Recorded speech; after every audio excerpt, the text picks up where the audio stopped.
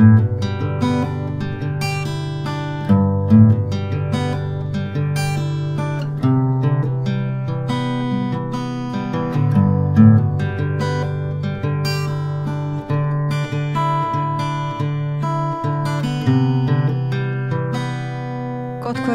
sæl og verið velkomin að Rauðaborðinu miðvikudagskvöldið 22.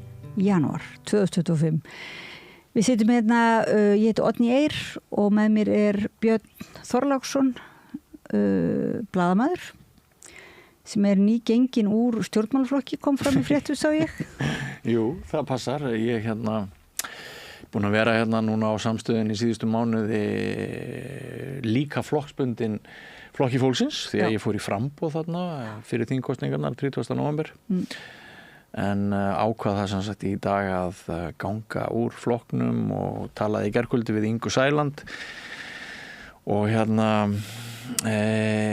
ég frjálsins og fuglinn frá með deginum í dag. Mér fannst það ekki samræmast hlutverki mínu sem blaðamaður að vera með annan fótinn í einhverjum pólitískum samtökum.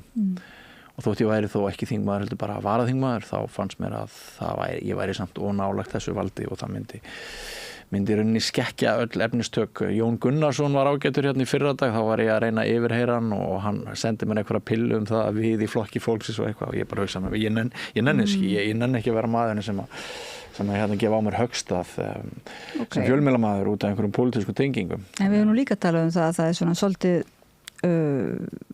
skrítið kannski að ætla að þykjast vera hlutlaus sem sagt að það sé kannski líka allt í lagi bara að tala út frá ef að það það ljóst en ekki einhver svona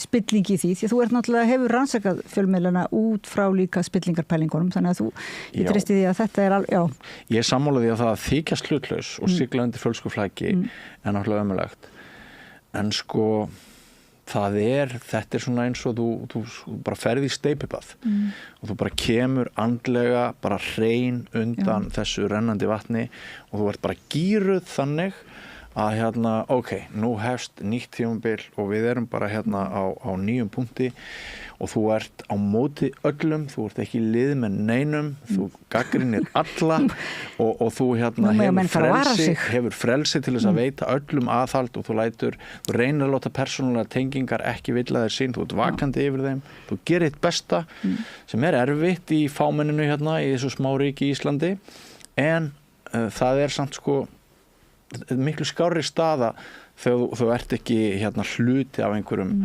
beinum stjórnmálasamtökum. Sérstaklega því að Flokkur fólksins í ríkisstjórn. Þetta hefði verið léttara ef þú væri En ég held að maður tekur mjög eftir því að viðmælendum, þetta svona mjög persónubundi hvernig menn upplifa sig varðandi þennan stað til að tala út frá hvort menn eru frjálsir, oft sem embættismenn eða sem innan í einhverjum stofnunum og svona og þá ofta gott að þetta rifja upp þetta gömlu hugmyndir að þú getur verið fagmaður og þess vegna embættismaður eins og getur á kvöldin verið bara borgari, frjálsborgari og mátt tjá þig málefni jafnvel eiginstofnunar. En við ætlum nú að halda áfram að kynna dagskrána því að núna framundan eiginlega eldheit umræða í Rauðaborðið, kannski svona svolítil áhersla áhersla, það kannski svona eitt rauður þráður í umræðunni ofbeldi og barátta gegn ofbeldi og svona bara einhver skekkja undir lok þáttarins eða í síðustu samræðunni þá fær Gunnar Smári til sín aðstandendur nýrar leikhússýningar í Borgarleikhúsinu sem heitir Ungfrú Ísland. Já, ég bara nýbúin að lesa bókina. Já, þetta náttúrulega mjög góð bók og það nú sjálfur höfundurinn Auður af Ólafsdóttir kemur hingað í spjallið líka leikstjórinn Greta Kristín Ómarsdóttir og leikararnir Fannar Arnarsson og Íris Tanja Flýring. Mjög spennandi að heyra hvað þau hafa að segja. Það alveg svona ýmislegt að ræða, bara út frá bókinni en ég hef heyrt ekki síst út frá líka uppfærslunni. Ert þú búin að sjá sýninguna? Nei, ég hef ekki séð hana. Nei, ég ekki heldur. Maður heyrir svona að það er blendin viðbrögð þessari sýningu, ekki satt? Jú, en hún ætti að koma vel inn í allavega tíðarandan eftir því svona sem að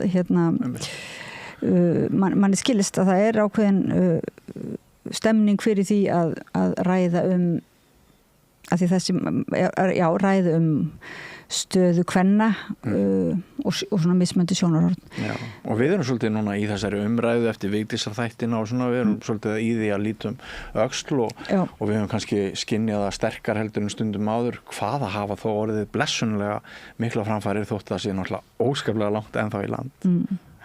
Sko, eftir svona rétt á undan þessu spjalli leikhúsið, þá kemur til mín Sæunn Kjartansdóttir. Hún er sálgrænir og rithöfundur. Hefur gefið út alveg ótrúlega magnaðar bækur finnst mér og skemmtilegar og les þær sjálf líka vel og gaman að ræða við hana og bara alltaf gaman að heyra hana tala og svo skrifar hún greinar sem eru dálítið ögrandi oft. Þær eru svo einhvern veginn, mann finnst það bara svo, hvað heitir það? Skynsamar. En þá voru nú talað við fullorðna en ekki börn, eða hvað? Já, en hún yfirleitt með börn í huga og tengsl barna og fullorðina. En hún hefur svona oft ögrað svolítið fagfólki og eiginlega foreldrum og svoleiðis. En það er kannski ofta... Hvor að taka slægin? Já, en oft er það bara kannski miskilningi byggt og hún kannski, ég ætla að biðja henni að útskýra dálítið það, hvað það er og heyra betur hennar sjónarhorn. Ég held að það sé ekki vanþörfu á að spyrja, ef maður fer að heyra mikið fólk, þá er þetta oft gott að spyrja bara fólk beint út. Spennandi og ber ofbeldi á góma í þessu spili? Og hún er náttúrulega að tala hún skrifaði grein heimsentakvíða, svona þessa orðræðu okkar í fjölmiðlum líka sem er dálítið mikið neikvæð og börn og fullorðnir eru loftslagskrísuna. Hugsunum að bara hlýnun jarðar verða heimsendi og þennan svona eins og lamandi ótta. Unga kynslóðin hættir að fjölga sér af því að það væri siðferðislega langt. Stundum hittum maður rangt fólk sem segir það væri siðferðislega langt að fjölga sér af því að það sé ekki framtíð. Já, og svona hvað er kannski þetta, og svo, hún er nýbúin að gefa út bók sem heitir Gáfaða dýrið, þar sem að þetta verður einhvern veginn dýrið sem við erum, sem verður hrætt og lendir þá kannski út í horni og svoleiðis, þannig að ég held að það sé alveg, mjög mikilvægt að ræða það. Sigurjón Magnús Egilsson, hann fær til sín svona reynslubolta og það sem er ekki á ensku kallast seniors, eða þá sem eru að hafa lokið kannski sínu svona ævistarfa mestu, svo formlega ævistarfi en eru ennþá pæla og hafa alla þessa reynslu að baki. Kallar hann það ekki öldungadeildina stundum? Þennan hóp? Og stundum hefur hann kallað líka unglingalandsliðið. Já, unglingalandsliðið. Já, þetta er sko, við höfum komist af því hér í seinni tíð að það er ekki bara að eldri borgarar hafi náttúrulega hvað mest að segja því að þeir búið mest af vitinu og aldrinum, heldur eru þeir mögulega sko frjálsastir allar til að tjá sig af því þeir eru komnir út á atvinnumarkaði og geta að tala frjálst alla hluti, því hér í fámenninu á Íslandi þá getur ekki að tala hvað sem er annars að það geti kostaði einhver tengsl eða sambönd eða jafnvel vinnuna. Þannig að mér finnst þetta mjög sniðugt. Já. Og það er þetta eru alltaf mjög líflegar samræður að því að Sigurjón Magnús er náttúrulega mjög svona þrautreyndur, hann er mikill reynslubolti sjálfur í fjölmiðlun og svona hann er svo hlýr og notalegur að það einhvern veginn virðist vera fólki líði vel í spjallinu. 2 af 4 viðmælendum hans í kvöld eru tengdir Ríkisútvarpinu, ekki satt? Jú, það er Viðar Eggertsson og Lísa Pálsdóttir. Svo er það Hallfríður Þórarinsdóttir og Bjarki Bjarnason. Já. Og ég held að þetta sé líka svolítið spunið, þau bara svona hittast og ræðum það sem að brennur helst á þeim. Skemmtilegt. En þú ætlar að tala við Mjöll Matthíasdóttur. Já, hún er formaður félags grunnskólakennara. Við rákum augun í grein á Vísi í gær, þar sem var mjög mikið fjallað ofbeldi inn í skólastofun. Já. Og hvaða aðstæður kennarar þyrftu að lifa við. Það var svona kannski svolítið kvíslað fyrir svona árið eða 2 að það væri verið að kalla kennara tussu, hóru og það væri allt þetta tungumálofbeldi en líka bara líkamlegt ofbeldi. En núna hafa kennara bara sjálfur ákveðið að greina frá því tæpitungulaust sem er að eiga sér stað inn í skólastofunum. Ég mun spyrja hana Mjöll hvort sko þessi ofbeldismál sem við verðum að heyra að undanfarið, hvort við heyrum af hverju einasta frávikamáli sem að kemur upp, en ég held að það muni koma fram í svarinu að svo alls ekki, við sjáum bara rétt toppinn á ísjakanum og þetta setur einhvern veginn, finnst mér, alla umræðu skólamálin, mentamálin og framtíð okkar barna í nýtt samhengi. En ég mjög þakklátur kennurum og talsmönnum þeirra að bara draga þetta tæpitungulaust fram í sviðsljósið því það þýðir náttúrulega ekki að vera að fegra þessa veröld sem við búum í, við verum að tækla meina, við verum að vita hver þið eru. En þetta verður örugglega svolítið svona, já, það verður tilfinningar í þessu spjalli og við stöndum sannarlega á einhverjum svona. Það talað vendipunkti í umhverfismálunum. Það skildi þú aldrei vera, væri ekki bara líka ákveðin vendipunktur í þessu félagsmáli okkar, ég geti trúið því. Og það eiginlega til umfjölluna líka í fyrstu umræðu kvöldsins eiginlega hvort það þurfi áfram að tala kvenréttindamál sérstaklega. Taka þau út fyrir svega og sérstaklega berjast fyrir kvenréttindum, hvort það sé ekki bara komið. Já. Og eitthvað svona nei, en svona stundum heyrir maður að það sé nú svona smá bakslag, en svo sé þetta nú Ísland sé standir nú vel að vígi og kannski ímynd okkar út af við þannig örlítið glæst þar eins og í umhverfismálunum oft græna orkan og sterku konurnar fallegu konurnar en Ertu með fallegar konur hér við rauða borðið? Það ræða þetta? Já, þetta er nú kannski ekkit svona. Þetta er nú svolítið svona feðraveldisleg spurning. Ég var að grínast. En það ég veit bara ekki hvernig ég á að svara því, en ég verð að segja bara já, svara játandi að það er Guðný S. Bjarnadóttir, Ólöf Tara Harðardóttir, Marja Hjálmtísdóttir og Sara Stef Hildardóttir. Þetta eru allavega alveg ofboðslega svona magnaðar konur og það er lýsa samtakamættinum.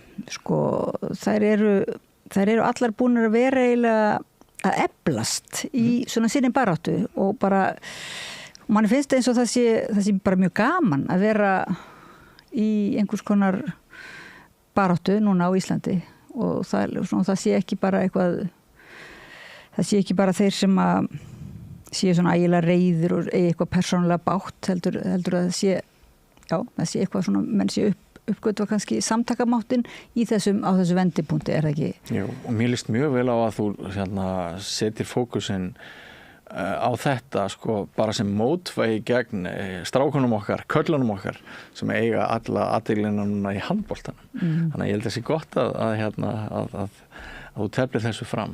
Þú virkilega ert í handboltanum eins og komum þeim fram hérna. Já, sko bara forfallin. Ég verð að viðurkenna það. Fyrir mér er þetta eitthvað allt annað en íþrótt. Þetta er bara ég breytist bara í svona nörd og mólbúa þar sem að mér finnst að sjálfsmynd minnar þjóðar og litla ekki standi og falli með einhverjum úrslitum og það er rosa gaman þegar það gengur vel en maður náttúrulega sekkur djúpt í sjóin kaldan þegar það gengur illa. Þannig að sko maður afhjúpa sig, maður verður mjög berskjaldaður og það er kannski ekki svo oft sem maður þorir að vera berskjaldaður. Ég held að sé það sko sem að heilla mig svolítið við þetta, maður klæði sig úr grímunni og bara fer all-in. Og fer bara að gráta eins og þeir gráta nú yfirleitt sko, mér finnst mjög gaman að hlusta oft á viðtölin þannig eftir og mjög oft sem að leikmennir og þjálfarnir gráta ef að illa við gengið. Ég ekki bara græt heldur sko kemur fyrir að því ég bý í fjölbýlishúsi að það er nánast hringt á lögregluna þegar ég öskra og bara ég verð viti minni fjær en það að þú tala dýrið skepnunni í okkur það er bara frábært að næra hana stundum leifinni aðeins að fara út úr búrinu ég horfi svona bara annarkvætt árið eða þú veist annarkvort, ég veit ekki eins og er þetta heimsmeistarakeppni núna eða? Já. En þegar ég dett inn í handbolta þá mitt verði dálítið æst og sinni mínum brás og hann aldrei séð mér svona einhvern veginn því ég bara öskraði og í syngnum en maður getur alveg gengið því vísu að þessi keppni verður aftur þar að maður getur leyft sér að missa af henni stundum. Þetta bjargar í janúar sko, þetta er til skiptis Evrópumót og heimsmeistaramót og í janúar sko þessi myrki mánuður sem á mörgum finnst tilgangslaus og bíða bara eftir febrúar kemur náttúrulega svo mikil aukavíkt. Já, mér finnst janúar yndislegu mánuður því þá einhvern veginn einmitt. Ertu í þeim hópi? Já. Hryllilegur og yndislegur en það er dálítið ekki kannski hryllileg samræða framundan hjá okkur en hún held ég svolítið bara alvöru samræða. Við reynum það allavega hérna við rauðaborðið að vera svona horfast í augu við hlutina og líka að horfa í land og vekja von bara með samræðinu sjálfri og samtakamættinum einhvern veginn sem myndast hérna við borðið oft. Ég ætla að þakka Laufey Líndal, Ólafsdóttur og Pétur Fjellsteð fyrir að vera hérna með okkur í kvöld og varpa samræðinu yfir til ykkar og ykkur hlustendum og áhorfendum. Þakka ég kærlega fyrir að vera með okkur og minni á að allt sem svona þið gerir til að minna á okkur eða þannig læka efnið okkar á miðlunum og kannski bara segja frá og ræða það sem hér fyrir fram. Það skiptir máli fyrir framgang samræðinu hérna, af því að það náttúrulega bara mjög margir sem vita ekkert af okkur og við erum í útvarpinu 89,1 og á númer 5 í sjónvarpi Símans og svo erum við flestum hlaðvarpsveitum og YouTube. Oft bara gott að googla samstöðina á YouTube og svo erum við með síðuna samstöðin.is og það svona áskriftartakki sem að má styrkja ennfremur starfi hérna á umræðuna með því að íta á áskrift og verða svona hlutaðeigandi eða svona eigandi að þessari stöð.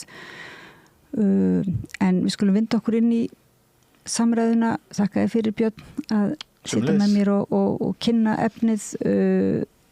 Eftir örskamma stund þá komaðir hérna að borðinu Guðný S. Bjarnadóttir, Ólöf Tara Harðardóttir, María Hjálmdísdóttir og Sara Stef Hildardóttir.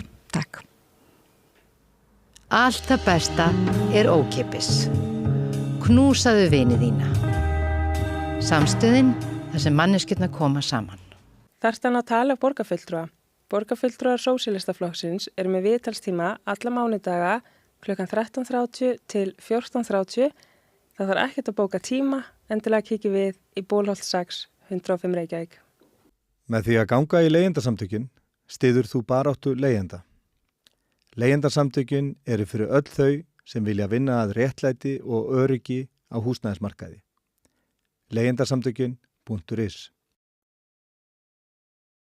Allir þættir samstæðuverinnar á YouTube.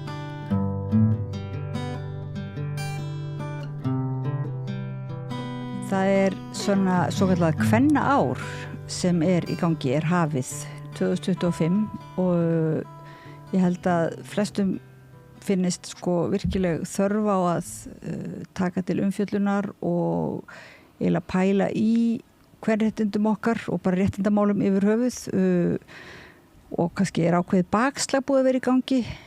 Sumir segja að það séum bara nóg komið og við séum í góðum málum og við erum búin að vera að horfa á þættinum Vigdísi og hún var þar var kvenréttindakonurnar og hvað við að pæli því núna og í kvöld, eiginlega bara núna, að hefjast í Bólholti 6 í vorstjörninni svona bara opinn samræðu fundur fyrir konur sem hafa áhuga að ræða þessi mál, stöðu kvenréttinda sem heitir Kveikja og það eru komnar til mín 4 alveg þungaviktar konur hérna til að ræða þessi mál og verða í kvöld líka. Það Guðný S. Bjarnadóttir, ein af stjórnendum Vitundar, Ólöf Tara Harðardóttir, aktivisti og stjórnarkona Vitundar líka, María Hjálmdísdóttir, kennari og stjórnarmeðlimur Vitundar. Þið verður nú að segja hlustendum áhorfendum hvað Vitund og Sara Stef Hildardóttir, femínískur aktivisti með meiru.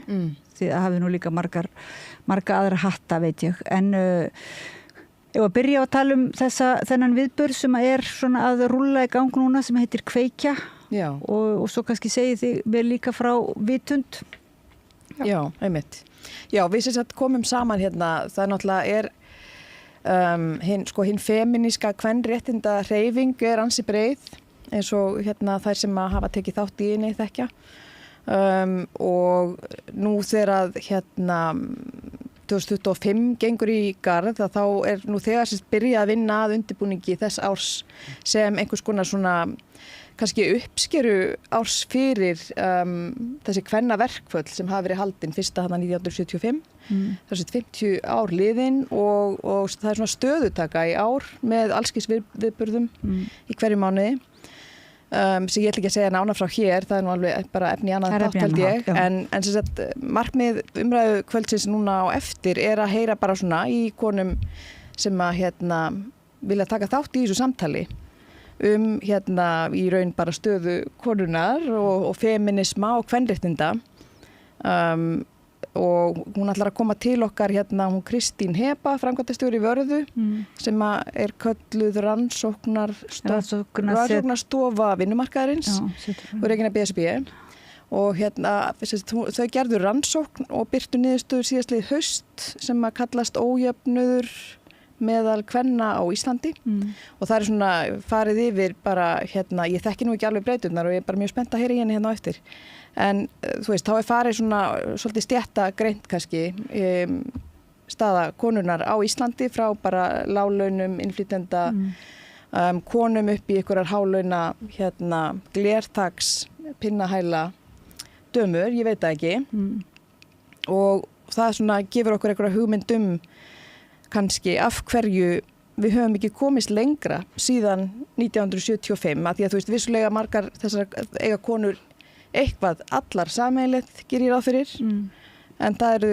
þessi rannsóknismi sem að Varða var með þarna sýnir okkur fram á hvað er ólíkt innbyrðis hjá okkur en við sem stöndum að þessum viðburði við sem komum með mitt bara úr öllum áttum aktivistar hérna og þaðan við höfum verið að berjast gegn svona félagslegri kúgun, efnahagslegri kúgun hvoru tveggja og bara ólíkum vettvangi þar sem að konum bregður fyrir í samfélaginu.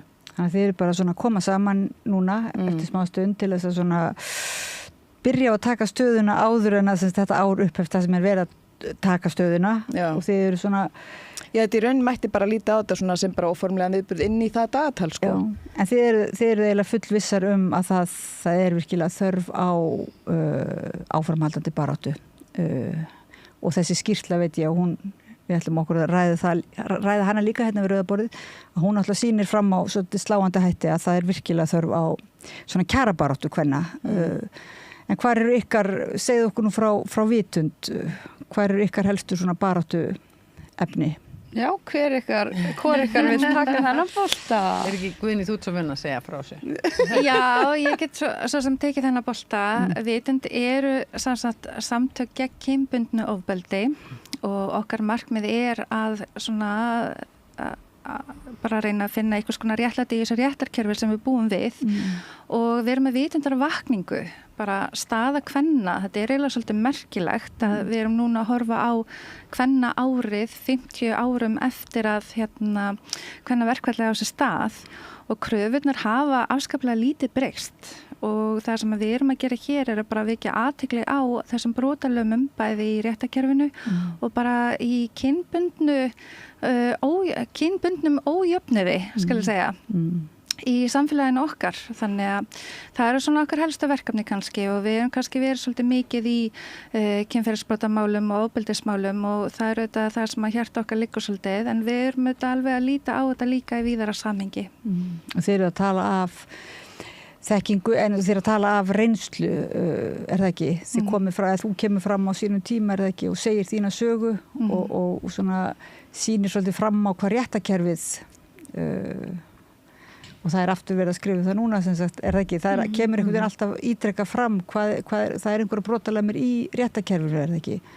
Jú, algjörlega og það sem er kannski líka að við erum að sjá svo sterkt núna það er ekki bara réttarkerfið þegar réttarkerfið þetta bara vinnur eftir lögum og það vantar að breyta lögunum án þess að gera það, þá erum við alltaf í sama farinu. Þannig að við erum svona að reyna að finna út hvaða breytingar þurfa að eiga sér stað, hvaða verklag þarf að eiga sér stað svo að við getum unnið þessi mál betur. Það er auðvitað bara algjörlega ótækt að við sem að sjá svona lágt sakfellingar hlutfall í svona alvarlegum glæpum og við viljum auðvitað bara sjá til þess að þeir sem fremja svona glæpi þurfa í raun og veru að sæta einhvers konar refsingu fyrir það. Þannig að staðan í dag er bara þannig að það er bara mjög sjaldgæft að menn sæti ykkur refsingu. Okkur finnst það bara óeðlilegt. Þetta næst alvarlegasti glæpur sem getur framið á Íslandi og refsiramminn 16 ár.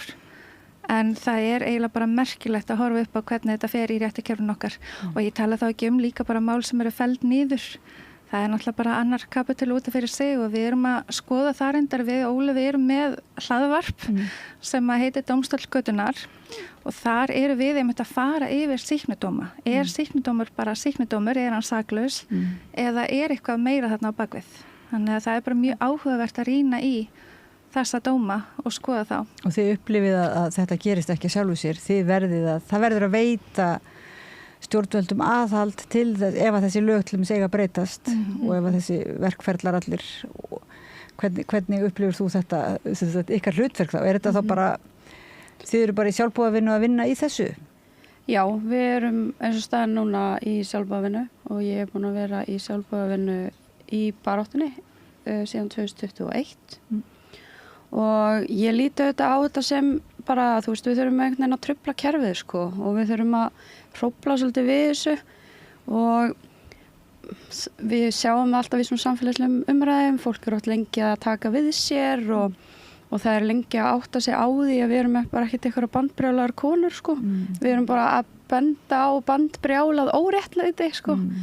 Já, þú fengið svolítið þekkt andlit í þessari baráttu og og hefur fengið á þig með alls konar svona gusur, það ekki? Jú, fólk með alls konar skoðanir og skoðanir á hvernig ég nýti röddina mína og hvernig aktivismin minn og þar fram til götunum og það bara allt gott og blessað. Fólk getur alveg haft skoðanir á því, en mér þykir eiginlega sorglegast af því öllu að fólk skulle vera reiðari yfir því sem ég skulle vera að segja, að gerast í samfélaginu okkar heldur en yfir því sem að gerast í samfélaginu okkar. Það kannski leiðilegastur hlutin við þetta en baráttan samt sem áður og ég held að með tilkomi kvennaárs 2025 að þá allavega mitt markmið að endurvekja einhverja svona baráttugleði, þjappa okkur saman og ég þakka þetta bara kvennaverkfalli og þeim sem standa að kvennári fyrir að gera þetta vegna þess að ég held þetta sé bráðnauðsynlegt akkurat á þessum tímapunkti vegna sem við erum búin að horfa upp á bakslag eftir bakslag og ég held að það sé algjörlega komin tími til að nú bara alveg sama í hvar við erum að vinna í kvennabaráttunni og þessum málaflokki að við bara þjöppum samstöðuna, höfum gaman á sama tíma og við erum auðvitað að fjalla erfið og þung málefni og sama tíma því þéttari sem við erum og því meiri sem samstæðan því meiri áhrif getum við haft. Þannig að ég held að það sé mjög, mjög mikilvægt. Mér mikið hjartasmál. María, nú svona bæði hugsa maður með sér hvað hægt að gera mikið á stuttum tíma að því til dæmis ef maður horfir á ég myndi sem ég var að segja þarna þessi þætti Vigdísi eða einhverja þætti réttarbætur og þá hugsa maður þetta nú samt svo stutt síðan þetta var og hvað búið að gerast margt og svo á hinbógin einmitt hvað þessi tilfinning fyrir hvað hlutin taka langan tíma og hvað lítið hefur breyst og þetta bakslag. Upplifir þú að það séu margir sem segja sem svo bara nú þetta bara komið, við þurfum ekki þetta eru bara einstaka áhuga konur kvenréttindi sem eru að vasast í einhverjum smáatriðum? Já. Nei, ég held að sko það er alltaf einhver hópur sem skilur ekkert í þessu og bara finnst þetta fáránlegt og þetta allt komið og lögin eru, þú veist, hér eru bara allir jafnir og við erum bara að vera með þessu en ég held samt að meðvitundin í samfélaginu leið og fólk vera stoppar og hugsar og skoðar þá held ég alveg að fólk sé nú svona almennt tilbúið til að viðurkenna að það sé ekkert allt komið.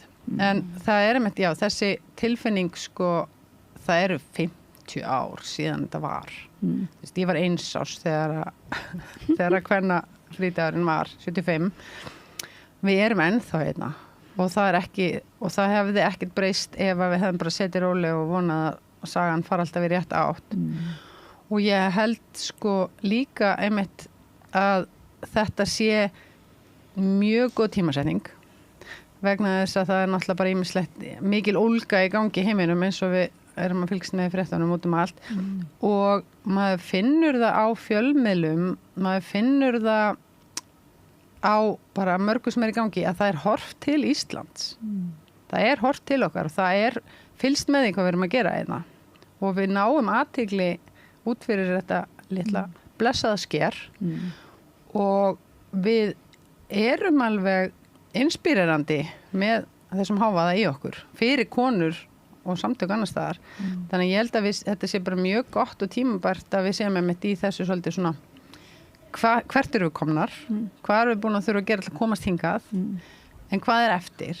Af því að við erum í rauninni bara skást í heimi. Já, einmitt. Við erum ekki alveg bara best, en samt erum við best, en það er ekki nóg. Best með við höfðatölu. En sumir segja, nú ég segi bara einhverja suma svona, menn segja, eða sumir menn segja að það sé bara eiginlega ímyndin sé það góð, íslensk ímynd eða þannig út af við, sé það góð svona bæði til þess í jafnréttismálum og umhverfismálum og ýmsu að það sé eiginlega bara trublandi að fá fréttir af einhverjum hamagangi og svokallum skrílslátum. Þið eru samfærir það að það er ekki sem sagt, þú ert meira þess að samfærir það er ekki trublandi, það er það sem er litið til, það er að það sé líf í baráttunni líka. Já, það hafa alveg þessi ímynd allt sem komið í lag hjá okkur er alveg líka notuð til að selja og bara svona í rauninni sannfara okkur að þetta sé nú komið og við getum alveg fara að slaka á. En fjölmiðlar erlendis frá og fólk erlendis vill heyra hvað við erum ennþá að díla við, af því að það er líka svona á einhvern hátt hugreistandi að vita við erum líka að díla við þessi vandamál þó að við séum alveg bara búin að gera þetta rosalega vel að þá er þetta samt sömu vandamálin og bara hvað eru við að gera hér hvað er í gangi hér, ég held þetta sé alveg peppandi svona út af við og það er gott að vita að það séu vandamál, það væri ekkert sniðut eða það væri bara allt komið í lag hér og þá væri þetta bara eitthvað svona ég veit ekki ég er svona bara eitthvað að hugsa upp átt það skiljið mig Það væri alveg gott að það væri komið í meira lag kannski og þyrfti kannski minna að berjast fyrir því en líklega þarf alltaf, getur ekki verið að þetta sé þess eðlis, svona ef það er mikil skekkja eins og þú nú talaði Sara, það er svona feðraveldið, er það ríkt í okkar menningu að það þarf svona verulega að sagt eiginlega vera vakandi fyrir þeirri skekkju? Já, ég meina ég tek alveg undir allt sem að María taldi upp og á einhvern hátt að því ég tala nú alltaf um feðraveldi, það er alveg hægt að segja kerfið líka ef það er erfitt að heyra feðraveldið í rauninni, ég meina þú veist kerfið sem við búum í og þetta landslag bara samfélag sem við búum í byggir náttúrulega bara á því að konur séu undirsetta körlum og jafnvel þótt að Ísland skori hátt í alls konar á einhverjum svona listum yfir jafnrétti eða kvenréttindi eða launajöfnuð eða stutta vinnudag jafnvel höfum gert upp hrunið ein mýtan að þá má líka segja að þetta kerfi og það sem ég kalla feðraveldið noti sér líka slíkar upplýsingar til þess að bara fóðra áfram þennan sama struktúr vegna þess að ég held að það sé ekki langt síðan að BBC var að taka upp einhverja þætti og tala við konur einmitt til þess að kíkja aðeins bak við tjöldin og sjá raunverulega hvað þetta jafnrétti á að standa fyrir sem að við sem erum konur vitum vel að er hvergi nærri náð En er ekki merkilegt að kíkja í svona skjalasöfn baráttunar og nú kvennasögusafnið hefur verið að leitast við að kortleggja líka þessa baráttu að hvað hefur það ekki komið ykkur óvart hvað hafa raunverulega margar konur og ýmsir, bara alltaf ekki bara konur virkir í baráttunni Jú, ég held samt að smæðin í þjóðinni, þú veist, hversu smá við erum í raun og veru. Ég held að það hjálpi líka ótrúlega mikið. Og Boðleiðirnar eru svo stuttar. Já, mér varst einmitt magna að horfa á myndina kvennaverkfallið 75 eða kvennafrídaginn eins og það var kallað þá. Að sjá hvað boðleiðir voru notaðar. Þetta var alveg Ég var alveg með smá svona tár í augunum við myndinu og ég var bara að hvað ég stolt að íslenskum konum. Hversu geggjar á þessum tíma líka, Þannig ég held að það hjálpi líka hvað við erum smá, Já, og þessi saga fer frá konu til konu, er ekki, milli kynslóða, mikilvægi þess að berjast áfram líka eða hvað. Já, einmitt, ég held það sko, ég held að við séum samt ekki alveg, eða sko, ok, milli kynslóða maður fá annan þátt fyrir það. Já, það var kannski svolítið stórt stökk þarna milli kynslóða. Nei, því að það alveg sko, við vorum alltaf miklu færri. Nú erum við orðin svona einhvern veginn, þú veist, við vorum bara með eitt fjölmiðil, eins og við vitum, 1975. Og nú einhvern veginn svona athygli orðin dreifðari og ég held að einmitt sko, þessi þekking á milli kynslóða sé pínu að tvístrast.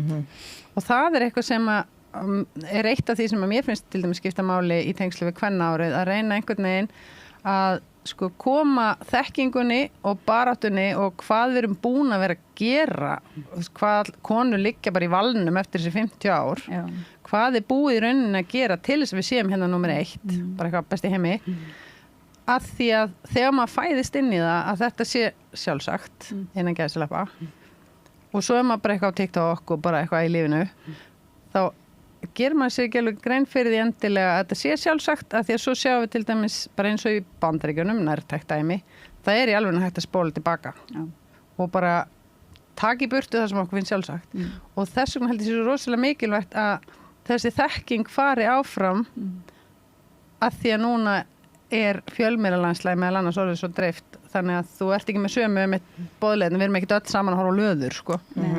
Já, mér langar kannski bara að bæta þess við þeim því við erum líka bara með algjörlega breytta heimsmynd sko. Þannig að við erum með konur sem eru hælisleitendur, konur sem eru með stöðu flóttamanna, innflytjenda konur, þetta eru svona, ef ekki bara alveg tekjulausir hópar næstu því, bara lífeyrisþegar eða lágtekjukonur sko, sem eru bara svona working poor sko, vinnandi fátæk líka. Ég meina þetta rosalega breytt landslag í raun sko, frá því sem var þegar að kvenna frídagurinn svokallaði átti sér staði 1975. Maður heyrði pínulli gagnrýnisrödd þarna, var það ekki fyrra sem var haldið upp á amalið, 50 ára amalið? 50 ára amalið. Já, en það núna 75. Já, 23 var kvennaverkfallið. Já. Þannig að 100.000 manna kvennafundur. Þá við erum að taka kröfurnar sem að urðu til þar og þær að vera svona svolítið. Þá var einmitt svolítið svona verið að tala um að konurnar kannski sem hefði verið að berjast á sínum tíma eða jafnvel konur sem hefði ekki neitt þurft að berjast væri að nota lit á þennan dag sem svona einhvern dag til þess að bara flagga íslenska fánanum og gleðjast og fá sér freyðivín og kampavín muni ekki eftir þessu, þetta var alveg svona og til dæmis og kom upp svona einmitt áhersla á við þurfum að benda á, það voru konur og kvár, við megum ekki bara halda þótt að einn hópur hafi komist í land, þá þarf að líta tilbaka og hugsa alla hina hópana sem eru ekki komnir, upplifðu því svona að það væri einhvers konar umræðu það að það sem þið verður að gera væri ekki jafn mikilvægt og það sem einhver annar væri að gera eða er þetta ár núna hugsa sem svoleiðis að við áhersla á það að það þarf alla rattirnar eða alla mismunandi ég upplifði það þannig Klárlega og það bara ótrúlega mikilvægt að rattirnar fái að heyrast vegna þess að vitundarvakning verður ekki nema fólk fái rattirnar sína og að við verðum meðvitaðri hvers konar samfélag við búum í og þá er ég að tala bara eins og Sara bendir á þverskurðin af samfélagin okkar. Þetta er náttúrulega bara óbærslega ólíkir hópar sem hérna núna sem bara mjög jákvætt, það er jákvætt fyrir samfélagið okkar og það er bara óbærslega mikilvægt að gefa fólki rými og við þurfum að taka utan þessa hópa sem eru jafnvel jaðarsettir og einmitt að sjá til þess að þeir fái líka að skína. Já, ég held að sé mjög mikilvægt einmitt það sem þú ert að segja með þverskurðin og við séum að hlusta og ég held að það sem að náttúrulega er 75 það var öðruvísi barátta og ég hef einmitt talað við eina mjög magnaða baráttukonu sem að var náttúrulega stödd á Varnarhóli þannig og í Rauðsokkarhreyfingunni hún sagði bara við áttum ekki orðin sem þið eru að nota í dag mörg af þessum orðum eru náttúrulega bara svo ný þannig að eðlilega þróast kvennabaráttan og ég held að þetta sé þetta það er oft verið að reyna að óta okkur saman og við sem ykkur óvinkonur og konur eru konur vestar og eitthvað svona og það er náttúrulega bara eitthvað taktík þú veist til þess að gera lítið úr baráttunum eitthvað hátt en ég held bara að hver einasta barátta sem er háð fyrir réttindi og fyrir bara aukna mennsku og lífið þessi sama virði, alveg sama hvað bakgrunn þú hefur, hvernig þú skilgreinir þig og þar fram til götunum. Ég held að sé bara ótrúlega mikilvægt að við horfum bara öll á það er bara mjög mikilvægt að bæta við hana, taka undir hana og við séum líka reiðbúin að vera ekki að móðgast yfir að við höfum eitthvað svona ákveð forskot í lífinu. Kvennaárið í rauninni það býður upp á það að grasrótarsamtök í rauninni komi með sitt að borðinu. Þetta er ekki miðstýrt fyrirbæri. Þetta er bara svona reglíf yfir og svo getur hópar komið með og búið til framlag. Þótt við ætlum að tala um það seinna, en má ég spura hver skipulegur Kvennaárið? Það er framkvæmda nefnd. Já, framkvæmda stjórn, sko. Ég held sko að öðrum ólöstuðum, þá held ég að Sonja Þorbergsdóttir hjá BSIB hafi verið svona aðal prímus mótor og það er konur sem vinna með henni hjá BSIB, Dagný Aradóttir Pind og Kvenréttindafélag Íslands. Já. Og svo eru svona ákveðnir aðilar sem eru fulltrúar í þessu svona framkvæmdaráði. Já. Sem taka þátt í framkvæmdastjórn, svo stjórn líka, En þetta er alveg rétt eins og þetta lýsa þessu. Þetta er bara svona breið fylking í raunverulega samtaka sem að hafa með hagsmunamál hvenna að gera, sem að koma saman, sko. Og það er alveg hellingur af alls konar grasrótarsamtökum og samtökum sem að eru bara aðilar að Kvennaári og svo má bara búa til viðburði og nota ímyndunaraflið, sko. Já, það var 24. október síðastliðinn, þá var viðburður í Bíóparadís, þar sem að fulltrúar stjórnvalda komu og þeirra sem sitja líka í stjórn borgarinnar mættu, eða frá allum stjórnmálaflokkum. Það var þáverandi ríkisstjórn. Það voru, akkurat. Og þau mættu í Bíóparadís til að taka við kröfum Kvennárs sem að og þau hafa árið til að verða við þeim og svo verða svona gerð reikningsskil núna í október 2025. Ok, þetta er bara svona, þetta er einhver farvegur greinlega fyrir þessa baráttu og svona verið að reyna að búa til einhver styrk greinlega úr, þannig að baráttan sé ekki bara dreifð, bæði þurfa að menna að einbeita sér á mismunandi vettvangum að því þetta er stórt svið og ólík birtingamynd, óréttlætis og ofbeldis, en svo búa líka til einhvern vettvang til samræðu. Getið þið sagt mér svona aðeins, hvar finnst ykkur helst bera á vanþekkingu, fordómum, svona til dæmis, sjáu þið persónlega í ykkar svona, þegar þið eru að koma fram, finnið þið fyrir einhverjum aldurshópi eða einhverju, nú er ég að biðja einhverju svona, ekki þetta er mjög stór spurning. Já, þetta er vond spurning, ég vil bara, slepp menni bara. Það fyrir rosa mikið eftir hvað þú ert að tala sko. Það er svo vítt allt saman. Jú, kannski ekki tala, en ef þið getur þá kannski svarað hvar, ég er að hugsa svona, hvar upplifið þið helst svona ljónin í veginum eða þannig? Hvar myndu þið vilja bara byrja? Hvað myndu þið vilja byrja að breyta? Eins og allum ef þið ættu að gefa nýri ríkisstjórn bara veganesti og plan. Má ég byrja samt? Byrja bara einfalt það sem ég, sko, í rauninni, þá er alveg rosalega skrítið í þessum heimi að bara að því að þetta er mjög einföld ósk kvenna svo að karlar hætti að beita konur og börn ofbeldi, nauðga þeim og drepa. Er þetta ekki frekar einföld ósk? Það er frekar basic.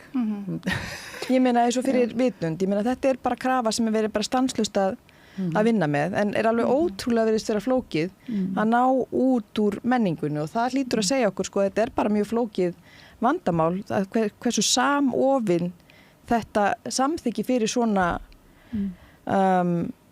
framkomu fær að líðast, eins og kemur fram í hlaðvarpinu hjá ykkur, Dómstól götunnar, að það er alveg ótrúlegustu mál tekin fyrir dómstóla, jafnvel þóttu eigi sér lagastóð, þú veist, eins og greinin sem þú varst að skrifa, Ólöf Tara, samþykki. Já, hvort að samþykki barna sér túlkunaratriði. Já, það er nú mjög sláandi grein, af því að þá ertu svona, það er ákveðin vonbrigði sem að þú ert að lýsa yfir, bara að það skuli einhvern veginn ekki, að það skuli vera bara, en hvað er til dæmis að þar? Náttúrulega reiðin sem ég er að tjá í því máli beinist náttúrulega að því að sko, við sem að taka fyrir og þá að búa til eitthvað nýtt dómafordæmi hjá Hæstarétti þegar það fyrirliggja lög um það að börn undir 15 ára geta ekki veitt samþykki og náttúrulega það sem kemur auðvitað heldur ekki fram í greininni og ég held að sé alveg nokkuð skýrt að það er auðvitað fáralegt að við þurfum að hafa lögum slíkt en síðan ef við horfum líka á ef máli hefði verið á annan veg hún hefði verið 15 ára. Getur sagt okkur náttúrulega hlustundum áhörfundum aðeins bara hvað mál ræðir ef fólk ekki með að nótunum? Já, sem sagt Vísir kom frétt á Vísi að maður sem var dæmdur í uppaflega í héraði fyrir kynferðisbrot gegn barni og hann áfrýjaði til Landsréttar. Landsréttur komst að þeirri niðurstöðu var að ræða nauðgun sem þótti sanna að það var einhvers konar þvingun sem átti sér stað í þessu samhengi og hann áfrýjaði þess til Hæstaréttar á þeim grundvelli að það væri fordæmisgefandi að úrskurða það hvort að börn undir 15 ára gæti gefið samþykki. En í lagarammanum okkar er samræðisaldurinn 15 ára sem til að byrja með allt og vont. Þegar við erum að ræða fullorðna einstaklinga. Við erum ekkert að tala fólk á svipu, aldrei en eitt svoleiðis. Við þurfum ekkert að fara í einhverja teygjur með það.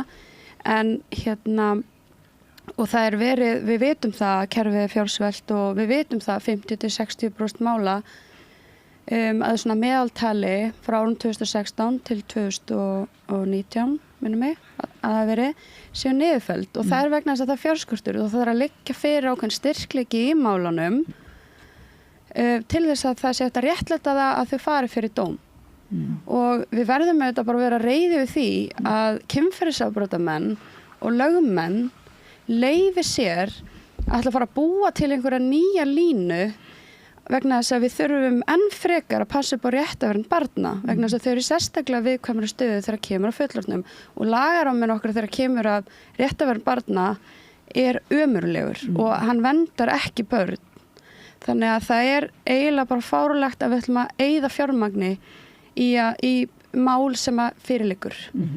Þannig að þetta er þetta virkilega svo slæmt að þetta slæma fordæmi sem var verið að mótmæla, það er fordæmi það að sé verið að taka mál sem ekki nú alvarleg og eyða bara peningum af því þetta kerfið fjársvelt. Já, ég líti á það þannig að þetta sé bara peningaðisla vegna þess að við þurfum ekkert að vera úrskurðum það sem stendur í lögum. Þessi umræddi kynferðisafbrotamaður verður þá bara að óska eftir einhverjum lagabreytingum ef honum hugnast að illa með ekki soja á börnum undir 15 ára. Það er eitt sem að mig langar að nefna í framhaldi af þessu að svona talandi hverju baráttan hefur áorkað að þá finnum maður það svolítið í samfélaginu þegar að svona umræða er í gangi svona mál og gallana í kerfinu og kynferðisbrot meðal annars að mér finnst stærri hópur í samfélaginu vera komin á þennan vagn, búin að fatta bara það er eitthvað mikið að þessu. Það er meðbyrinn með því að gagnrýna þetta kerfi hefur stækkað. En svo er kerfi bara og mótstaðan í því er söm við sig. En svona vitund almennings og tilfinning fyrir þessu réttlæti finnst mér að hafa aukist og það held ég að sé alveg líka bara afrakstur þessar 50 ára baráttu. Þessi orðræða hefur breyst í samfélaginu. Maður finnur það, kallar og konur og bara fólk almennt er orðið miklu meira fólk er orðið reiðara yfir svona málum. Stærri hópur. En afrakstur 50 ára er ekki líka það bara mjög mikið búið að gerast frá því að MeToo varð og bara á síðustu árum og sem sagt það er ekki svo langt síðan að bara ef að kom upp, ef voru svona greinar eins og þú skrifar með gagnrýni að þá var eiginlega bara hjólað í þig að þú væri með öfga fullan málstað Akkurat, og þeir voru nú svolítið að benda á það ekki. Samfélagsmiðlar hafa hjálpað eins og þeir eru nú vondir að þá geta þeir hjálpað. Þannig að það er einhver samstaða sem hefur myndast á frekar stuttum tíma. Það ekki? Er ég bara verið rosa jákvæð? Mögulega ertu of jákvæð en það er svolítið þú líka. Nei, en er það ekki þannig að það er allavega einhver svona vakning á mikilvægi að því sumir sögðu MeToo fór fram úr sér og síðan bara dó það og Það er líka risa bakslag Já, ég myndi segja það en þú segir að vitundin þessa glæpi hafi aukist og þar með svona meðbyr með þeim að fólk er reiðubúið að horfa á það og taka einhverja afstöðu bara þetta gengur ekki, við getum ekki haft þetta svona en á móti kemur kannski líka að ég meina baráttan fjallað að opna á þetta Guðrún Jónsdóttir þetta var hennar baráttumál að opna á umræðu kynferðisofbeldi og svo kynbundið áreiti og allt þetta En ég meina, getur ekki verið líka, þú veist að þá við sjáum líka alveg svona bakslag í því einmitt að það eru hlaðvörp og þú veist, það líka bara eins og niðurstaða kosningar í Bandaríkjunum kannski líka dæmi þú veist að það líka mótbyr sko. Já, allan daginn. Þannig að hérna það rosalega tókst mótbyr sko. Ég held að sé samt með mikilvægt að við munum að allar svona baráttur eins og bara þetta kalla MeToo-byltingin vegna þess að þetta var bylting á sínum tíma og það eru búnar að vera byltingar allar með mismöndi áherslum og svo kemur alltaf svona smálægð og feðraveldi hlæru þetta af því og heldur að nú sé allt bara búið en þetta alltaf bara spurning hver fókusin næst hvernig getur við, þú veist vegna þess að þetta gerist í raun og veru bara í svona kvenna samstöðu og þá verður til bylting vegna þess að gerist kannski bara eitthvað eitt mál og þá springur allt og það verður bara nei, nú verðum við að gera eitthvað, nú verðum við bara að nota momentumið til þess að, og það ekkert endilega eitthvað sérstakt samtal sem á sér stað og það líka gott að þetta séu bara byltingar vegna þess að þær í raun og veru hafa sín áhrif út af fyrir sig. Margir segja náttúrulega þess svona kannski eins og MeToo þar sumir segja, ég alltaf vísi þess að suma þannig. Menn segja að hérna ég að reyna að draga inn þarna andmælandan sagt er Já, að því að MeToo var farið offæri að aðferðafræði margra kvenna hafi verið svo öfgafull eða hvað að kalla að þar með hafi myndast sko bakslagið og raunverulega að þetta svona eins og bara heyra að tala eitthvað svona að þú ert að esp upp villidýr og að því að þú gerir eitthvað vittlust og espar það of mikið upp að það þess vegna sem það stekkur sko þannig að það sé raunverulega, það verið að skila skömminni en svo skömminni skilað aftur til kvennana. Mér langar að koma aðeins inn á þetta vegna þess að það einmitt oft mjög mikil gagnrýni á það hvernig fólk kemur hlutunum frá sér en ég segi bara það, ég meina þegar konur eru búin að upplifa kúgun alla sína ævi og hort upp á formaða sína, upplifa alla þessa kúgun. Þetta mörg 100 ára gömul kúgun sem er búin að eiga sér stað. Þetta eru við reiðar, eðlilega. Það væri bara ótrúlega óeðlilegt að við ætlum bara ár eftir ár að láta þetta yfir okkur ganga í staðist að gera eitthvað í því. Þannig að þær sem vilja taka þátt í baráttunni þetta bara gera það og gera það að krafti. Þú veist, við erum að sjá bara ótrúlega mikið af flottum einstaklingum í baráttunni, flottum hópum og það bara ótrúlega dýrmætt að það sé fólk að núti að taka slaginn vegna þess að þetta ekkert búið og ég segi ekki fram á að þetta veri búið næstu því strax sko. En þetta ánægileg baráttu, þið lýsið henni að það grunaði ykkur að þið myndu vera svona aktívar í einhverju svona baráttu, vera svona eins og þið bara orðnar eða pólitískar eða þannig. Nei, ég held að það sé svona ok, þetta kenning. Ég hef ekkert vísindilegt á bakvið þetta. En ég gef mér pínu eftir að hafa kynst rosalega mörgum aktivistum og verið í hinum og þessum hópum og alls konar svona hittingum og byltingum og allir þessum hamagangi. Þau sem eru í þessu og eru bara, maður verður einhvern veginn bara aktivisti. Þetta er lífstíl. Að það þú hefur upplifað einhverja kúgun. Þú hefur upplifað niðurlægingu, þú hefur upplifað eitthvað á eigin skinni sem gefur þér skilningin á því. Ég held að það sé svolítið það sem hvetur fólk af stað. Skilur, bara það verður einhver skilningur út af einhverju. Og líka ef að sko augu kvenna náttúrulega opnast líka fyrir því sem að MeToo náttúrulega gerði svo mikið að hjálpa konum að sjá bara óréttlætið og ofbeldið sem það höfðu orðið fyrir af því að það sem að var normaliserað áður var allt í einu ekki lengur hægt að normalisera vegna þess að svo margar konur stigu fram og tjáðu bara í reynslu af ofbeldi en ekki einhverju sem væri normal.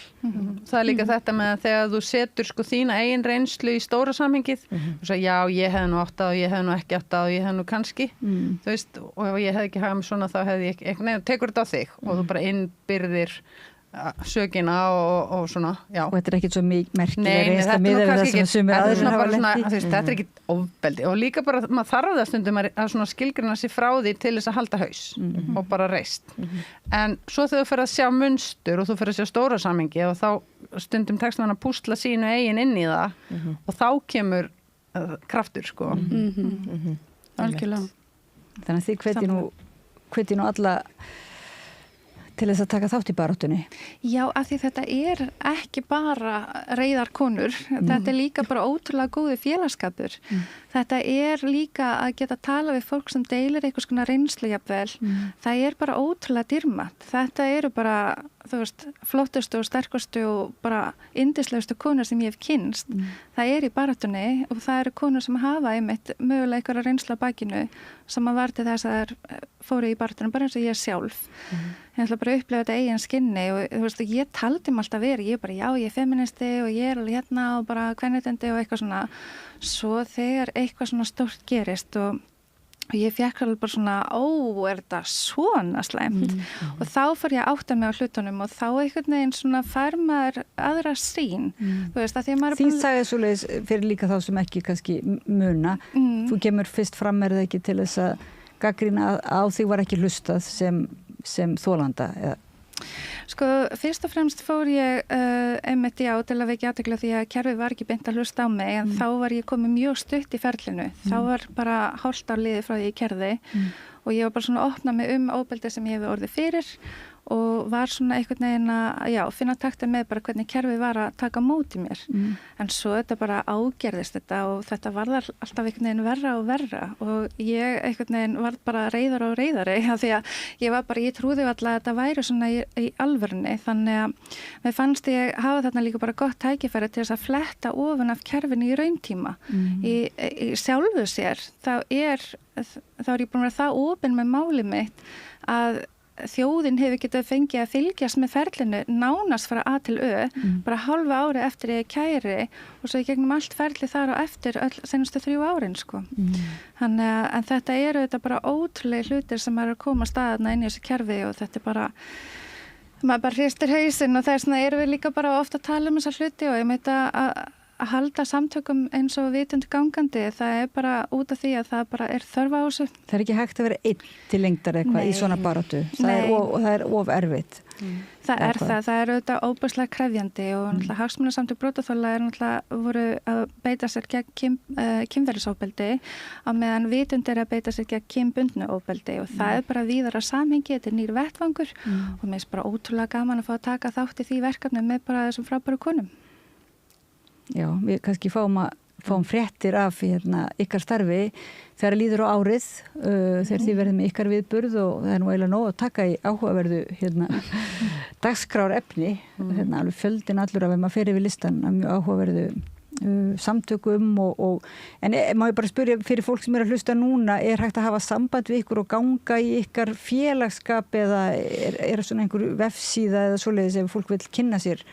Það í vinslu, við erum með vefsíðu vinslu en við erum með bara tölvupóst eins og þetta ekki orðin svona þannig félagsamtök að hægt að ganga í þau en það eitthvað sem stefnum að í framtíðinni en eins og það bara vitundsamtök@gmail.com Þannig þetta að setja sig í samband við okkur ef eitthvað og svo erum við með reyndar Facebook síðu líka, bara vitund, samtökja kynbundnu ofbeldi og þar erum við að setja inn alls konar viðburði og greinar og annað sem við erum að gera. Þannig að bara mælum með að íta á follow og fylgja okkur þar. Og svo náttúrulega vonandi að stjórnvöld líka átti sig á að það er auðvitað sjálfbúðavinnan og þetta sjálfsbrotna þessi kraftur og kveikja sem að kveikir marga neista en það þarf líka ekki svona eftirfylgd inn í kerfinu svona til þess að veita fólki til dæmis bara upplýsingar brotaþolum, það ekki? Þarf ekki meira að vera svoleiðis bara opinber batteri sem að taka móti fólki sem þarf aðstoða hvaða leið það ætlar að rata í lífinu, í kerfinu? Jú, algjörlega og við erum þetta bara að vinna í alls konar verkefnum með bara þeim aðilum sem koma að þessum málum og við viljum þetta bara efla bara leið brotaþolans í gegnum þetta kerfi og að kerfið virki fyrir brotaþolan. Þetta sé ekki bara eitthvað kerfi og það bara funkar ákveðið máta. Við viljum breyta því þannig að það funkeri og bara svona að meira endurspegla réttarvitund almennings. Þannig að bara mjög mikilvægt að við erum bara að taka þann bolta og við erum að reyna að koma okkar áleiðist þar vegna að það svo sannlega þarf að breyta miklu. Kannski hefur líka til að bæta við þetta að það sem að MeToo-byltingin kannski bætti við voru eins og viðbrögð heilbrigðisráðherra Svandísar, var það ekki hún sem að hún raunverulega svona uppfærði að það setti saman bráða móttöku brotaþola og reynda að koma á svona samræmdum viðbrögðum þeirra aðila sem að koma að þessu ferli muni eftir þessu. Svo þetta verður ekki allt sitt í hverju lagi. Já, þannig að þú ferð á bráðamóttöku, þú veist, að þá fer ákveðin núna ferli í gang sem að tekur á móti svona innan heilbrigðiskerfisins og í rauninni finnst mér eins og vitund sko séu kannski að taka svona grasrót í átt að einhverju svipuðu fyrir laga- og dómskerfið.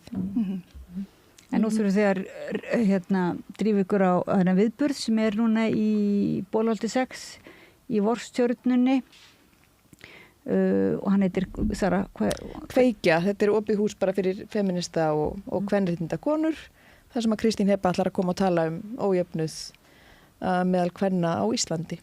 Hvað byrjar þetta? 1930. Já, það má ég bæta við, það fátt skemmtilegri félagskapur en reiðar konur. Ég bara að segja það. Það svo gaman. Það mjög hressar. Og það finnast fólk sem ég hef hitt. Já, ég verður svona trauma clowns. Trauma clowns. Og það þarf enginn að vera hrættur, þeir eru ekki það reiðar að þið takir vel á móti öllum sem gleðireiði. Öllum nýjum sem vilja kynnast baráttu andanum og svona samtakamættinum ekki. Jú, það veitir ekki það. Algjörlega. Þá þakka ég ykkur nú fyrir að koma hingað, þið voruð ég get votta það, þið voruð ekkit grimmar, mjög skemmtilegar og skýrar. Guðný S. Bjarnadóttir, einn af stjórnarkonum vitundar, Ólöf Tara Harðardóttir, aktivisti og stjórnarkonum vitundar, María Hjálmtísdóttir, kennari og stjórnarkonum vitundar og Sara Stef Hildadóttir, feministkur aktivisti og þú ert skipuleggjandi í þessa viðburðar Kveikja sem við fáum að frétta meira af gangi ykkur vel og okkur og við fáum að frétta af áframhaldandi starfi við Rauðaborðið. Ég þakka hlustendum og áhorfendum fyrir að vera með okkur í umræðunni og hvet ykkur til þess að staldra við og halda áfram að hlusta á samræðunni við Rauðaborðið nema þið viljið stökkva til og fara inn í viðburðin Kveikju. Við tökum smá frímínútur og komum svo aftur, takk. Þarftan að tala af borgarfulltrúa. Borgarfulltrúar Sósíalistaflokksins eru með viðtalstíma alla mánudaga klukkan 13:30 til 14:30. Það þarf ekkert að bóka tíma, endilega kíkja við í Bólholt 6.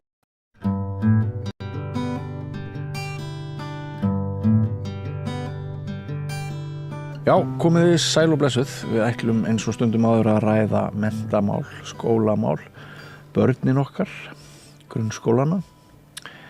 Þið hafið ekki farið varhluta því í gær að verða vitni að töluvert mikilli fréttaumfjöllun eftir að skólastjóri Hörðuvallaskóla var með innlegg í kjaraviðræður má segja.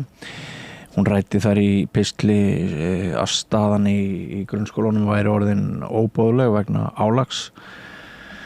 Það er mikið talað um það að sum grunnskólabörn beiti miklu ofbeldi, sem mikið agaleysi.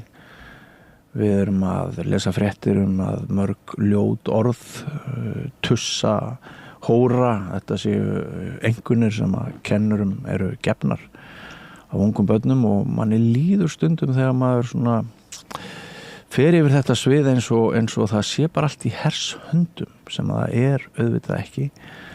En það er ýmislegt að ræða og Mjöll Matthíasardóttir, formaður félags grunnskólakennara, er komin hér að Rauðaborðinu til þess að svara nokkrum spurningum að mestu kosti. Vertu velkomin, Mjöll. Já, takk fyrir það, Björn. Sko, á sama tíma og þú hlustaðir á inngangin hjá mér, þá hefur til dæmis Jón Pétur Símsen, aðstoðarskólastjóri í Réttarholtsskóla fyrrum, núna þingmaður Sjálfstæðisflokksins, hann satt hér bara í síðustu viku við þetta Rauðaborð og ræddi að það væri allt og langur tími að mennta kennara nema í 5 ár. Það væri nóg að mennta þá í 3 ár og sko fyrir okkur almenning þá vitum við ekki alveg hvað við erum að halda. Þarna fyrirhandi skólamaður að lýsa þessu. Okkur er sagt að allt sé í hershöndum meira og minna inn í skólastofunni, en svo segir skólafólk sjálft að það sé bara hægt að stytta kennaranámið. Hver er þín skoðun á þessu? Ég er náttúrulega algjörlega ósammála því, sko. Við þurfum vel mennta fagfólk inn í skólakerfið okkar, okkur vantar fólk inn í skólakerfið, vissulega. þessi breyting að lengja námið, hún var sko meirinn áratugur síðan að við sammæltust það að gera aukna kröfu á fagmenntun þeirra sem við höfum við störf í skólakerfinu. Já. Og við eigum að gera kröfur á fagmenntun í skólastarfi. Já. Og bara við viljum árangur út úr þessu kerfi og þá þurfum við líka að hafa þarna velmennta fólk. Já. Og það eru sko svo ótal margar leiðir að því að verða kennari.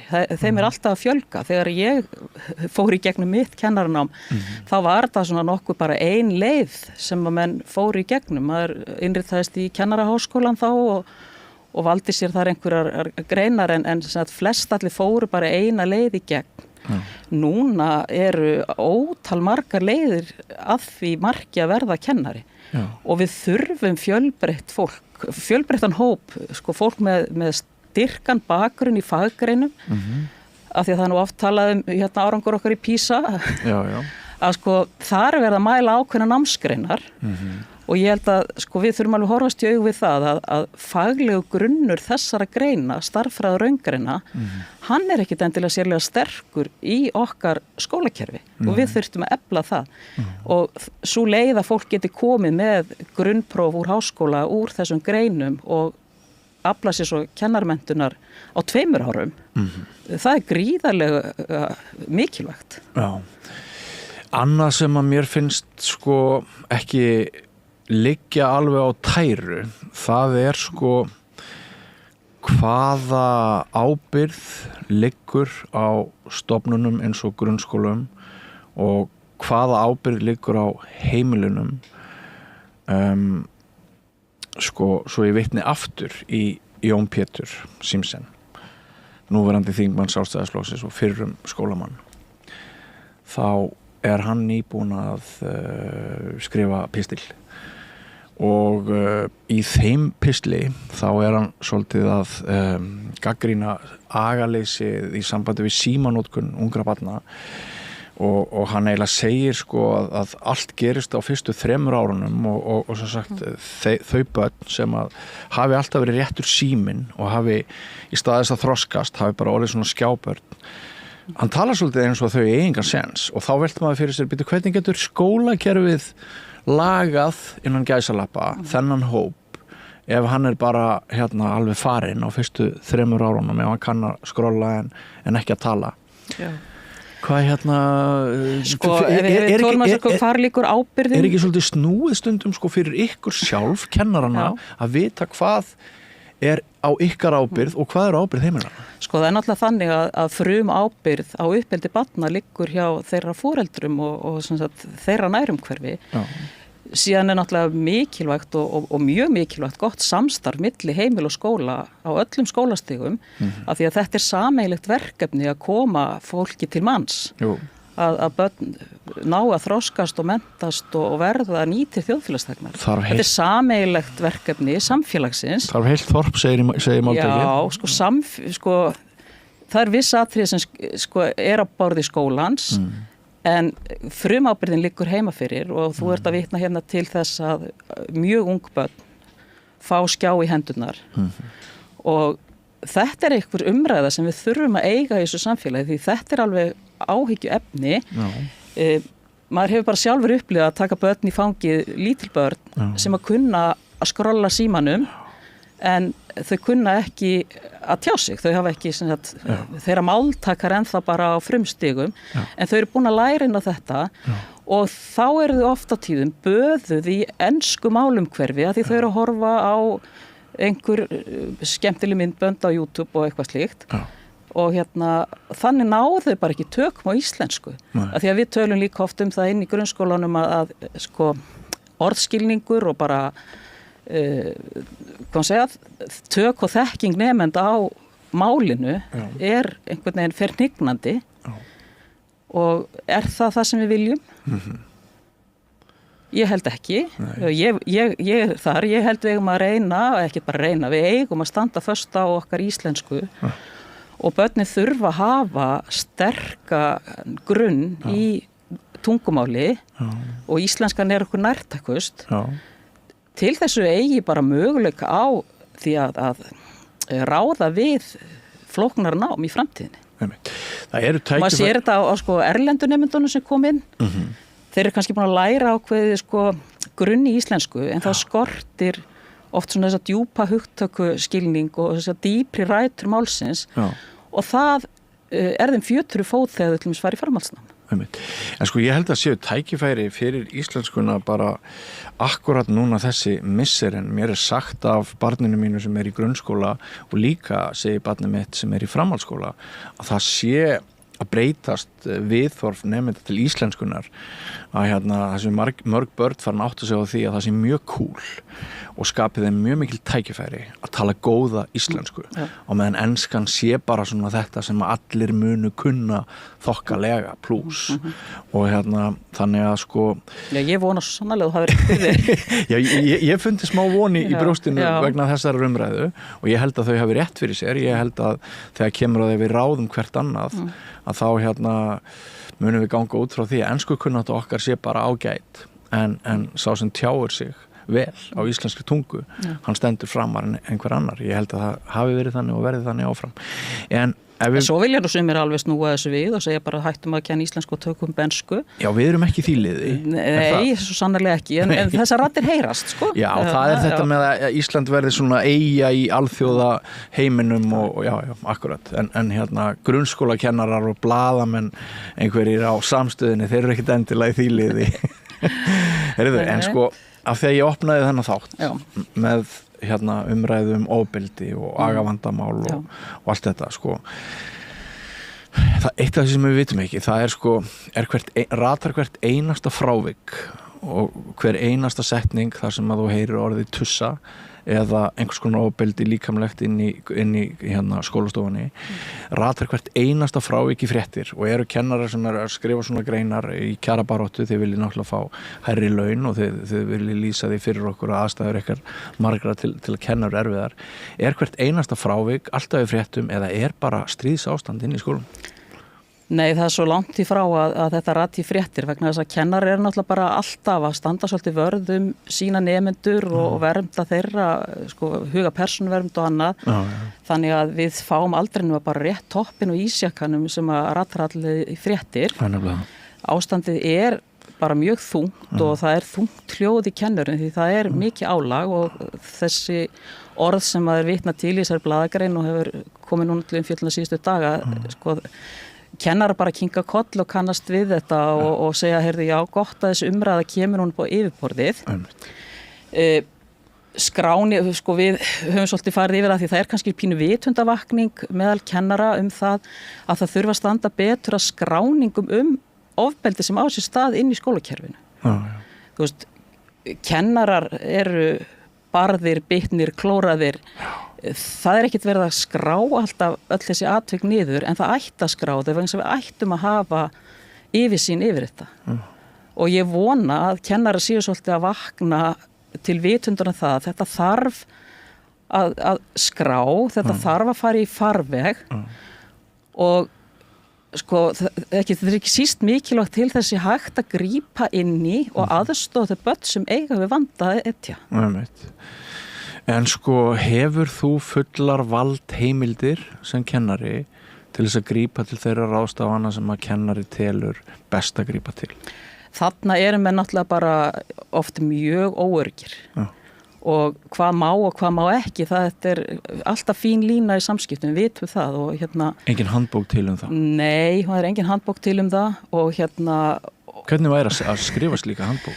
Já, sko, helst náttúrulega viljum við bara fyrirbyggja erfið atvik og að þau börn sem að eiga við alvarlegan vanda sem að til dæmis missa stjórna sér eitthvað slíkt að þau hafi úrræði og séu þannig örgu umhverfi að þessi atvik bara kom ekki upp. Það væri það æskilegasta. Við erum til dæmis bara með 2 skóla sem að svona sérstaklega að taka við börnum sem eiga við mikið vanda að stríða. Þeir taka bara við örfáum einstaklingum í einu, það einn í Reykjavík og annar Norður Akureyri og við þyrftum að hafa miklu fleiri skóla. Það eru risastór sveitafélög með fjölda nemenda þar sem engin úrræði eru í boði annað en almenni skólinn. Það eru langi biðlistar í þessum sérskólum og það segir bara að það þörf fyrir úrræði sem ekki til staðar. Nei. Og meðan að barn kemst ekki úrræði á biðlista í greiningu á barn- og unglingageðdeild eða bara í miklum vanda, að þá það inn í almenna skólakerfinu. Já, getur líka verið að við höfum farið aðeins of greitt eða geist í það að þegar tekin var upp stefnan skóli án aðgreiningar, að við höfum reynt að moka of mörgum börnum undir sama hatt þar. Mest hefur verið gagnrýnt að breytingunni hafi ekki fylgt nægilegt fjármagn, en kannastu við þær umræðu núna upp á síðkastið að við séum líka farin að velta þið fyrir okkur hvort sumum þessara barna sem ætlað að vera í mjög stóru húsi, að kannski myndi þeim líða betur við aðrar kringustæður í minni einingum? Já, þetta vissulega rætt, en ég held við höfum verið mjög feimin við að ræða þetta í upphafi þegar við förum inn í þessa skólastefnu, skólan aðgreiningar, skóli fyrir alla. Við ætlum að breiða okkur yfir öll börn. Já. Sem svona fyrsta val. Stórfallegu faðmur, maður skilur alveg hugsunina. Já, mjög fallegt, en þessu þarf að fylgja alls konar stuðningur, að vegna þess að nemendurnir náttúrulega bara ólíkir og þeir þurfa misjafna stuðning og það hefur ekkert alltaf verið til fjármagn eða mannskapur til þess að veita þann stuðning inn í almenna skólakerfinu. Og já, þessar raddir að sko einhverjum börnum sé kannski bara betur borgið og þeim muni líða betur í úrræðum sem eru sértækari. Hún vissulega heyrist og ég held hún heyrist oftar og háværar núorðið og við þurfum virkilega bara að setjast yfir það. Já, einu sinni fór ég með hóp af grunnskóla drengjum í ferðalag norður í land og ég hlustaði á sögur úr skólanum í 4 daga. Það var mjög áhugavert og skemmtilegt, ég var bara að fluga vegg. Þar kom meðal annars á daginn að þeirra mat var það að svona, hvað maður að segja, frávika nemendur sem eiga við agavandamál og stríða kannski, að það sem mörg dæmi það að þeir tæki bara 50-60% tíma kennarans og hinn séu það bara ekki gera neitt. Já. Þetta hljómar mjög kunnulega og setur kennarinn alltaf í þessa erfiðu tókstreitu. Auðvitað þarf hann að slökkva elda, auðvitað þarf hann að sinna bráðum tilfellum, en á meðan situr kannski stór hluti bekkjarins og býður og kennarinn fær ákveðið samviskupið við því að vera ekki að sinna þeim börnum og svo sko kemur alltaf þessu hvar byrja og enda réttindi hvers og eins, skilurðu? Hvað með rétt að svona, hvað maður segja, meirihlutans sem er þolandi í erfiðum aðstæðum ef að nemendur missa stjórn á sér til dæmis. Já. Hvað eru margir grunnskólakennarar núna í leyfi vegna kulnunar? Ertu með einhverja prósentutölu? Nei, við höfum engar tölur þetta. Við vitum bara, vegna þess að sveitarfélögin hafa svo alveg flaggað því að það hátt veikindahlutfall í okkar hópi og auðvitað inn á borð til sko, félags grunnskólakennara að rata bara allra erfiðustu málin kannski. Já. En álægið svo margskonar sko, jú, það út af þessu starfsaðstöðum og erfið einstaklingum, það líka bara út af mönnunarvanda í skólanum. Já. Við náttúrulega erum að horfa upp á sko geigvænlega þróun núna síðustu árin á fjölgun ófaglærðra við kennslu í skólanum. Ertu með tölur í þeim efnum? Já, árið 2023 vorum við komin með sko 50 þeirra sem starfa við kennslu, ekki með réttindi, 20%. Og mig grunar alveg og svona ég sé sterkar vísbendingar það að þessi tala hafi enn farið hækkandi núna síðastliðið ár. Þetta bara mjög alvarleg staða og veldur sko, þetta verða svona snjóboltaáhrif. Því að kennarinn sem fyrir í starfi og alltaf að fá nýjan leiðbeinanda inn sér við hlið sem hann þarf að setja inn í verkefnin, hann þarf svona að leiðbeina áfram. Þeir eru að gefast upp í auknum mæli og við erum að fá fleiri og fleiri dæmi kennara, ég vil bara reynda kennara sem eru að hætta störfum ekki bara vegna þess að venjulega álags í kennslunni heldur þessa álags á starfsmannaveltun í kringum þá.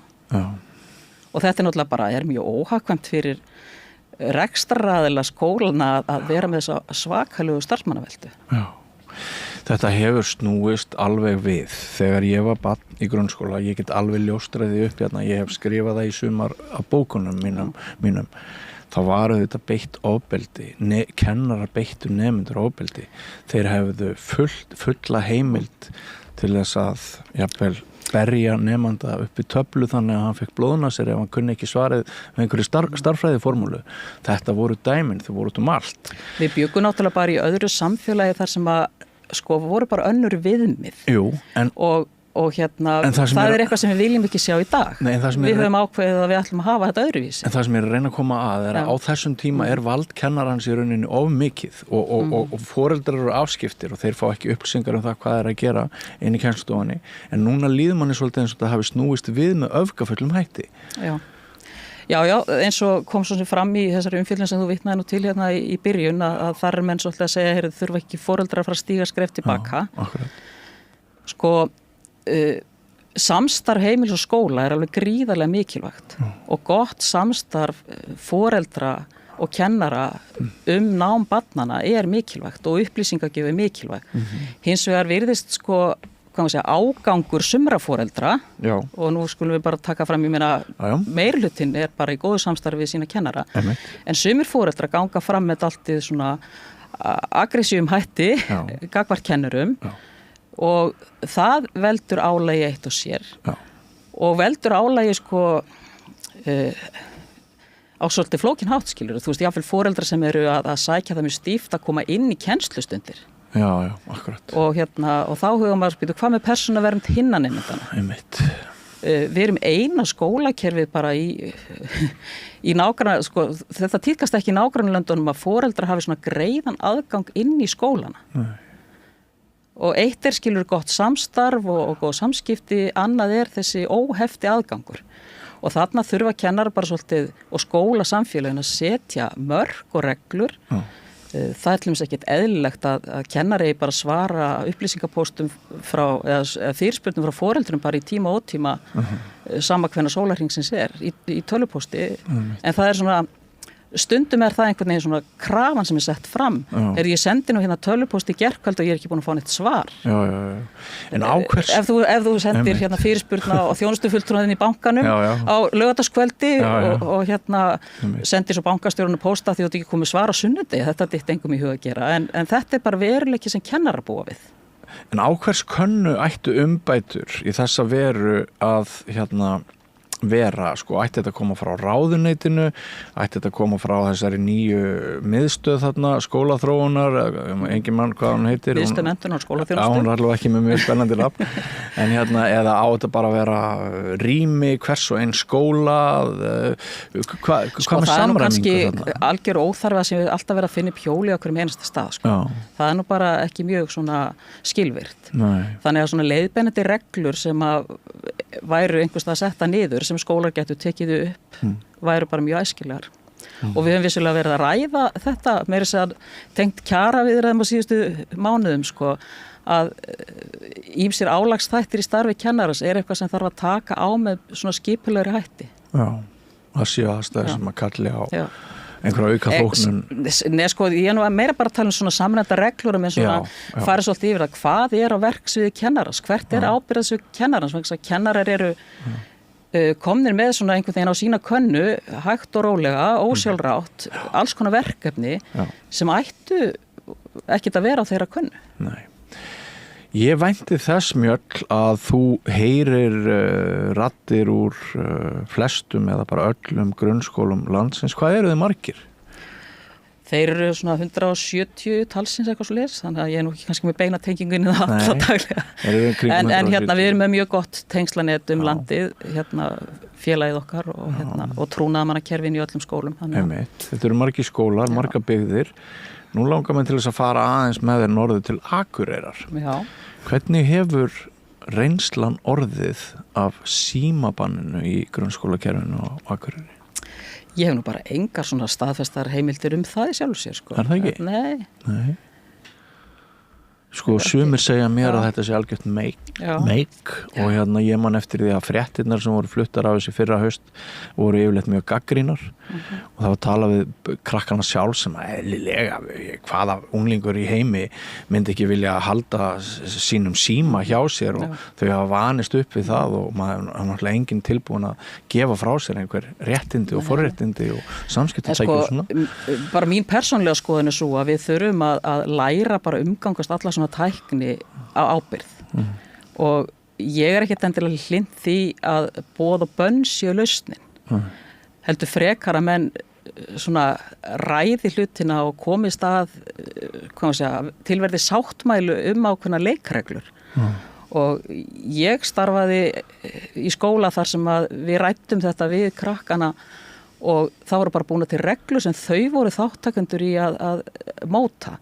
Þau til dæmis tóku það upp sjálf að vilja hafa tækjalausar frímínútur. Já.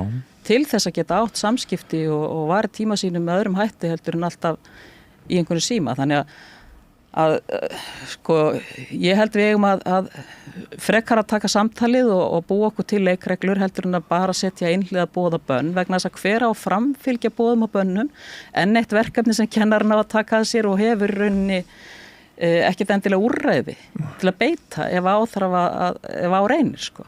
Þannig að það getur orðið flókið. Svo er það eins og sjónarmið miðaldra foreldra eins og þegar ég og kona mín eignast 2 yngstu börnin okkar og þessi bylting ríður yfir. Við erum bara of gömul til þess að átta okkur á því hvort við erum of gömul til þess að hafa rétta skoðun á þessu. Þannig að við höfum gjarnan viljað fá svona aðstoð frá samfélaginu til þess að vega þá meta hvort rétt var að þetta barn fengi þennan síma á þessum aldri og svo framvegis og hvort það ætti að fá að vera njóta samfélagsmiðla og svona. Þannig að sko það getur líka bara verið svona mikið léttir fyrir mjög marga ef það eru boð og bönn og reglur og ef það verður svona konsensus, sameiginlegur sáttmáli að þannig að þetta fari ekki út í því matskenda. Nú sko þessi samfélagsmiðlar þeir hafa nú sína reglur aldurstakmörk til dæmis og hver á framfylgja þeim? Er það heimilið sem að lætur börnin hafa síman í hendurnar eða er það skólinn sem að hefur ekkert yfir tækjana ráða?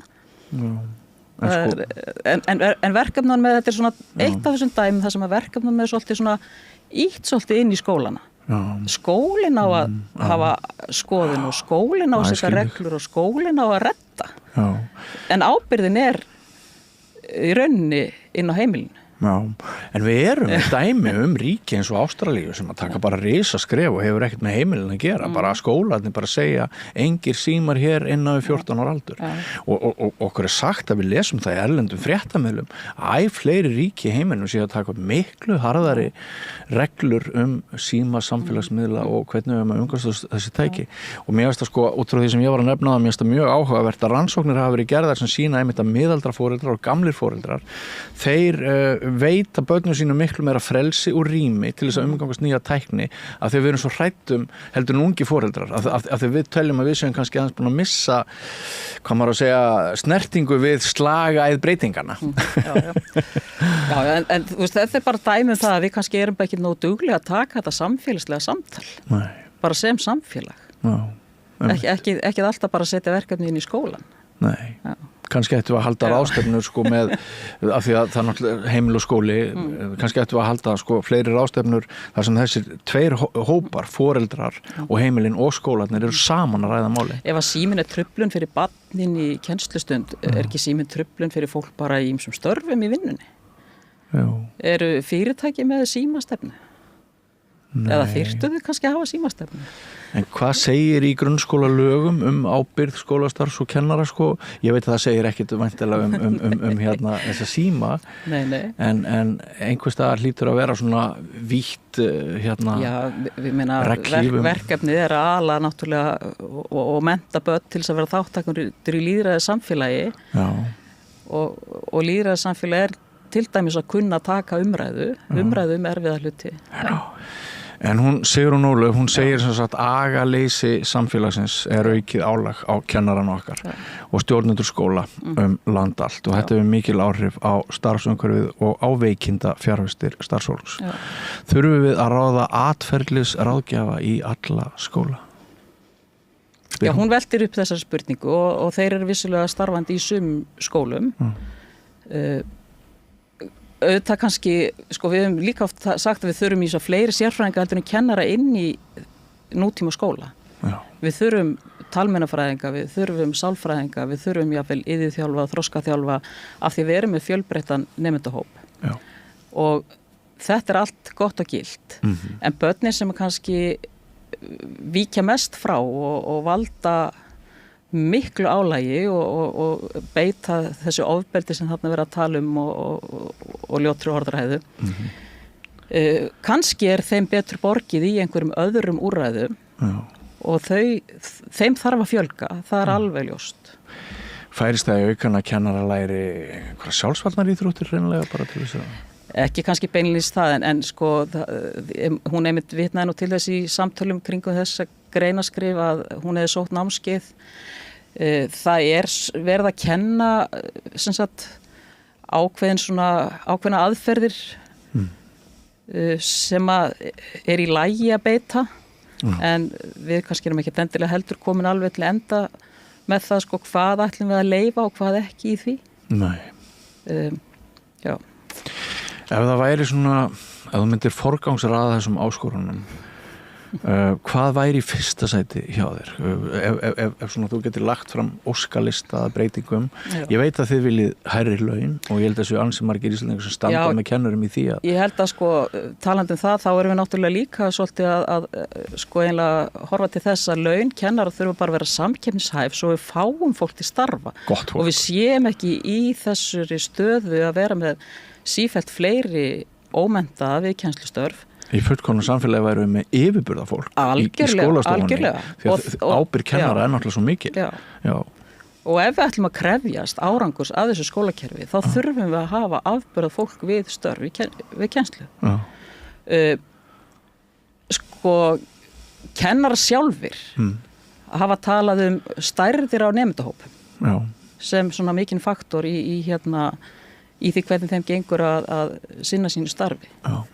Þessi samsetning nemendahópsins og hópa stærðirnar það eru enga reglur til það hvað má setja mörg börn í hópa á einn kennara, það er enga reglur til það. Hvað sýnist þér að einn hæfur kennari anni mörgum nemendum í 40 mínútur? Já, þetta verður náttúrulega alltaf matskennt sko. En svona, svo við fáum eitthvað að vita. Af því að þarna skiptir sko ekki hvað maður segja, hausafjöldin máli heldur ekki síður hvers konar hópur þetta er. Já. Vegna þess að nemandi eru bara ólíkir einstaklingar. Já. Og þá erum við aftur komin að þessum matskendu einhvern veginn atriðum sem að eru bæði flókin og viðkvæm. En það eru til hvað 35 manna bekkir eitthvað sluðis? Kannski, ég ætla nú vona ekki í grunnskólum sko. Nei. Það sé nú þá einhverju fleiri þarna inni. En sko leið og komin svo skiptir aldur nemenda líka máli sko. Tilhneigin hefur verið og ég held að sé mjög æskilegt að hóparnir séu nú minni svona fyrstu árin í grunnskólanum meðan þú ert að byggja upp ákveðin grunn og kenna börnum bara ákveðina skólahegðun. En sko einhver tíman í gamla dag var nú verið að miða við einhver kannski 20 og ég veit ekki upp 25 eða eitthvað svoleiðis, það átti að fara að skipta hópnum sko. En eins og segi, þetta er alltaf svolítið erfitt að segja einhverja eina tölu af því að við erum bara með ólíka einstaklinga í höndunum. Og við viljum einhvern veginn setjast kannski bara yfir hópin og þá kannski bara hópur innan skólans og svolítið bara horfast í augu við það, heyrðu, hér erum við með þennan og þennan, þessi þarf svona aðstoð, þessi hefur einhverja þarfir og raða hópnum og hvað segja, mynda hópastæriðnar út frá þessu samtali. Já. Ef ég myndi afráða eins og ég hef oft talað hérna við rauðaborðið að ef ég hefði fengið 2 líf þá hefði ég lært grunnskólakennaran eftir stúdent. Já. Af því að ég komast að því að ekkert starf sem mikilvægara í heiminum heldur en akkurat þetta, vera innan börn og fá tækifæri til þess. Og líka þegar vel gengur það er svo skemmtilegt starf og veitir svo mikið frelsi vegna þess að þú færð að taka þátt í að móta og leiða einstaklinga áfram til þroska. Nákvæmlega. Og þegar maður sér árangurinn í því þá það gefur mann gríðarlega mikið. Heldur betur og þetta er svo mannbætandi að vera innan börn og geta fóstur á þau og þroskað í leiðin og lært af þeim. Þau kenna okkur nú ekkert minna heldur en við þeim. En það verður nú kannski ekkert að þessu en ef ég afræð þetta og ég er að koma út sem nýr kennari, hvaða grunnlaun bíða mín svona fyrstu önnina mína? Já, þú ert sko rétt undir 700.000 krónum eftir 5 ára háskólana. Grunnskólakennari sem kemur bara beint til starfa með enga reynslu. Einmitt. Það eru lítið. Já, sko, ef maður væri ungur í dag og væri að velta fyrir sér hvaða leiðir maður ætlaði að fara í námi og eins og þú ert að tala einnig grunnskólakennarin eða kennarastarfið, spennandi starf. Unga fólki í dag, það veltar alveg fyrir sér hvaða tekjumöguleika það hefur. Það, menn þurfa bara að borga sín húsnæðislán og koma til þessi fótunum og ef þú sérði launamun gríðarlegan eftir í hvaða starfsvettvang þú velur þér, þá vissulega hefur það áhrif. Og í mínum draumaheimi þá væri það ekki þannig. Þá gætur við valið með hjartanu en ekki pingjunni sem staðreyndin í dag. Af því að við viljum að sko vel mennta fólk með öflugan grunn í faggreinum annað komið til starfa í skólan og til þess þurfa þau að fá laun sem eru á pari við það sem þau fengju í starfi í sambarlega menntun og það er ekki þannig í dag og þessu þarf að breyta og við sem samfélag þurfum að breyta En svona til þess að summa þetta upp í lokin, Mjöll þegar maður sendir börnin sín í skólan á mótnana, í grunnskólana þannig maður hafa áhyggjur að því að öryggið þeirra sé ekki sem skildi. Var það meira fyrir 10 árum? Já, það er stórt spurt. Þetta eru stóru spurningar. Já, það eru það. Stór orð sem falla. Já, það eru það. Sko, því miður þá erum við að sjá atvik og aðstæður sem eru ekki með þeim hætti sem við viljum. En auðvitað ætti þetta ekki að vera þannig og það ætti að vera þannig að foreldri sem sendir barnið sitt á morgni geti bara sendt það inn í traust umhverfi, vitandi það að við þeir tekur fagfólk sem að er starfi sínu vaxið og hefur úrræði til þess að taka á erfiðum áskorunum. Og við þurfum aðeins að bæta í þar, bæta þessi úrræði sem í boði eru. Kæra þakki fyrir komuna hér að Rauða borðinu, Mjöll Matthíasardóttir, formaður félags grunnskólakennara. Farið ekki langt, við höldum hér áfram umræðinu eftir andartak. Allir þættir samstæðvarinnar eru fáanlegir á öllum helstu hlaðvarpsveitum.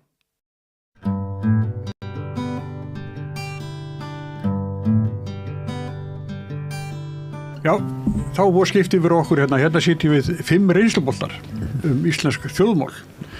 Hallfríður Þórarinsdóttir mannfræðingur, Lísa Pálsdóttir leikari, söngkona og fyrir Já, ég myndi nú segja að starfstitillin væri dagskrárgerðarkona í útvarpi. En þú kannast við hitt samt? Ég kannast við menntun mína og já, og söngin? Já, líka, það hef ég líka gert. Bjarki Bjarnarsson, hvað ertu menntaður?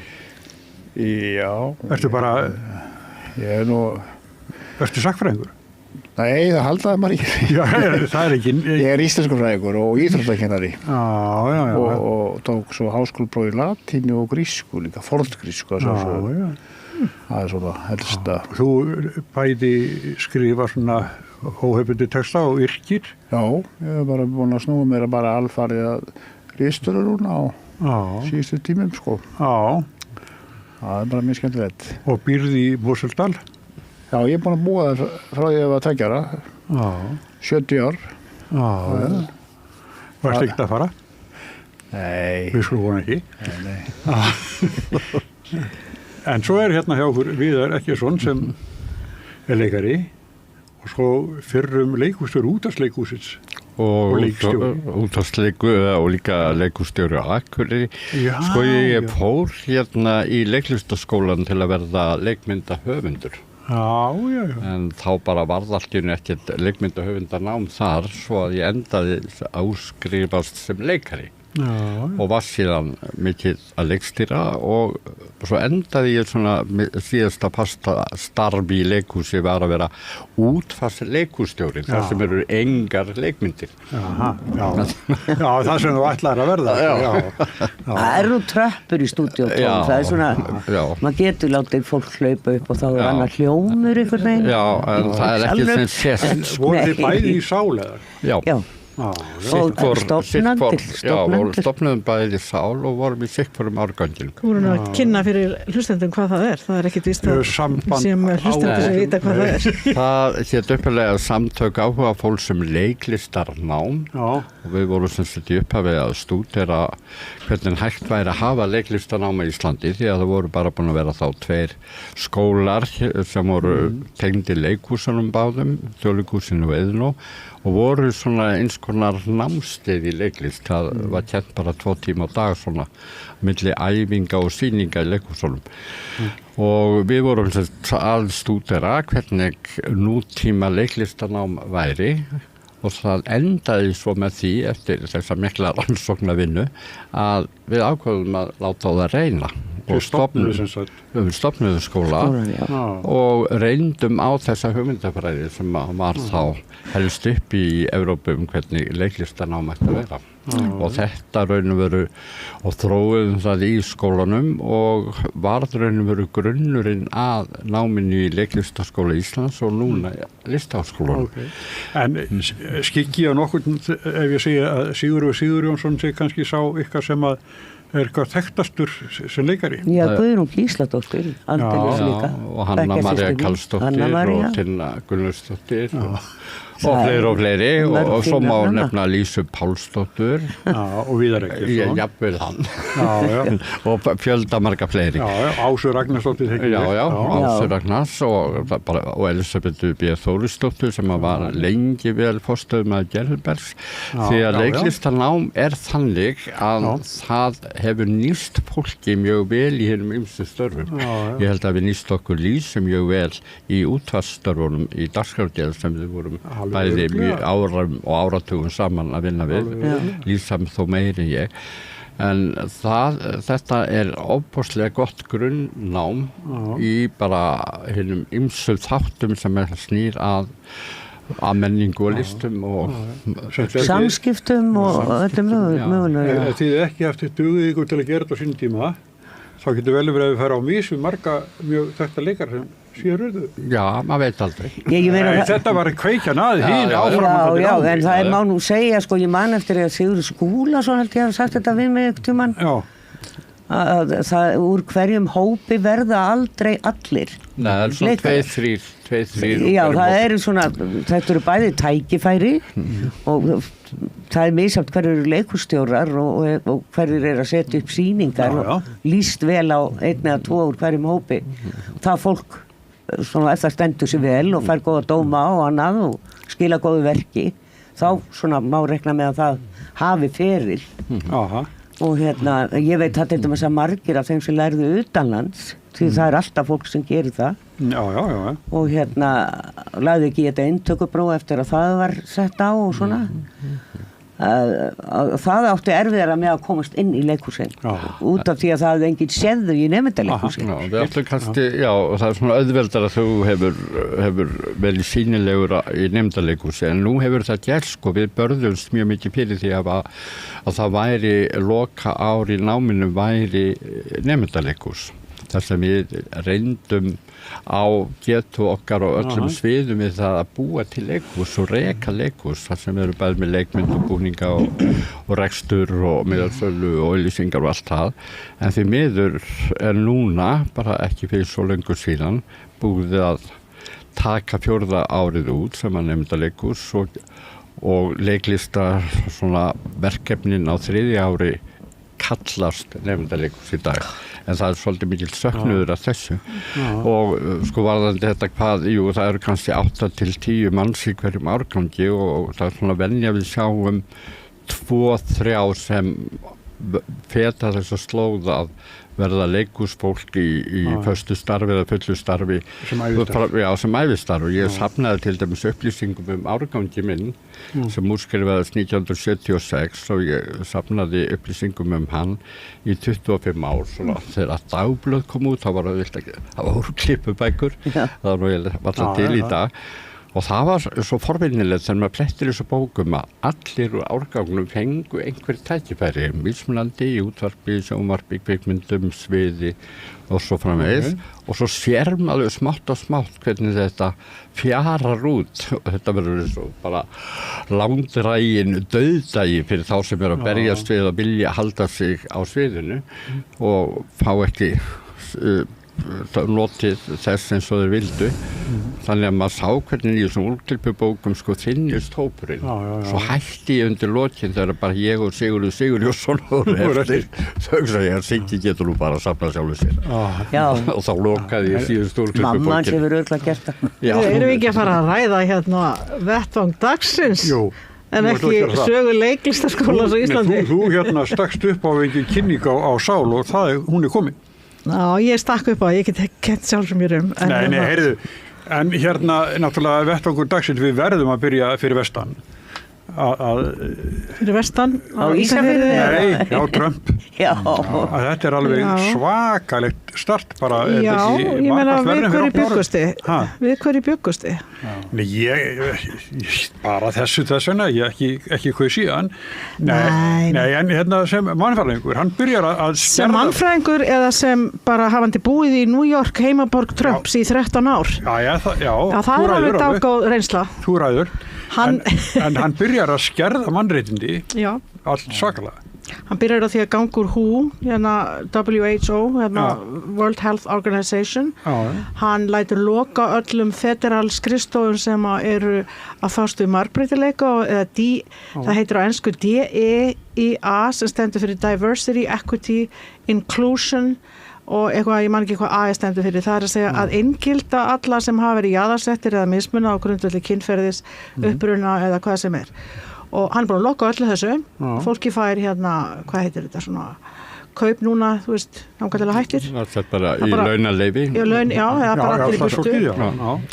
Og hann er bara, sko, ég veit ekki, sko, ég bara las aðeins í gærkvöldi og í morgun að ég hef ekki haft geð í mér til að lesa neitt þetta en sko mér bara, þetta er bara skelfilegt það er bara þetta er skelfilegt ástand og maður veit ekki alveg, hann er svo það sem er við Trump, Donald Trump er það, hann er svo mikið ólíkindatól hann er náttúrulega athyglisjúkur og hann er alltaf að blasta einhverjum sko rosalegum yfirlýsingum hérna og svo stundur rennur hann á rassinn með það vegna þess að það er bara heila ekki fært eins og er að koma já, en svo er hann bara líka, við skulum ekki gleyma því hann er bara búin að raða í Hæstarétt og þú veist, þannig að það eru bara virkilega tvísýnir tímar ekki bara fyrir Bandaríkin, heldur fyrir heimsbyggðina ég held að það sé bara alveg hárrétt sko þetta er bara, maður horfir að þessu svona bara í fjarska sko það er alveg rétt að við hverju bjóst maður sko, maður bjóst við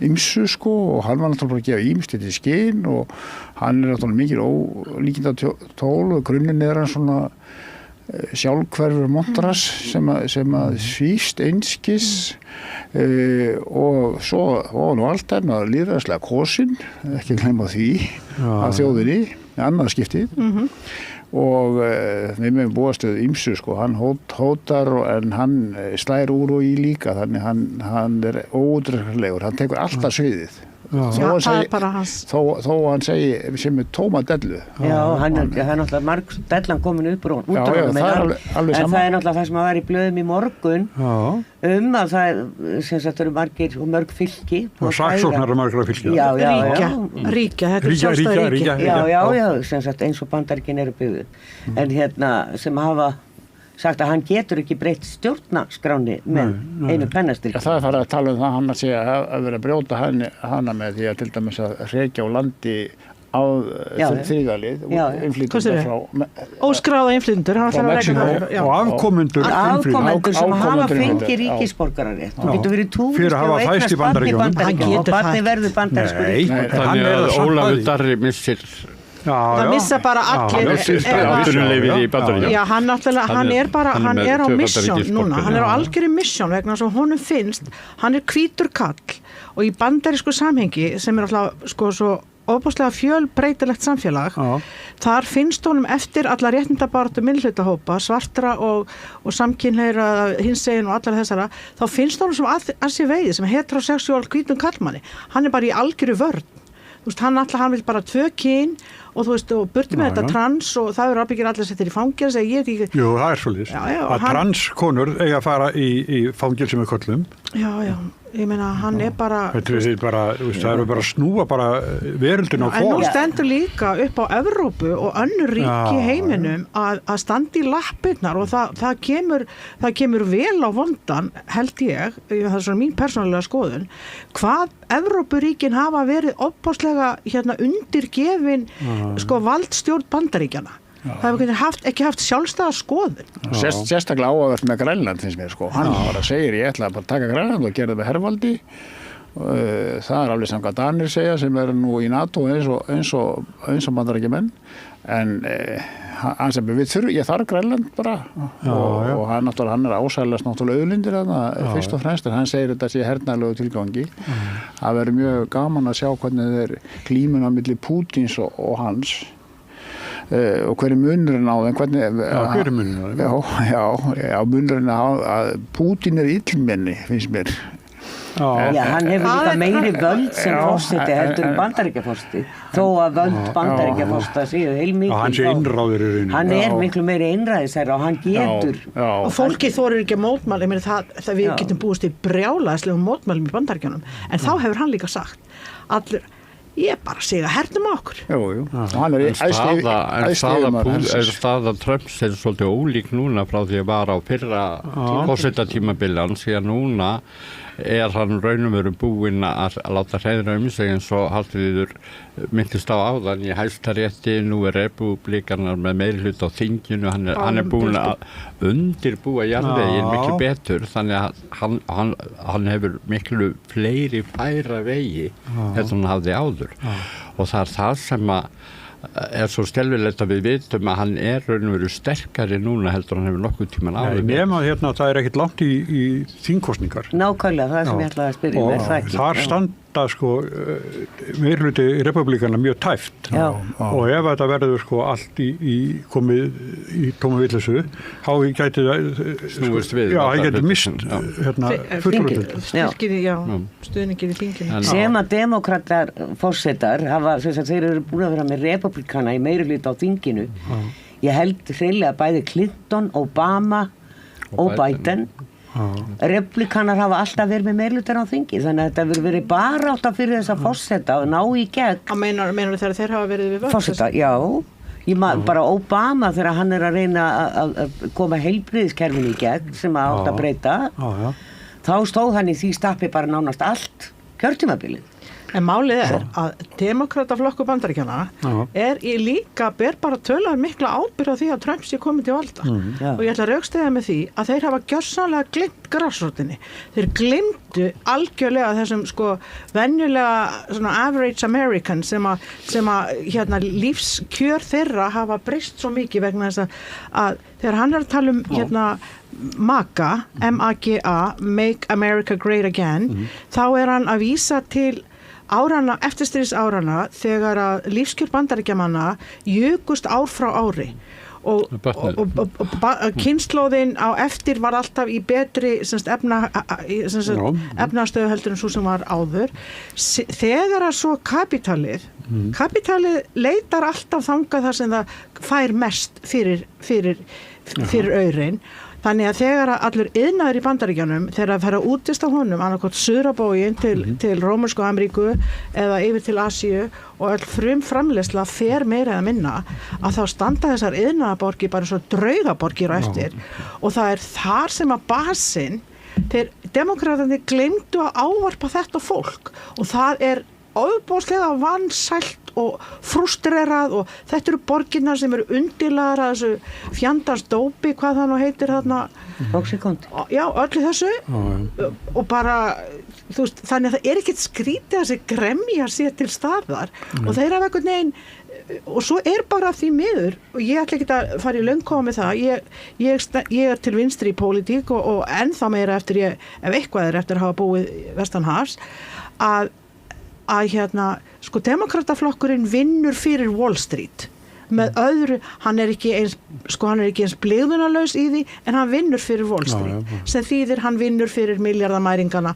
hann vinnur, ég meina Kamala Harris stökkarni inn, hún var ekki eins og kosin hjá demokratum sem var mjög dubjus og svo fær hún peninga frá hverjum, hún fær bara $100 milljónir á no time, bara borga kosningabarátuna, það var ekki frá alþjóðfólki. Nei. En svo má ekki gleyma hans hægri hönd Elon Musk það er nú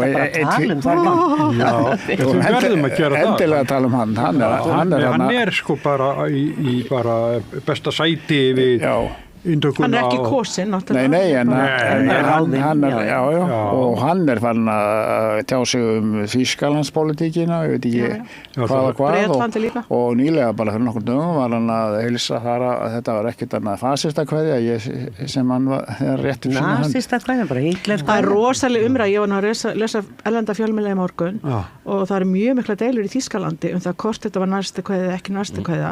Bursi frá því það bara boðskapur þessa manns, hann er mjög vafarsamur. Og við erum volið dugli hér á Íslandi að styrkja Elon Musk því að Teslur eru mest seldi bílar á Íslandi í dag og við letjum okkar á vogarskálina til þess að hann eflist. Ég hef talað við 2 Tesla-eigendur og þeir segja þessi albestu bíl sem þeir nokkuð með keyrt, það var fyrir þessu var komið. En við talað við þá í vetra ófærð og hálku. Já. En bakgrunnum Musk er líka athyglisverður allavega, semst hann kemur frá Suður-Afríku, hann er hvítur Suður-Afrikani og faðir hans yfirlýstur apartheid sinni sem að hann er líka. Þannig að hann hann hefur tilengað sér þessi rasísku viðhorf og hann er ekkert á leiðin að breyta því. Nei, það eru margir sem hafa sagt, heyri ég svona bara af bandarækjamönnum sjálfum í svona kjaftaþáttum, bara venlegu fólki, fræðu leikurum og öllum mögulega þeir, sko, eiginlega segja eftir 1,5 ár, vonandi næra hann ekki miklu í gegn á þeim tíma, þá munu þeir bara klessast saman og Trump meikar hann ekki lengur að hann svo frekur. 2 ofstór. Bara þessi samvinna gæti ekki varað í 4 ár, það væri ekki sens, þeir væri bara of ólíkir, bara þeir klessast á hvern annan á endan. Trump hefur aldrei þólað einhver stíki á hann. Nei. En það er skelfileg tilhugsun að hann er búin að náða alla sem réðust á Hvítahúsið 7. janúar fyrir lögregluna með hans. Réðust bara þetta er alltaf svakalegt, ég veit ekki sko. Hann er líka búin að, hann var að hleypa út úr fangelsi manni sem fekk, held ég bara lífstíðadóm, ég hef ekki fylgst með því, einhver dópsali mjög stórtækur og hringdi í mömmu og sko, Gunna, þetta er Donald hérna í Hvítahúsinu, ég ætla að ná að soninn. Þú veist, svona er vinnubröðin hjá. En svo fannst mér, ég var að horfa á þetta í gær og hann er svo svipljótur maður, sko bara Donald Trump hann er svo rosalega hann er með svona skeiðu hangir svona í andlutinu við skeiðu og talar og segir alla þessa vittleys og fólk er að klappa eftir 2-3 orð og meðal annars þetta, því við varst nú að tala þessar gamlu fabrikur sem að kólanáfurnar bílaframleiðslan hann er alltaf að segja að ég ætla að setja þetta allt aftur í gang og fólk trúir þessari vitleysu. Það er eitt sem er mjög spennandi að fylgjast með og það er hvernig hann tæklar Úkraínu málið. Hann er búin að lýsa því yfir að myndi nú binda enda á það. Hann er búin að segja það núna að hann hafi stoppað átökin á Gaza. Þurfum ekki að ræða það. En bæti sem ég gerði. En hann var búin að tala, gaman að velta því fyrir sér, mun hann ringja í félagann sinn Pútín þarna og segja að þú fær þetta og þetta hér að og þú hættir og hvað segir það NATO-liðar? Þá segir hann að Bandaríkjamenn áttum lykil stöðu í NATO. Hvað segir það Evrópuþjóðir þá og NATO-þjóðnar allar? Hann segir náttúrulega bara, við hættum þá bara að styrkja NATO. Hann er búin að lýsa því yfir, en svo hafa aðstæðamenn hans bentanum á það að það sé ekki hagfellt fyrir Bandaríkin að ganga út úr því, en þetta er bara mjög athyglisverð stað, því það er sko með NATO líka þessi æðibunni gangur í NATO að fara sko augra Pútín á þennan hátt að færa alltaf mörkin og NATO alveg upp af Bandaríkjunum. Bandaríski sérfræðingar sjálfur, þeir eru með að Úkraínu ég meina að Úkraínu, langt austur að þeir komast, ég meina þeir komast ekkert nær Rússlandi heldur. Nei, Úkraínumenn er að þrýsta. Já, ég meina Úkraínumenn, það er sko, ég veit það ekki, mér finnst þetta bara, sko það er NATO sem að spila þarna svo stóra rullu. Og svo eru sko, bara hlustið bara bandaríska sérfræðinga með þess að innan hernu sem finnst þetta fáránlegt. Þess að fáránlegt þessi útþenslu stefna NATO og bandaríkjamenn eru sjálfur með lög, ég held að þetta í Monroe samkomulagið eitthvað svolítið 1880 eitthvað sem að kveður á það að það þýðir árás ef einhver kemur nær bandaríkjunum en sem hérna hvað segir maður sem ekki einhver ákveðin fjarlægð og þeir segja þessi sömu sérfræðingar myndum við sem sagt að því Pútín svo ógnað af þessari nærveru NATO, hann vill ekki NATO beint upp undir pilsvættin. Þetta er náttúrulega bara brjálæði. En koma þess heim með þetta, það er hérna, nú er bara uppbygging á Miðnesheiði, bandaríski herinn að byggja þar upp bæði íbúðablokkir og flugskýli, fyrirlegukant í Helguvík. Og svo þessi valdaskipti í Bandaríkjunum gerir þetta ekki bara málið en alvarlegra? Ég meina þeir hafa aldrei alveg farið, þeir eru búin að vera það náttúrulega tíma. Já, en núna það hafa kannski verið svona 100 hermenn en þeir eru alltaf með sína vélar og núna eru þau komið með heilan flugvöll í kassa þannig að þeir geta bara sest þarna að á einu mánuði. Þessi uppbygging á síðustu missurum, það búið að ræða það svolítið áður en að sló í brínu núna sko, að það var ekki talað í Íslands stjórnvöld að því verðist. Alls ekki okkur almenning, við vissum ekkert sko. Já, það nú búið að flytja fréttir af þessu. Já, núna bara búið að síka sér. Hann nú fréttir þar. Það eru bara enga fréttir hér í íslensku fjölmiðlum þetta mál. Jú, ég hef þetta það. Jú, ég nú lesið. Ég meina það nýverið, það var ekki í ferlinu, það bara allt í einu þetta komið, þá kemur frétt. Hér komin bandarískur her. Já, ég meina að þeir hljóti að hafa vita að það eru búið að vera hermenn þarna og allar græjur og allt í gangi allan tíman sem þeir offíselt fóru. Já, en íslensk yfirvöld hljóta hafa verið upplýst þessa uppbyggingu sem núna. Já, þeir hafa bara... Mér finnst annað bara... 2 íbúðablokkir til dæmis. Já, en þeir bara, ég meina þá getur maður spurst, var það kannski bara pólitísk ákvörðun íslenskra yfirvalda að láta ekki almenning vita?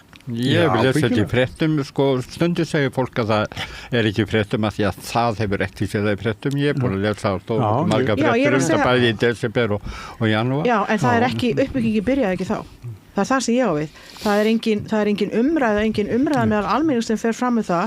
Eru þeir hlynnt í að það stendur til að auka viðveru bandaríkjahers á Miðnesheiði og eitthvað pólitísk umræða það, ekki nokkur. En hún hefur svo sem verið í gangi eftir að Úkraínustríð braust út. Þá er alltaf búið að koma einhverja fréttir þetta í tengslu við veru okkar í NATO. Og þá getum við ekkert hafnað því að fara að auka varnarbúna hér út af því stríði. Þá er mjög erfitt fyrir íslensk stjórnvöld að segja nei, þið megið ekki. Það ég átti það Trump komið litla buttan á Miðnesheiðina maður sem ætlar að gleypa Grænland Mér fannst nú eiginlega það svakalegast í þessu fréttum að valdatöku eða valda innsetningu Trumps var Parísarsamkomulagið. Hvernig hann gengur hart fram í því að afneita öllum loftslags vá og á sama tíma á eldarnir eru að brenna í Los Angeles sem er vegna gífurlegra þurrkaða til dæmis sem er loftslagsmál og fara að bora fyrir olíu og þetta, hann er að skrifa á sömu stundu undir það að draga Bandaríkin úr þessu loftslagsamkomulagi sem var sett í hann trúir því ekki, það alveg sama COVID og allt þetta. Nei, þá eldarnir brenni í kringum hann. Já. Það skiptir hann ekki hann þarf að græða peninga. Nei, hann þarf að lenda á bálinu sjálfur. Þá trúir hann. Já, trúilega. En ef komaði seim, ég heyrði núna bara í fréttum dag í gærkvöldi að Búseti er búin að setja inn kæru á Reykjavíkurborg út af skipulaginu við Álfabakka. Já, ég misti því. Nei, það var í fréttum. Það var í fréttum. Já, samt var það í fréttum. Já, ég get alveg trúið því. Þetta dæmi er náttúrulega hryllilega leiðinlega. Ég skil þetta ekki. Þetta er rosalegt klúður. Ég náttúrulega fylgst með skipulagsmálum hér á höfuðborgarsvæðinu og í bæjarfélagunum í kring og skoða þetta og veit alveg það er brjálað að gera hjá þessari blessaða skipulagi í Reykjavík og ef maður ætlar að ná í einhvern þar í viðtal þá þarf þetta að bóka það með 2-3 vikna fyrirvara því að þetta eru fundasettur allan daginn og það er endalaust verið að vinna. Þannig að fólki þar vinnur vinnuna sína. Þannig að ég skil ekki hvernig þetta hefur farið í gegn meðan að allir sváfu og formann skipulagsráðs í Reykjavíkurborg sem að hafa nú verið 2 konur núna undanfarið.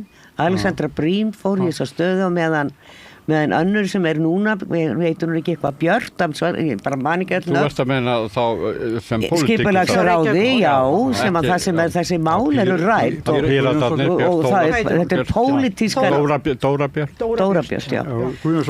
Það er þessi hópur og borgarstjórnir sem setur endapunktinn, þetta er samþykkt annars er ekkert farið af stað þannig að þó að skipulags en það er líka bara því að þetta hefur verið svo losaralegt af því að það er þegar formennir eru að fara og koma og fólk er ekkert inn í málum.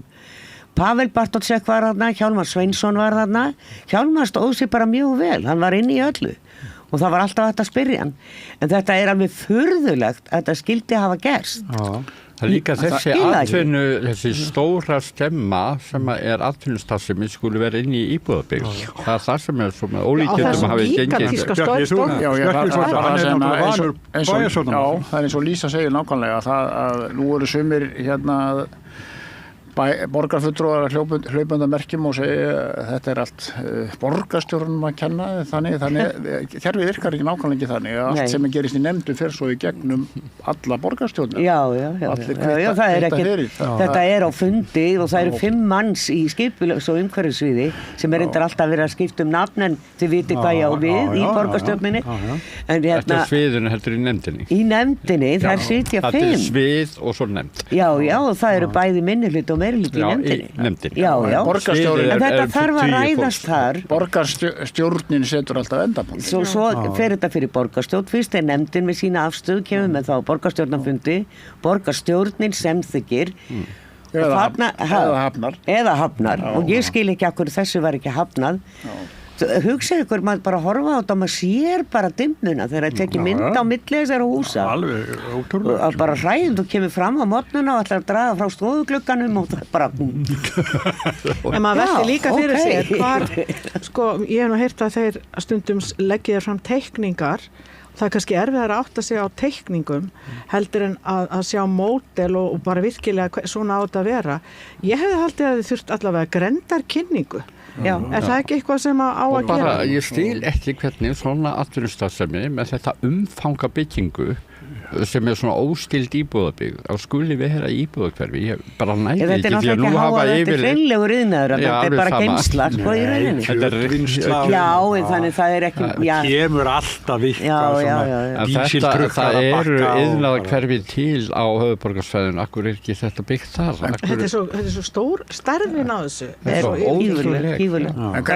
Grenndarkynning sem er mjög góð, það er svolítið fljótandi hvenær á að halda grenndarkynningu, hvernig það skildi, það er nefnilega fljótandi og pólitíkusver er ekkert endilega að halda grenndarkynningu, það er bara tómt vesen. Já, þetta er náttúrulega búið þetta hefur aukist og ég veit að með þessari leið sem að Ævar Harðarsson, arkitekt hjá skipulaginu, hefur stýrt núna í gegnum nokkur ár, er að fara inn í gömlu hverfinu, svo Breiðholt, Bústaðahverfið og Hlíðarnar og Vesturbæinn og öll þessi hverfi, Grafarholt, Grafarvog, þar sem við verðum að endurmeta skipulag, breyta reglum og gefa fólki meiri séns á að breyta einhverju í staðin fyrir að sitja bara nei, það má ekki og þar til dæmis, ég veit ekki, það er búið að taka Breiðholti fyrir, ég skil ekki akkur þetta var ekki þar skilurðu, þessi af því að það er verið að leyfa reynda sem að mér finnst mjög furðulegt að bæta einni hæðun á blokkirnar sem eru 4 hæða og 5 hæða sumar lyftulausar en að byggja hæð ofan á blokkirnar og setja lyftu og það er náttúrulega bara afskapla flókimáli, þetta getur verið sko margir eigendur sumar íbúðurnar eru í leigu, eru kannski á félagsbústöðum og annað þannig að það er ekkert, ég sé þetta ekki framkvæmast, þetta er ágætis hugmynd en þetta er bara ekki það, en það er verið að ræða ýmsa svona hluti og það er svona ég bara skil ekki hvað þetta hefur í sig hratt og í skugganætur. Það er svona gaman að tala fúsk, svona alls svona fúsk og ég hef búin að ræða þetta, þá langar mér rosalega mikið að tala svona mjög sérstætt fúsk þegar að atkvæðaselina týnd það er nú bara þetta er bara aðföra lýðræði ég bara hélt þetta gæti ekki skeið hvað hérna sem var hérna hjá honum Birni Kristján varst ekki hérna, hann var í fyrradag á Rauðaborðinu fyrir kvöld það er að týnast atkvæðaselar og við veitum ekkert það er aldrei talið upp úr þeim vitum aldrei er ekki makalust varandi það? Já, þú ert alltaf Jón Steinar Gullarsson Nei, ekki Jón Steinar heilt kassi af atkvæðum og vitum ekki hvað voru mörg atkvæði í kassi en er ekki makalust nú til dags að það skulle vera hægt að týna atkvæð það skulle ekki vera kerfi sem segir á þessum kjörstað eru x margir hérna kjörkassar þeir eru ættu allir að vera merktir og settir inn í kerfi þannig að svo skila þessum kassanúmer þetta þannig að þá sjá þeir nákvæmlega það sem gerist bara í Kópavogi með þessi atkvæði kom á daginn hérna að hérna það voru send atkvæði ég var hérna á okkur daginn og þá var hérna Jón Gunnarsson þingmaður líka og þessi maður var að koma úr viðtali og þá var það þannig að það voru sendt í venjulegum pósti atkvæði til hérna Kópavogsbæ og þau lentu óvart í kassa sem var pósturinn út lenti í bakka og póstur út var settur ofan á og hérna svo kom þetta aftur til póstins þau var ekki sendt í ábyrgðarpósti ég meina, hvernig er svona hægt? Þetta ferli snýr aðalega að utankjörfunda atkvæðum virðist vera. Þetta er bara það. Bara það. Já, við hefum ekki séð það. Þetta er ótrúlega. Ég ætla bara að leiða mér efast allt bara. Já, ég líka. Það var í Borgarnesi síðast, þá var það ekki utankjörstað, það voru bara venjulega atkvæði. Já, það var opið inn, það var allt annað atkvæðin voru þarna, en það var bara þau voru ekki hérna. Já, ég er að segja klúðurinn var ekki utankjörfunda, slæleg vinnubrögð.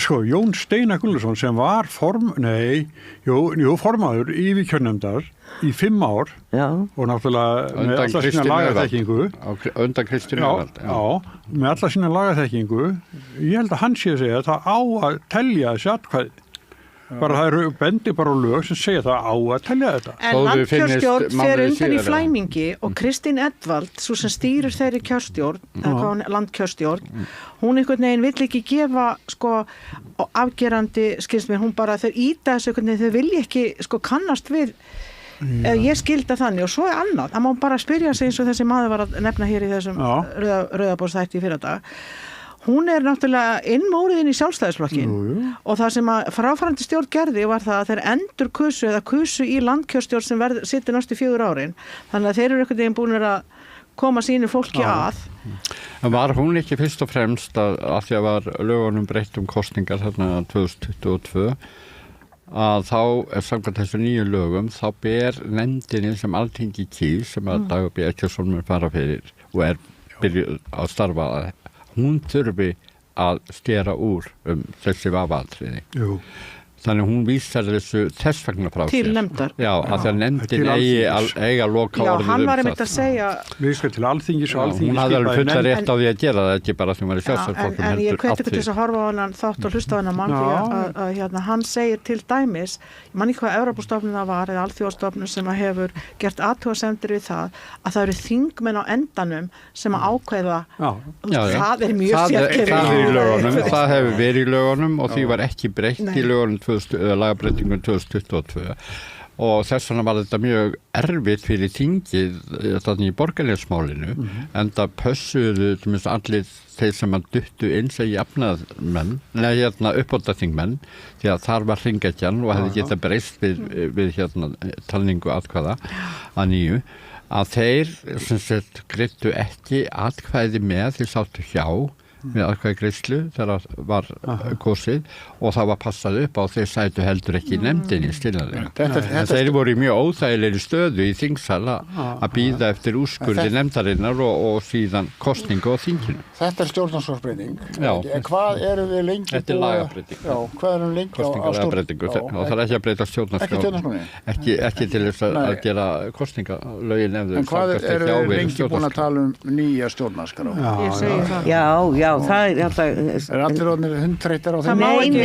En hugsið ykkur að búa við Það gerist ekki reitt. Nei, ég líka, talminnst er bara gott að skulum nefna þetta vegna þess að ef það er ekki hægt að treysta, það er ekki ástæða til að fara onni í þetta mál núna, en það mátti gjaldfella og þjóðaratkvæðagreiðslu nýja stjórnarskrá út af einhverjum tæknilegum atriðum. Já, út af því að tjöldi voru ekki nógu há á milli kjörklefa. Svo er verið að tala núna, nýja ríkisstjórnin talar að skuli vera eftir þjóðaratkvæðagreiðslu það hvort að ég halda viðræðum áfram við Evrópusambandið og þá spyr ég, er hægt að treysta þjóðaratkvæðagreiðslum á Íslandi?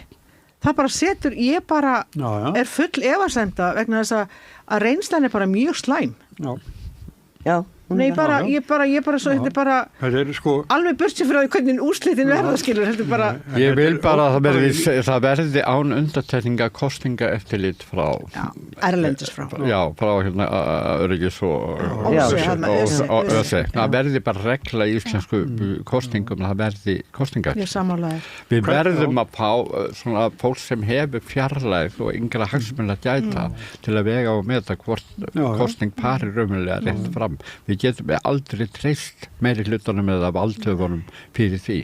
Við eigum að hafa kosninga og þá er það bara eða stimpillega valtingu vel. Sýslumaður fór með kjörkassan þannig að Herðaðis með kjörkassan á Patreksfirði það svo fara að maður fyrir að hlæja ekki vegna þess að maður finnst þetta sniðugt heldur bara að mér finnst þetta alveglegast þetta í norðaustu kjördæmi þegar bara heilt kjörkassi og hann hefur ekki kjörkassi sem ég sagt, heldur kassi ok, það veit enginn hvað eru mörg atkvæði í honum Nei. Við vitum ekki hvort þau eru 20 eða 2000 þess vegna segja. Og verður talið upp úr húnum? Það er ekki búið ákvæði. Það er ekki búið ákvæði.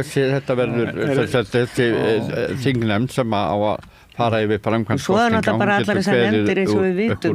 Þær eru bara svo lengi að fyrst fyrir fólk að hittast, borða nokkuð þeir eiga að klára á þeirra þing. Hitta svo aftur, já. Þessi nefnd á að klára og koma með málið fram á þingi fyrsta þingdeginu. Og það verður fyrsti þingdagur í byrjun februar svo þeir geta ekki drukkið mikið kaffi nema bara þeir sofi ekki neitt til þess að drekka kaffi en þeim ber að skila af sér þarna strax í byrjun fyrstu dögum þingsins eða fyrstu degi þingsins en þetta eru þetta svolítið skrítið að það skuli vera þingmenn sjálfur sem eiga að fara yfir framkvæmd á kosningu þeirra og eiga þeir að telja þetta Nei, svo þeir úrskurðu þá hvort það verður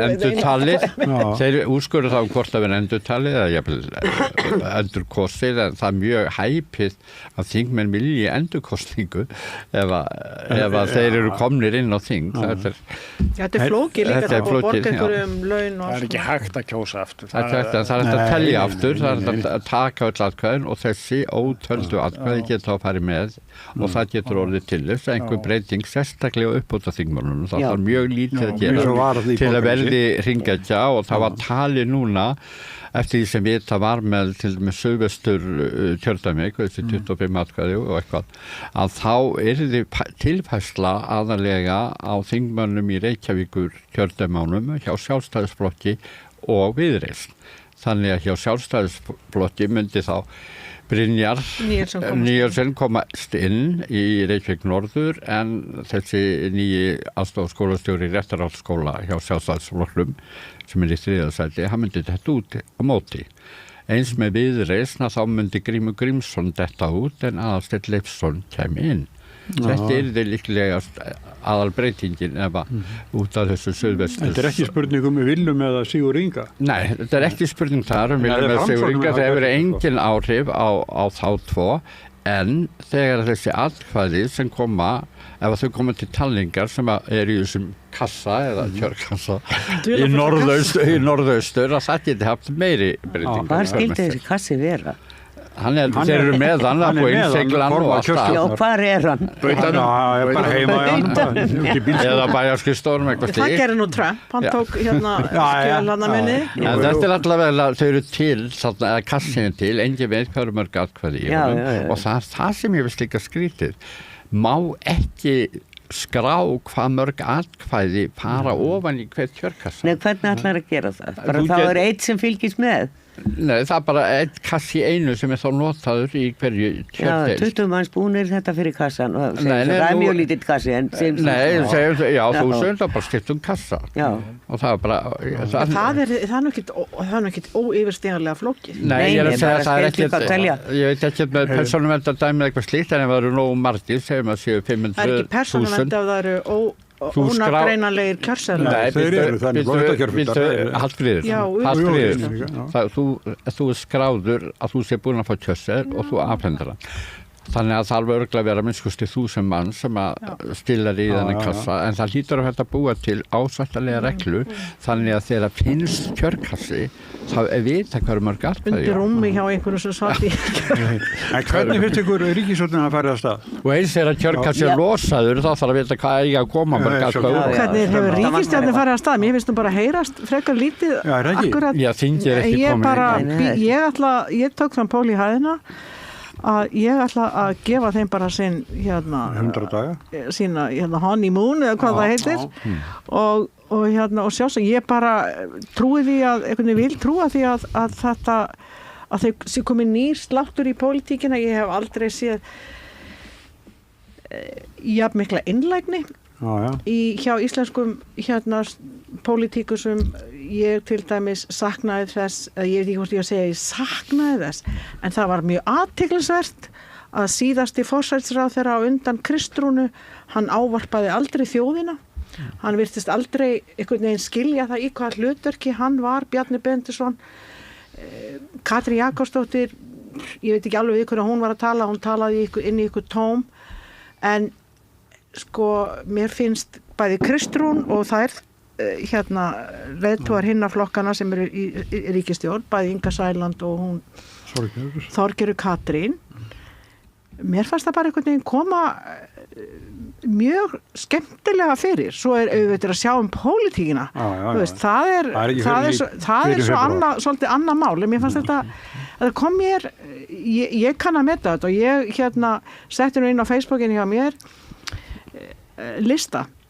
Ég fór bara bjóð til á örskamum tíma lista yfir konur í stjórnunarstöðum í íslensku samfélagi og ég hef ekki uppfært hann í einhver tíma, en það var ótrúlega listi.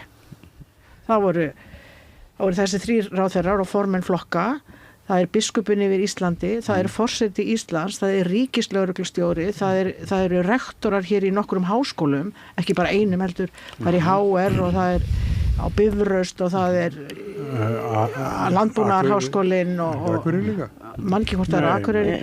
Svo eru bara mjög mikið menningarlífinu, við erum með það í Hörpu og Borgarleikhúsinu og Liðnir og alls konar. Há segju kallarnir, gáttu við ekki eins og fengið að hafa íþróttamann ársins, þú veist að taka það á okkur líka. Það er náttúrulega svolítið, þetta er svolítið merkilegt, en það er náttúrulega búið að setja saman í mörgum blöðum og mörgum greinum þetta er svolítið merkilegt og konur eru áberandi í ýmsum stjórnum og svona ég er svona já, við viljum nú samt ekki halla á þannig að ójafnvægið komi á hinn og hinn, það er engin kostur fyrir neitt en þessi ríkisstjórn hafa náttúrulega ekkert heyrst mikið í henni sambandi við það er alveg verið að elda fyrir Ingu Sæland greið allt sem hún hefur sagt Ég var að skoða núna bara því að það vilja Morgan hafa sérstaklega mikið áhuga að leggja Ingu Sæland og Flokk fólksins í einelti núna Það enginn á Mogganum búin að fara inn á heimasíðu Alþingis og skoða hvað stjórnmálaflokkarnir eru hver með sig marga starfsmenn á launum hjá Alþingi. Sjálfstæðisflokkurinn með 7 starfsmenn. Ef maður fer starfsmenn þingflokka þá sjálfstæðisflokkurinn með 7, hinir flokkarnir 1 til 2. En þú veist það nú við Já, það vísu að vera, en það enginn að blása það upp í Mogganum. Nei, enginn að blása upp í Mogganum. Kaupa íbúð og frá hærri laun og svona. Það enginn að blása upp í Mogganum að Rósa Guðbjörnsdóttir, fráfarandi bæjarstjóri í Hafnarfirði, situr enn í bæjarstjórn Hafnarfjarðar, þó þau sé búin að hamast á borgarfulltrú. Hún ekki búin að segja af sér? Nei, hún ekki búin að segja af sér, en það enginn að Mogganum að tala það. Þannig við skulum slá varhuga við hvað við sjáum í Mogganum. En ég vil segja balandi þess að ríkisstjórnin tek undir allt þetta sem þið segir að ég býð eftir fjármálaáætlun sem mæntanlega koma í ljós í apríl það apríl, þá eru þessi 100 dagaliðinir mæntanlega og þá sjáum við svona hver stefnan raun og veru, hvert á að setja fjármagnir og hvað á að hverju á að breyta á að laga. En Bjarki svo kurtið, hann horfið bara á mig þegar hann vil tala þig, hann grýpur ekkert fram. Ég ætla nú að segja með stjórnarsáttmálan, þetta gekk mjög rætt fyrir sig öxl og það náði mjög vel saman þessar ágætu konur og lukuðu stjórnarsáttmála fyrir jól og það var bara gott að sumir tala hann rýr í róðunum, ég finnst það bara ekki skipta öllu heldur það þetta traust, þetta fræga traust og svo fer þetta ná allt á stað og við mögum eftir að bara sjá hvað mun gerast, það alveg að því að vera að tala Ingu Sæland og nýjustu fréttir, ég veit ekki hvort það séu bara Mogganum að flokkur flokksins ekki flokkur heldur félag hún kippir þessi liðin hún náttúrulega einræðisherra svolítið í þessum flokki eða þessu félagi, það maður að segja það og mér finnst það mjög merkilegt að hún getur bara kippt þessi liðin. Nei, það sem vantar það vantar en á þá endurgreiða hjá flokknum sem samþykkir það og það stendur á því. Það vill nú svo til að ég gjaldkeri í ákveðnum pólitísku flokki sem fór hér fram í síðustu og ég var bara í gær að fylla út þessa umsókn til ríkisins fjárstyrk sem að miðast við ákveðin atkvæða fjölda, þannig það ákveðin upphæð og þá þarf, það þurfti allir ársreikningar, það þarf að vera skila á öllum ársreikningum bara frá upphæfi flokksins, frá ríkisskattstjóra og svo þarf að, þannig að það eru kröfur og til dæmis, bara svo ég segi hvernig, og það nú, ég ætla að segja það að dómsmálaráðuneytið sem sérum þetta til hrós, að ég hafi fengið þær upplýsingar frá hér innan búðar að það væri nóg að senda afrit af reikningunum sem var búið að greiða og bara og ég sá fyrir mér þetta að fara að skanna þetta allt í nei, þú þarf ekki að skanna þetta, þú bara tekið myndir af þessu, ég tek myndir af allum þessu reikningum, þetta fyrir allt í nei, við viljum ekki þetta, við viljum bara alvöru ljósrit, þannig ég var í gær að ljósa þetta, ég veit ekki hvað þessu marga reikninga og semja post á dómsmálaráðuneytið og þannig að það og mér finnst það bara mjög ánægilegt vegna þess að þýðir það að þarna eru bara fagleg vinnubrögð í gangi. Það sjálfsögð krafa þegar að fólk hefur aðgang og opinberu fé að það séu gerða kröfur gagnsæi og stíl og ég alveg hifsa að flokkur fólksins hafi komist upp með þetta í þetta mörg ár að hafa ekki þessi mál á hreinu, mér finnst það mjög skrítið og eftirlitsstofnanir ríkisins að það skuli ekki blikka rauð ljós einhvers staðar áður en milljónum afgreiddar inn á bankareikninga félagsamtaka eins og flokkur fólksins hefur verið skráðu félagsamtök, það ekki mörg félagsamtök sem hafa 10 milljóna ári. 10, þetta yfir 200 milljónir samtals, á öllum árum já, en hvernig komust þeir í gegnum þessa bréfalúgu sem þú þurftur? Ég skil það ekki það er þau tíðurskál sem stjórnmálasamtök en hún ekki. Þau eru skráð sem félagsamtök og það er það sem við segjum. Hvernig gat stjórnmálaflokkur sem skráður sem félagsamtök fengið samt þess að styrkja. Pósturinn upplýsingar sem ég fekk frá dómsmálaráðuneytinu og var að skoða, þar kemur, og það er alveg svo Reykjavíkurborg, ég var líka að uppfylla standi í því, að þá kemur, það er bara mjög skýrt. Já. Bara þetta, þú veist, þessi pólitíski flokkur, kennitala, þú veist, þannig að ef að þetta svona að koma, þá hefði kannski aðilinn sem tók á móti þessu að athuga sig býtu hvað kennitalið þetta, getur staðist þetta sé pólitísku flokkur er að nýja það spyr sig hvað akkur kviknur engir rauð ljós það er mjög skrítið ekki það við erum eftir liðin við vitum að þetta er pólitísku flokkur og hann hefur starfað sem pólitísku flokkur, hann hefur haft fulltrúa í sveitarstjórnum og á Alþingi, þannig að það er ekki mafisti leikur á því sjálfur sér og það er það sko sem að við skulum hafa í huga að við erum ekki efast að flokkurinn sé stjórnmálasamtök og hafi sjálfur sér átt rétt á þessum upphæðum samkvæmt lögum en að það er skrítið, ég vil segja frekar og snúa dæminu við og segja hvað er að því kerfi sem afhendir félagasamtökum peninga ef það er ekki réttilega skráð sem stjórnmálaflokkur. Við erum öll saman á þetta. Já, en erum við ekki sko þetta er alveg galið. Það er svo margt finnst mér í íslensku samfélagi svona eftir að maður búið erlendis og þú og fleiri að það sem að hlutinni ganga bara og það eru reglur og það er ekkert hægt að hnika þeim. Ég bjó í Danmörku í 8 ár og ef eitthvað var sem að reglur stóðu þetta svona og sama hvað maður vældi eða reyndi það er bara svarað nei, þetta eru reglurnar og þessu verður ekki breytt. En við erum á svo úlingastíði þessi þjóð hérna í mörgum málum og sumir hlutir eru bara afgreiddir svona tíndataði, þetta er eitthvað mál og er þetta eitthvað mál, þetta er félagsstefna, er ekki bara að laga þetta og þú veist, það er á svo ofboðslega mörgum stöðum þar sem að vantar ákveðnar reglur og eftirlit. Þetta er gamla íslenska viðorðið í sjómann og bændasærfæðileginu, þetta er reddast og það gerir það og líka bara svona í raun og veru sko, það sem vantar svo mikið í okkar samfélag finnst mér að það vantar prinsip fólk skilja ekki, þú veist, að fara eftir prinsipum. Þetta snýst ekki persónur, þetta snýst ákveðin prinsip. Þetta snýst ekki leikreglur sem leikreglurnar eru þessar og það eiga allir að lúta þeim.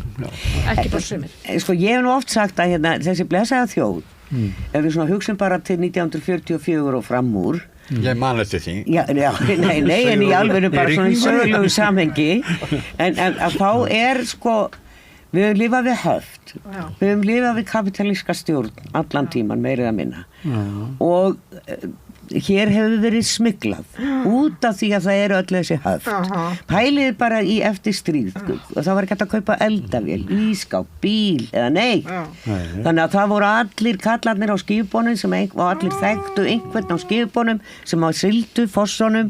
Þeir komu heim með sko fullta eldavélum og þvottavélum og sjónvörpum og allt fyrir fjölskylduna og þetta var bara svona litið fram hjá þessu Pabbi keypti brennivín af tollara af tollara, hann er löngu dáinn bæði pabbi og hann en ég meina þetta var bara og gleyp bara fram hjá þessu og fannst þetta bara sjálf, það er ekkit skrítið að okkar kynslóðin sem við erum að koma sem börn þessa fólks sem er að lifa þetta börnin okkar eru að fæðast inn í annað og svo eru komið börn í viðbót en þetta liggur í þjóðarsálinni að stinga undan skatt ef maður getur ef að ég gera það ekki þá gera það einhver annar og þú reynir að fara fram hjá reglur og það bara einhvern veginn fólki finnst það bara alveg sjálfsagt. Er þetta ennþá svona? Já, svona í ákveðnum málum. Þetta er rauðaborðið. Bönn smiklarana.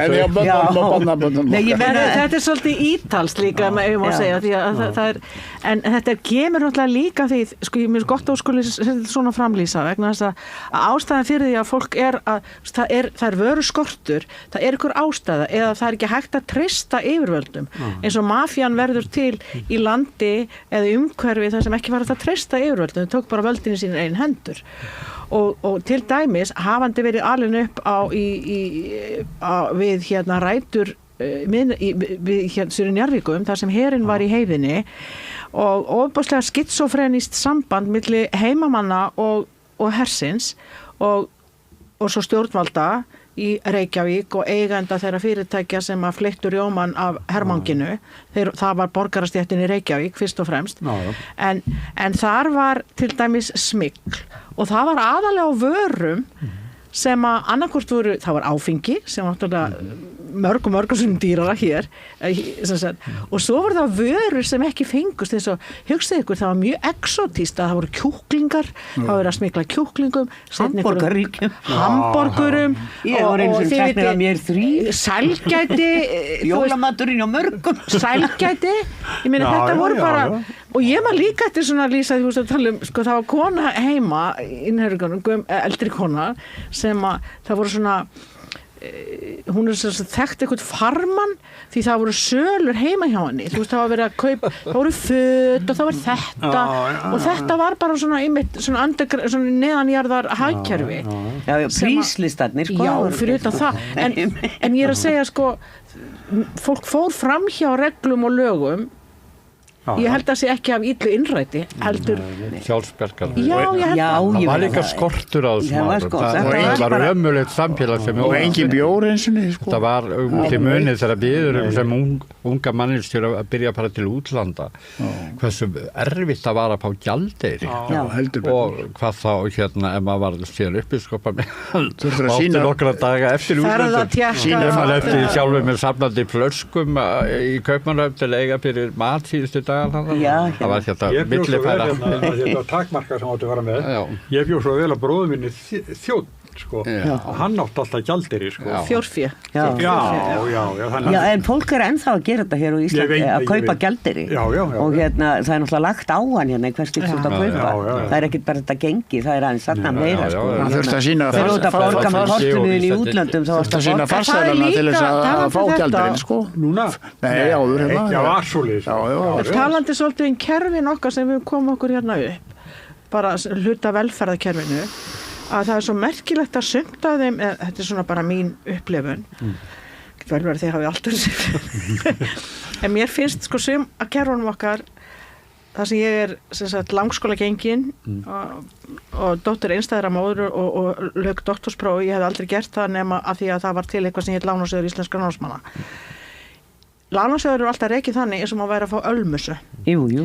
Sjúkratryggingar ríkisins eru rekin eins og fólk sé alltaf að reyna að svindla eitthvað út úr kerfinu og þá hugsa maður sko í svoleiðis umhverfi, alveg hreint eins og í Sovétríkjunum, hér áður og fyrir Austurblokkinu allir saman, þar var þetta viðhorf yfirvalda gagnvart fólkinu, það var ekki að þjóna fólkinu heldur, fólki var alltaf að reyna þannig að það ýtir undir sko það ýtir undir óheiðarleika tvískinnung þetta er svo en þetta er kannski líka afleiðingin af því sem ég var að segja fyrir þessi klára hérna það eru öll þessi höft sem að þetta er alveg óbærilegt af hverju má ég ekki bara taka 500.000 ef ég á það í gjaldeyri af hverju má ég ekki gera það?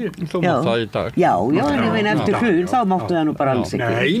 Nei. Ég tek alveg undir með þetta sem að Hallfríður segir, það sko mér finnst að verða viðsnúningur hjá sumum af þessum apparöndum. Þau eru að átta sig á að þau eiga að þjóna fólkinu. Ég hef að hafa tölvið samskipti við Tryggingastofnun í gegnum núna síðustu árin með bara starfa minna fyrir eldri borgara og fleiri. Það hefur orðið ekki algjör en það er hægt og smátt og pítandi og örugt að færast yfir á miklu betra þjónustustig bara viðmót, kynninga á vefsíðuna verða betri og það er einhvern veginn þetta viðhorf til þjónustu og ég man bara fyrir nokkrum árum eins með, ég var svo hissa að því að nú skartíslunar mann svona menjulegs fólk sem nánast alveg tilbúnar þegar kemur að því að stila Þvílíkur léttir Þvílíkur léttir, þetta var alveg sko maður fekk tauga áfall og magasár og allt út af þessu í gamla dag og var að ráða sig að endur skoðanda til að gera þetta var mjög einfalt í sjálf sig bara því að maður bara misti áttana skilur ekki tungum Já, og svo núna fyrir örfám árum þá þurfti ég samt að hringja í skattstofuna til að fá einhver upplýsingar það var alveg frábært viðmót Já, ég hef ekki mjög góð þjónustu. Og það hjá þessum stóru apparöndum, þá að koma þessi stilningur, það kannski nýja kynslóðun sem ekki börnin okkar, þetta barnaböndin okkar, eða barnabönd þeirra sem þú varst að lýsa 1944, að það komin í kynslóð sem stílur að það þarf að veita þjónustu og gera hana fyrir þjónustu takan.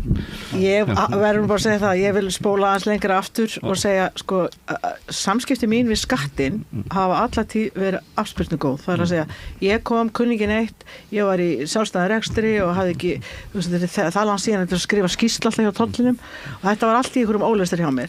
Og það var kona sem var hreinlega, hún bara tók mig undir sinni vendarvæng og hún á skattinu. Já, og hún var bara yndislega, hún gekk í gegnum þetta lið fyrir lið og hún hefði ekki þurft að gera það, hún hefði getið bara sagt hunskastu bara og láttu ykkur, ég ætla ekki að fara að eyða, nei, hún var bara mjög elskuleg en það ekki með alla stofnanir. Nei, en ég held þú varst ekki að svíkja, þú bara kunnir ekki. Nei, ég held þetta sé smátt og smátt að breyta og mér finnst það alveg yndislegt þegar mér finnst það frábært ef við fáum fólk sem skilur þetta til að stjórna þessum þjónustu stofnunum. Ég get alveg tekið undir þetta þessum þú segja, ég fundi þetta en það reynda nú erum við líka enn aftur stönd á tímamótum og það fyrirbæri sem þetta gervigreind sem að við taka við allir þessu góða fólki sem hafa verið að sína þetta góða viðmót og Trump var nú að fjárfesta í gervigreind, ég veit ekki hvað hún mun nefnilega leysa ýmislegt af hólmi og breyta kannski ýmsu. Henda góðu koninu úr skattstofunni sem hjálpaði Hallfríði bara uppurt með hann. Það var komið gervigreind í staðinn. Já, það verður þannig. Það byrjað. Já, við komið að leiklokum. Ég ætla að segja þetta í lokin. Eina sögu úr skattinu fyrir mörgum ári síðan að það var full. Þú verður að vera ég er að vita mér. Alveg svona fullt, svo kem ég loksins á borðinu og þá kemur Guðmundur Steingrímsson trommari heitinn. Kemur fram og byrjar að tromma fyrir fram að mig og segir, ég veit hver þú ert og ég segi, já, svona Gunnar Egils hann var hafnað fyrir þessu mamma og pappi og þeirra kynslóð en hvað vantar þið vinur? Svo alltaf, svo kom hann skíla og hann trommaði allt, þetta var alveg dá. Var hann að vinna? Hann var að vinna, hann var ekki afgreiðsluna, svo mikið að gera kom til að hjálpa. Gekk beintir mín og tromma. Ég verður að segja ykkur svipaða sögu, ég bjó á Akureyri sem unglingur og þar var ég Gaffraskóla og það var eitthvað og svo flutti ég til Reykjavíkur og svo var þetta alltaf bréfaskriftir frá þessi skuldaði útsvara Akureyri, þetta var alltaf svona bréf sem maður fekk og gluggabréf og svona frá þeim tíma.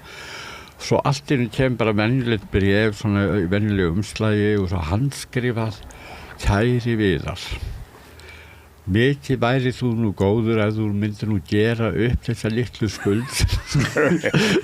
Svo kemur svona alveg í þessu tónu bréfið, þetta voru einhverju 1000 kallar. Þinn vinur og svo kom Þinn vinur á skattinu. Nei, bara á bæjarskrifstofunni, þetta var á bæjarskrifstofunni, bæjargjaldinn. Þá var það gamall kennari minn Gaffraskóla. Fór svo vel á með okkur í gamla daga þegar þetta var svona persónulegt bréf og hætta þessu stöðluðu vélrituðu bréf. Þá fór ég bara strax og borgaði bara eyrir ekkjunar bara til í bæjarsjóð Akureyrar. Jæja, við ætlum að hlaupa öðrum að. Hallfríður Þráinsdóttir, Lísa Pálsdóttir Þórarins. Það fréttir núna það að fólk sé mjög gjarnan rangfeðra. Nei, ég klúður þessu alltaf. Já, Bjarki Bjarnason og Viðar Eggertsson. Við leipum öðrum að. Takk fyrir að vera með okkur. Takk fyrir. Ertu á leið heim úr vinnu? Stilltu á FM 89,1.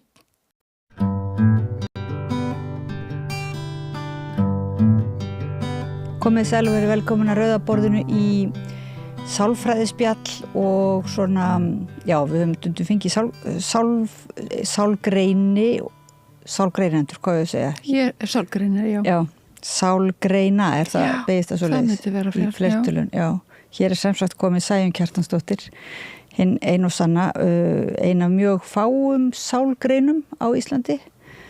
Það eru svona miklu fleiri sálfræðingar og sem eiginlega kannski vinna eftir annars konar hugmyndafræði eða aðferðafræði heldur sálgreiningin er og þú ert líka rithöfundur og varst að gefa út sérstaklega spennandi bók sem heitir Gáfaða dýrið ertu ekki búin að vera að kenna líka í endurmenntun út frá þessari bók? Jú, ég er búin að vera með námskeið þar gáfaða dýrið.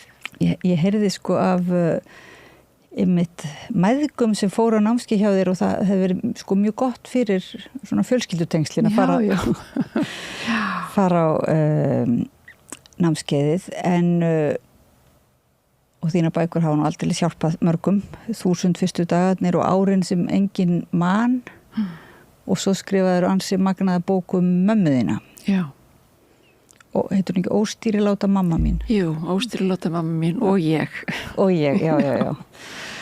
Það er já, þetta er svolítið eiginlega einstök verk á Íslandi, þessi verk þín. Þau fara svona yfir dálítið mörg svið og núna, og þú ert dálítið ólíkindatól þannig að núna varstu skrifaður grein í blað heimsendakvíða og varst að segja að það hlýnun jarðar myndi ekki valda heimsenda.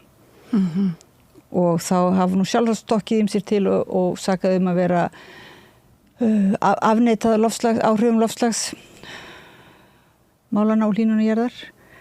En getur aðeins sagt okkur svona, hvað gengur til með að skrifa þessa grein? Já, ef þeir lásu greinina þá kemur nú alveg mjög skýrt fram að ég er ekki að afneita þeim áhrifum. En eins og ég sagði í greininni þá hef ég verið sjálf bara mjög kvíðin yfir þessum málum og hrættum að þetta sé alltaf fara bara á versta veg. Og svo var ég í London daginn og í bókabúð sem nú ekki frásögufærandi en þá bara stökk upp í augun á mér þessi bók Not the End of the World og það skosk vísindakona sem einmitt að fjalla þetta. Hún var sjálfið sem sömu sporum þó hún væri komið með doktorsgráði í umhverfisfræðum. Að þá var hún alveg viss hún væri bara að lifa versta tímabil mannkyns og hún vitnaði með þessar rannsóknir sem ég vitnaði þar sem að ungmenn út allan heim bara trúa því að við séum á síðustu metrunum. Já. Það sé ekki framtíð fyrir næstu kynslóðir og ég hef alveg trúa því. En það var mjög margt sem ég samsæði með mig við í þessari bók og þess ákvæðan ég að skrifa þessa greina því ég hugsaði með mig, ég örugglega ekki einum það. Og það þetta að fá auðvitað fréttir eða svona vitneskju loftslagsmálin fyrst og fremst úr fjölmiðlum og þau eru bara ekki áræðanlegar heimildir ástand heimsins. Er það að meina að það sé þá meiri hörmungafréttir? Miklu, ég meina góðar fréttir ekki fréttir.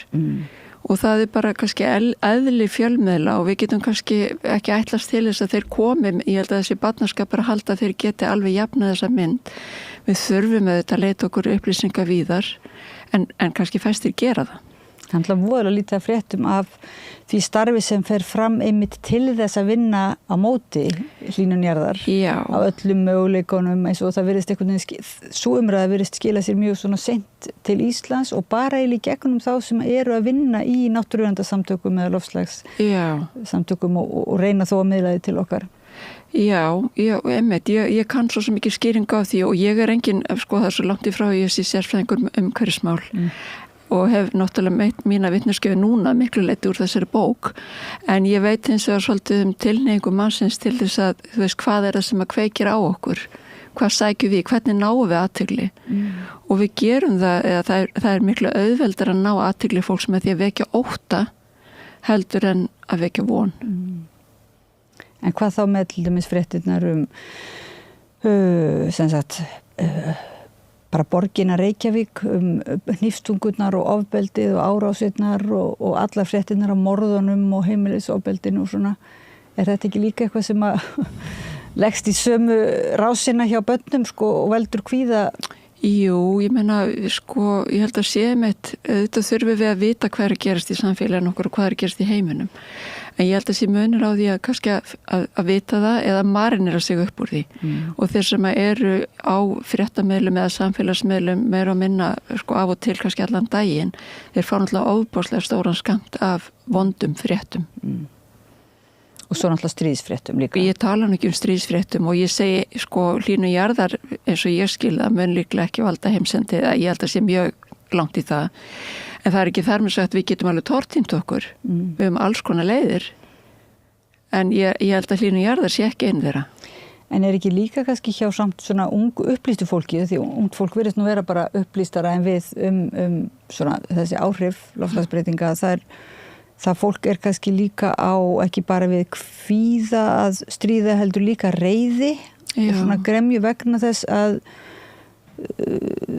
þau sjá hvernig þetta tengist pólitíkinni raunverulega og hvað mikil pólitík í loftslagsmálunum, hvað raunverulega fátækulöndin þjást meira og hvað verið að aðhafa slítið til þess að verja kannski þá íbúa sem að bara mega sín lítils og raunverulega eru stórfyrirtækin, þau eru dálítið einráð í þessari og almenningur einhvern veginn borgar brúsan virðist vera, þannig að mér finnst þess að það sé svona einhver leiti réttlát reiði. Já, en ég held líka að þetta ákveðin farvegur fyrir reiði sem ekki endilega þessi mál. En ég held að það svo margt ungt fólk sem vanrægt og mjög eitt og kvíðið og hrætt og það að skamminni skar að vera reiður en hrættur. Og til þess að veita reiðinni einhvern farveg þá þarftu að finna einhvern málstað eða eitthvað til þess að geta verið reiður yfir og það auðvitað nóg að taka. En þetta kannski ekki endilega ég held að þetta sé stundu birtingarmynd reiði sem ekki endilega málefnið.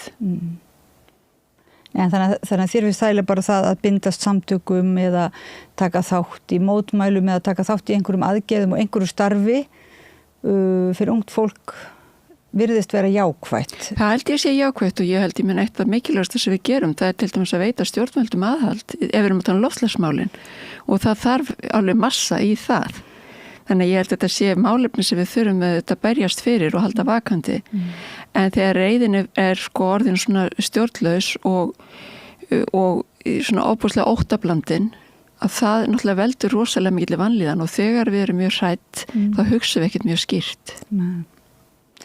En þannig er við að tala um kannski ungt fólk og unglinga en svo það börnin sem þú ert svona oft málsvari fyrir þau náttúrulega geta ekki bundist neinum kannski samtökum og þau bara svona einhvern veginn verða fyrir þessum fréttaflutningi, þessari umræðu kannski samviskubit foreldra verið ekki að gera nóg eða flokka nóg, þau kannski fá bara einhver svona og ertu að meina að þau lendi þá í einhverjum kvíða sem að þau bara ráð ekki við og við verðum þá einhvern veginn að passa okkur hvað við segjum og hvað við...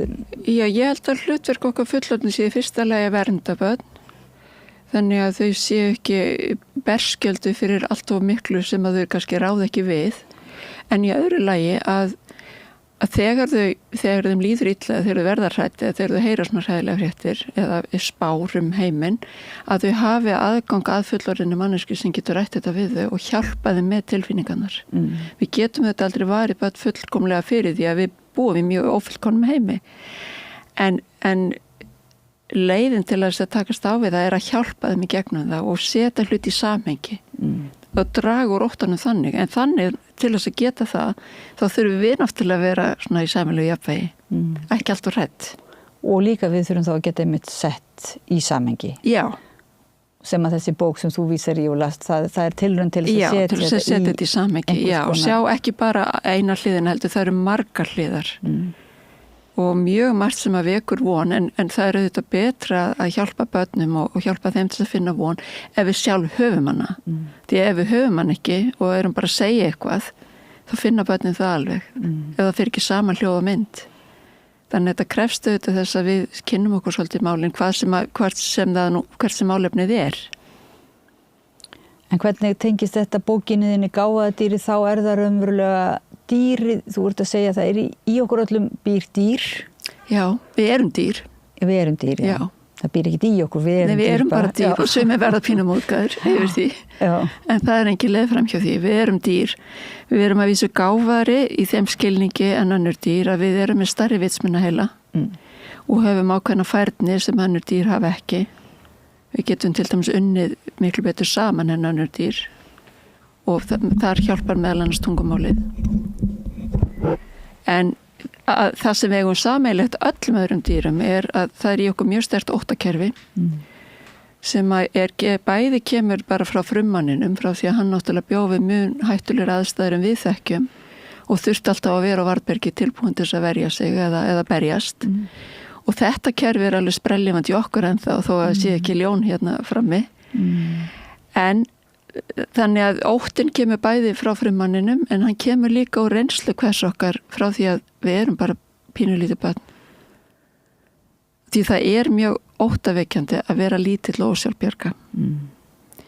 Og þín svona aðferðafræði sem þú hefur þróað í tengslum með uppeldi barna, hún eiginlega gengur svolítið út frá þessu, er það ekki? Að við verðum einhvern veginn að ræða við, sem foreldrar verðum við ekki átt okkur á því að börnin okkar eru með þennan dýra heila hluta til og við sjálf. Og við sjálf, og þess vegna verðum við alltaf að byrja á okkur sjálfum, að ná niður streitinu okkur sjálfum ef við viljum til dæmis að hjálpa barni sem er í uppnámi. Að það þýðir ekkert ef við erum í uppnámi líka, þá er þetta bara 2 heilar í árásar og flóttaham og það næst ekkert samband þarna á milli. Þannig að þetta er alltaf samspil, við verðum alltaf að byrja á okkur sjálfum. En þetta sem ég var að tala með óttaðum frá því við erum lítil börn, sko hvernig einmitt okkur hjálpað til þess að sigrast á þeim ótta og upplifa öryggi, það hefur auðvitað gríðarlega áhrif á hvernig okkur tekst það svo á fullorðinsaldri. Þú náttúrulega bara beinlínis kannski með bæði hefur skrifað aðferði til þess, hvernig á að hjálpa. Og ert líka með, það ekki, þú hefur í mörg ár reyla stutt foreldra sem hafa orðið fyrir áföllum og í foreldra hlutverkinu. Jú, ég stofnaði ásamt öðrum þess að við kalluðum miðstöð foreldra og barna sem núna komið inn í heilsugæsluna. Geðheilsu miðstöð barna heitir það núna. Þar sem við vorum að vinna með foreldrum á meðgöngu og eftir fæðingu sem að leið illa í þessu ferli. Og sem alveg gríðarlega mikilvægt að því að foreldrar á þessu tímaskeiði þeir eru mjög móttækilegir fyrir hjálp og þeim líður oft illa. Ekki vegna þess að þeir sé ekki ánægð með að vera barnshafandi eða þeim líki ekki við barnið sitt, heldur bara þetta eins og allir foreldrar þekki, þetta er óbúslega krefjandi tími og hann ræsir svo margt í foreldrinu sjálfu. Það að vera í þessari aðstöðu að hafa ekki stjórn á tíma sínum, hafa ekki stjórn á svefninum og vera algjörlega á forsendum annarar mannesku þó hún sé pínlítið barn. Og jafnvel á meðgöngunni, þú skrifar nú það líka í árin sem engin mann, þá ef ég mann rétt þá var það ákveðin léttir að lesa það að sem sagt að það sé ekki, það sé raunverulega eðlilegt að vera að fara í gegnum ýmislegt svolítið erfitt á meðgöngunni á meðan að svona myndin sem dreinir upp af meðgöngu er oft þessi að það er verið svo yndislegur og friðsæll tími eða sé það og þú ert kannski að segja að það er friðsæll og hefur alla burði til að vera góður tími en það er samt þetta alltaf það er alltaf þessi samræða við dýrið. Já, ég meina þetta getur verið friðsæll og yndislegu tími en ég held að reynsla mjög margra kvenna og foreldra sé ekki svo. Og þegar þeir upplifa að þá kemur þessu ótti við hvað er að mér, er ég eitthvað öðruvísi en aðrir. Þannig að ég held að hluti af þessu bara mikilvægt að normalisera að öll líðan, kemur upp. Nú hefur líka komið upp svona, ég hef aðeins séð á samfélagsmiðlum í kjölfar greina sem þú skrifast, þú hefur skrifað nokkra greinar leikskólamálin og svona það sem voru kannski að vara við ef ég mann rétt sko að lengja leikskólan eða að börn byrji fyrr í leikskóla og svona benda á mikilvægi þessara samveru foreldra og barna í upphafi í þessari tengslamyndun og þú raukstyrir það náttúrulega bara mjög vel en það kom alltaf upp raddir heyri maður sem að segir sko að þetta sé afturhaldsamt að þú viljir þá bara einhvern veginn að konur mest séu þá heima lokaðar frá sínum ferli og ég hef heyrt bara ýmsar reiðiraddir sko. Já, ég hef heyrt það líka en það ég finnst það aldrei, þetta eru orð sem er mér lögðu munn að konur eigi að vera heima og það er að hugsa börnin því að ég held þetta sé ekki konur frekar en kallar sem eigi að hugsa börnin en það má segja, auðvitað þetta afturhaldssemi því þetta er forneskjulegt að börn þurfi foreldra, þetta hefur alltaf verið þannig og ég er ekki segið að verða að vera mamma og það þarf ekki einu svona að vera pabbi, það getur verið leikskólakennari en það verður að vera staðfesta í því, það verður að vera sama fólki, það verður að vera fólk sem hefur áhuga börnum, sem kann að lesa í þarfir þeirra og getur brugðist við þeim. Og stundum er annað fólk betur til þess fallið en foreldrarnir. Því foreldrarnir getur liðið það illa að þeir geta verið í neyslu eða veikir eða, þetta er ekki líffræðin segir ekki allt. En það er að sé einhver manneska sem er tilbúin til að setja sig í spor þessa barns og bregðast við því á viðeigandi hátt. En sko, og þetta segir nú líka leikskólakennari sem að berjast fyrir kjörum sínum, að það sé mikilvægt að halda menntunin í góðri og halda þessu á svona bara halda þessu starfi metnaði fullu. En núna finnst mér svolítið vera baksla líka í því að talandu, já, það sem ég hef svona heyrt utan frá mér, frá sumum, líka einhver ákveðin að fólk tekur það þínum orðum, það er alveg merkilt hvað svona þín orð eru virka oft augrandi greinlega, að því þau koma einhvern veginn á skjön við greinlega marga aðra annað fagfólk, sko, já.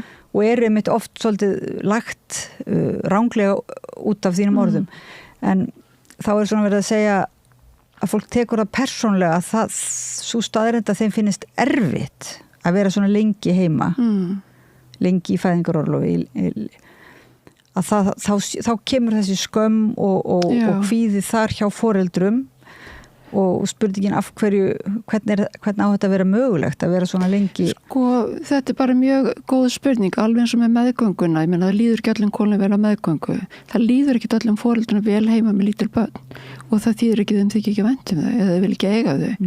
Þetta er rosalega krefjandi. Og eins og fyrirkomulagi í samfélaginu okkar þá er þetta ofsalega einmannalegt. Af því að foreldrar eru svo einangraðir, það er hver í sínu horni. Því okkur vantar svo einhvern sameiginlega vettvang þar sem foreldrar geta hist. Þannig að ég skil vel að foreldrum, auðvitað suma langar bara að komast sem fyrst í vinnun og það er ekkert að því. En það sem við þurfum bara að gera þá er að búa barninu góðar aðstæður meðan foreldri fer í vinnuna. Það er ekki nóg bara að það sé einhver leikskóla einhver staðar þar sem er einn starfsmaður í dag og annar á morgun. Þetta er náttúrulega mjög krefjandi þar sem það er eiginlega leikskólaskortur eða Já. Þetta er náttúrulega pólitísk ákvörðun líka að búa ekki betur á leikskólanum, að borga ekki betri laun. En mér veit það svolítið merkilt því að þegar þú kemur með þína gagnrýni eða áminningum má segja mikilvægi þessa fyrir börnin að þá les ég það sem eins og hvatningu til stjórnvalda. Það er það. Sko, sem sagt, að gera betur já, sko. Já. En einhvern veginn það er svona skringilegt að svolítið eins og loftslagsmálin þá taka þess og einstaklingarnar til sín sko frekar.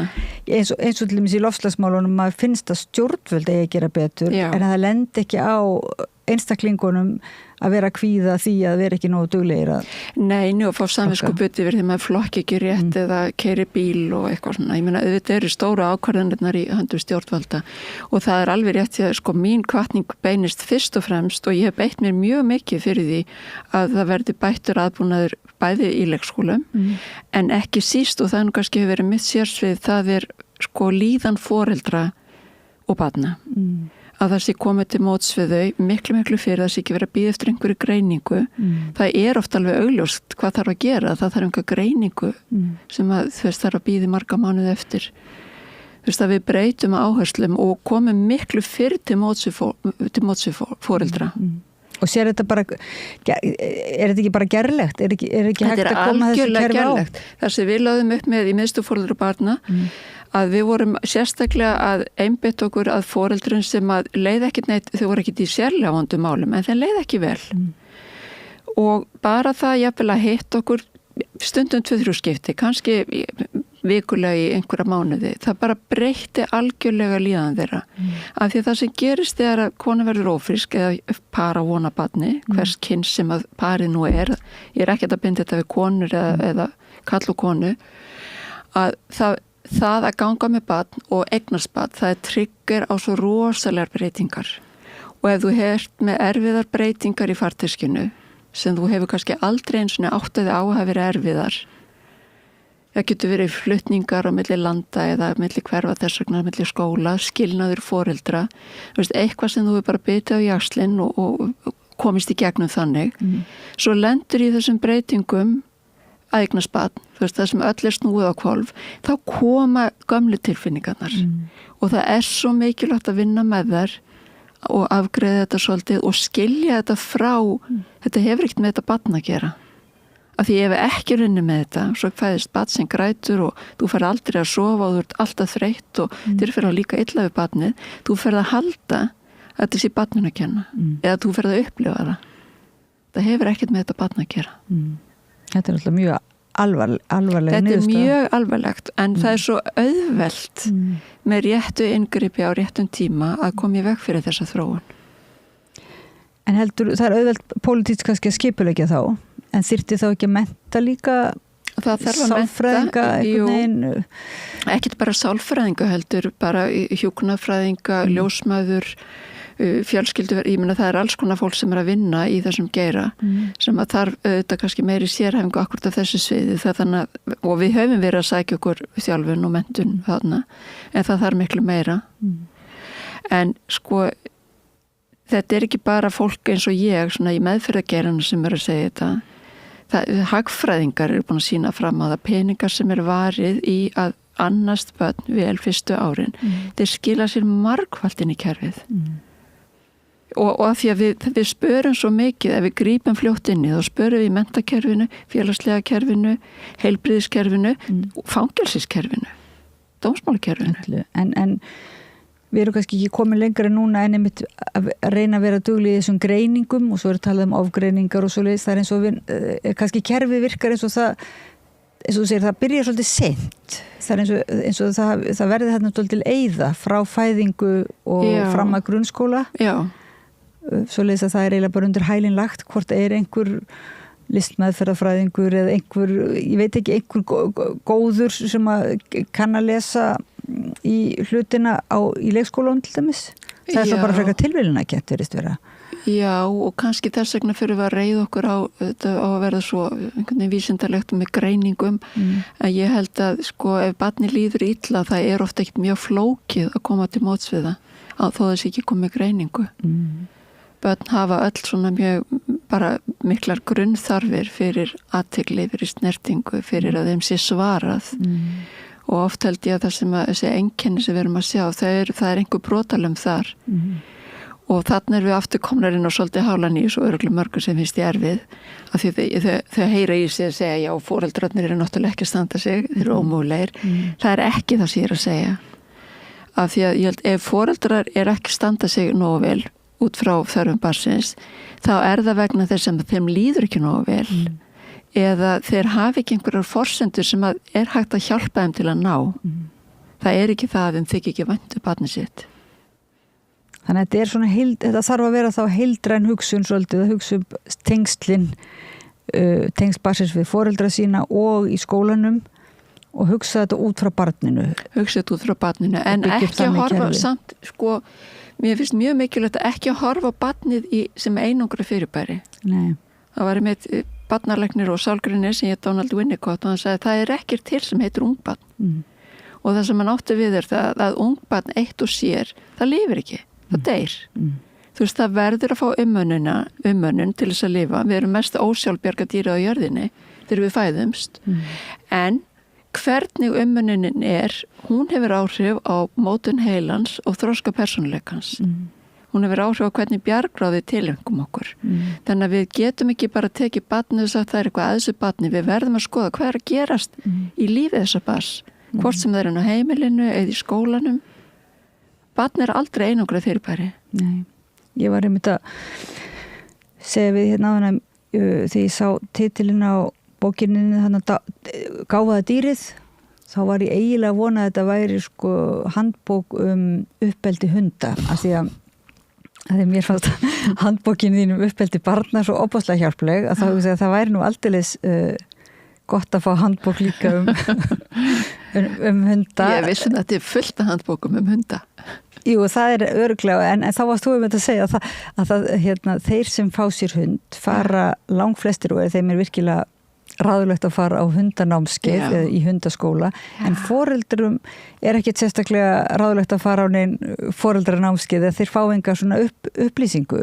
Þú hefur gagnið þetta svolítið. Já, og reynda að koma til móts við þetta með því að búa til námskeið og fræðslefni fyrir foreldra og ég held þetta sé að breytast. Það er meira í boði fyrir foreldra. Það er ekki skylda en það er meira framboð af fræðslu fyrir foreldra. Þannig að þetta attitúd svona íslenska, þetta er nú rettast hingað til og hvað þarf maður eitthvað sérstaklega að fara á námskeið til að vera foreldri, þetta lítur bara að vera í einmitt þessum gamla heila einhverstaðar, þetta lítur að vera okkur í blóð borið að kunna sem er vissulega rétt, en það sem er í þessum gamla heila, það er hvernig við vorum alin upp og það getur verið frábært, en það hjá mörgum er það ekki kannski alveg nógu gott.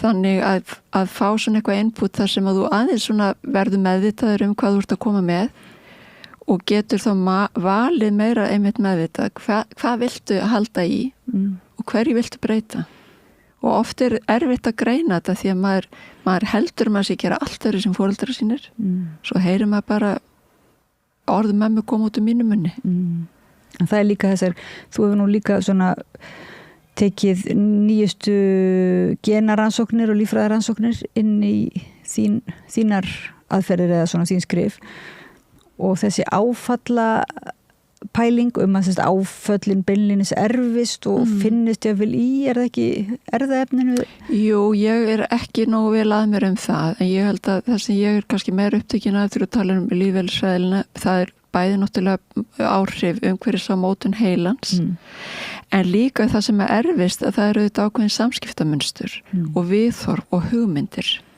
Þó það sé ekki endilega í DNA-un okkar, þá ferðast það á milli kynslóða og ef við erum ekki meðvituð og skoðum það ekki, þá höldum við þessu áfram. Og sumt er alveg ágætt að setja áfram, en ekki allt. Ef við virkilega ætlum að, kannski að breyta heiminu svolítið, þá verðum við allavega að reyna að vinna úr þessum áföllum, eða vera meðvituð og þurfum þá einhvern veginn að, er það þá líka aðferðin að vera í samræðu við dýrið í okkur sjálfum?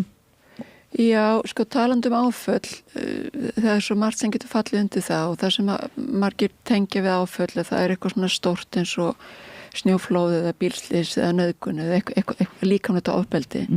En svo eru annars konar áföll sem að ég hef verið mjög upptekin af og það er þess að við kallum tengsla áföll og það er áföll sem gerast inn á heimilinu, þau eru ekki svona sýnileg og ekki svona stór en þau eru endurtekin og þau felast í því að barn fær annarkvort ekki það sem það þarf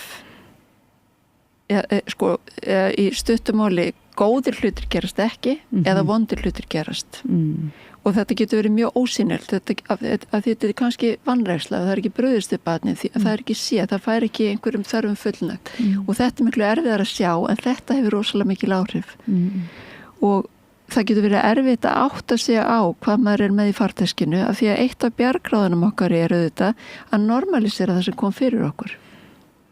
Þannig lifum við með því, þetta var ekkert svo slæmt. Og sem hópur kannski Íslendingar oft svona normalisera.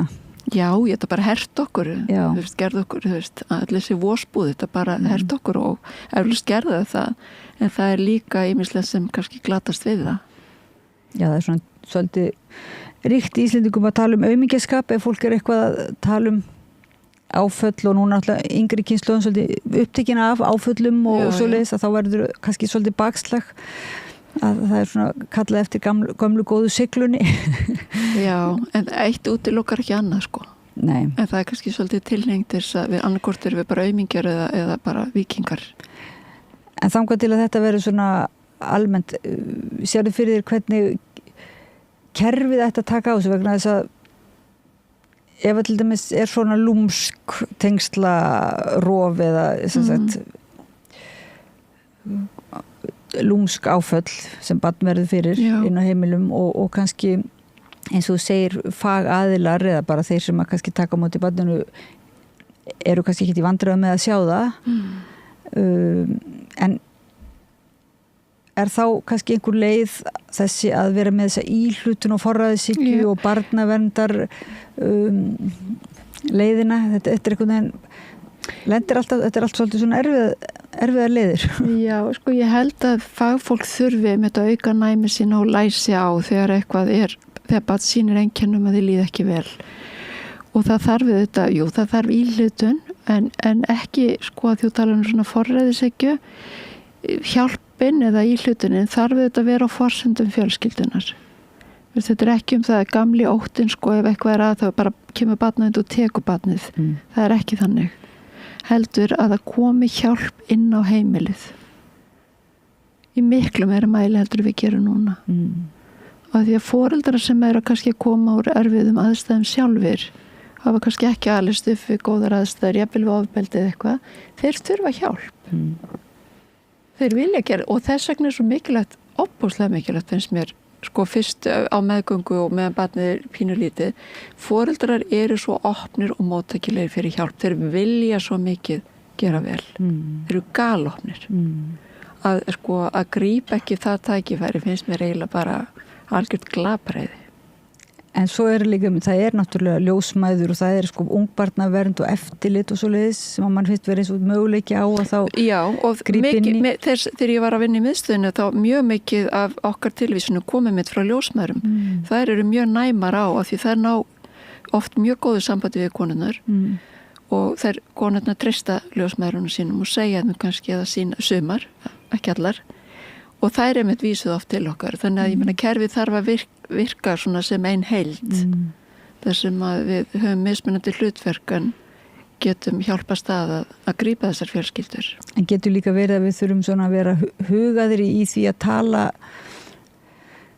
tala einhvern vanda sem við sjáum án þess að fara láta því einhvern viðeigandi svo kallan farveg, þar að segja áður að því að núna er tlumis talað að fólki að hringja í einhver númer hjá barnavernd eða ef það veit ofbeldi.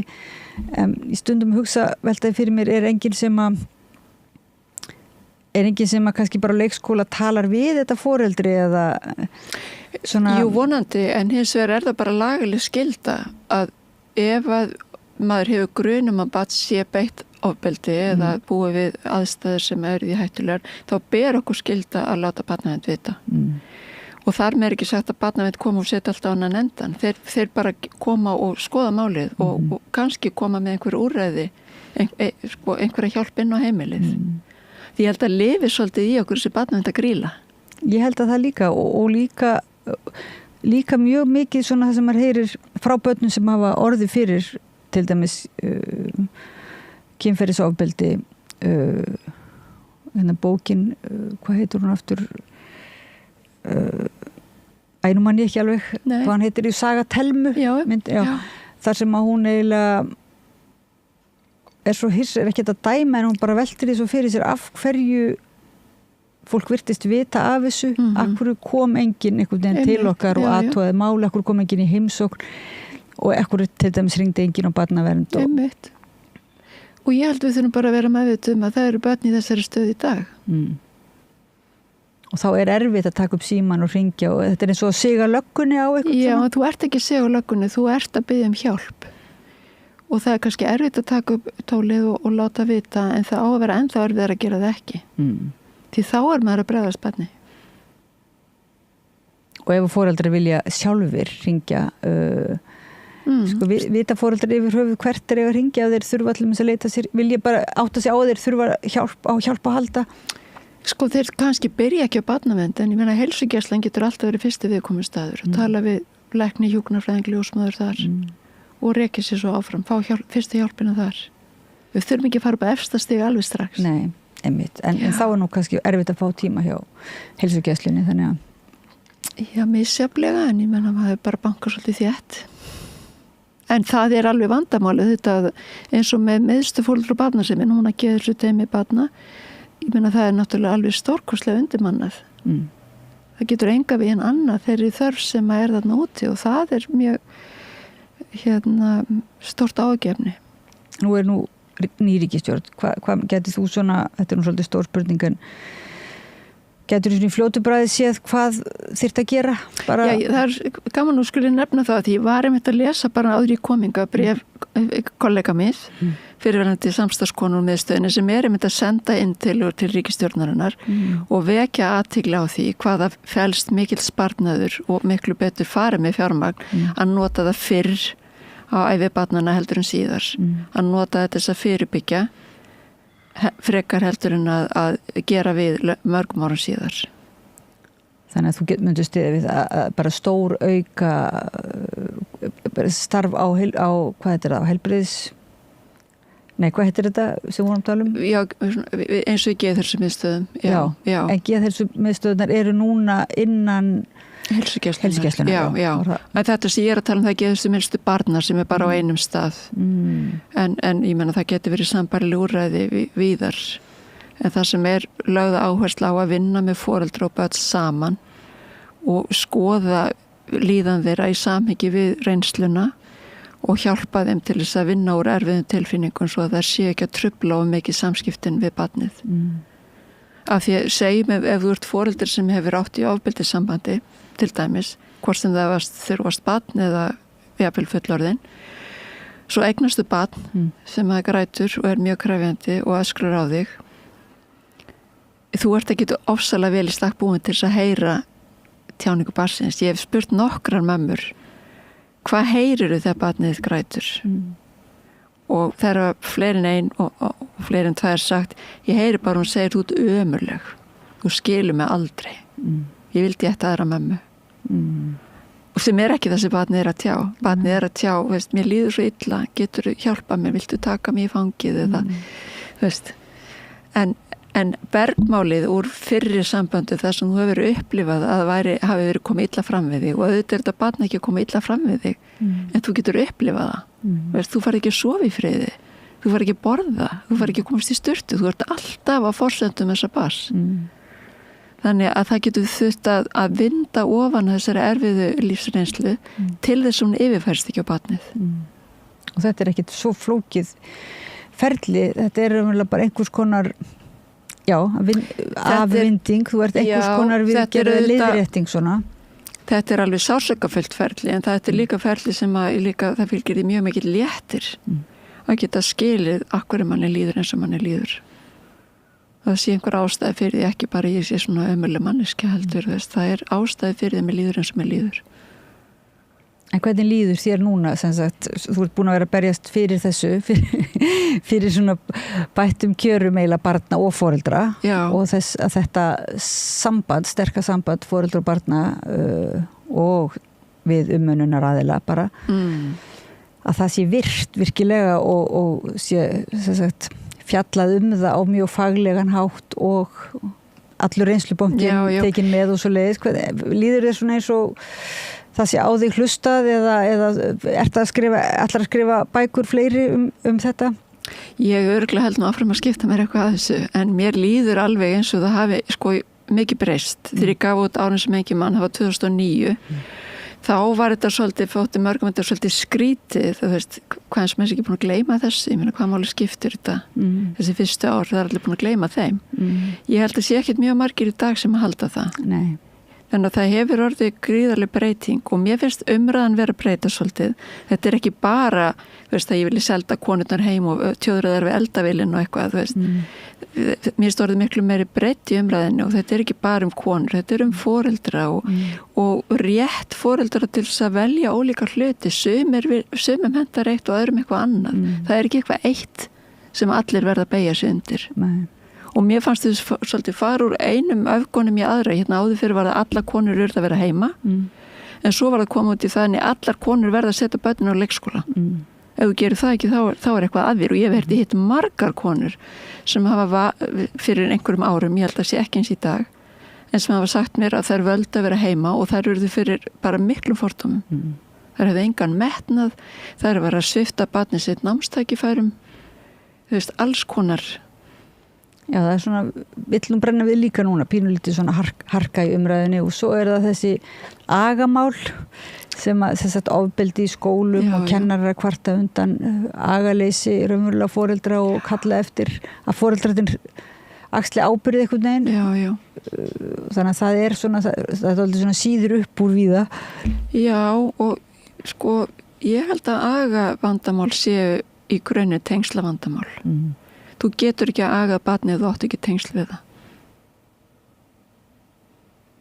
Og þú segir líka til þess að eiga tengsl við það þá verður raunverulega að aga það, er það ekki? Jú, auðvitað. Þú voru að setja því mörk, þú voru að kenna því á mörk og fyrst auðvitað heima bara með litlum mörkum og þola að barninu mislíki.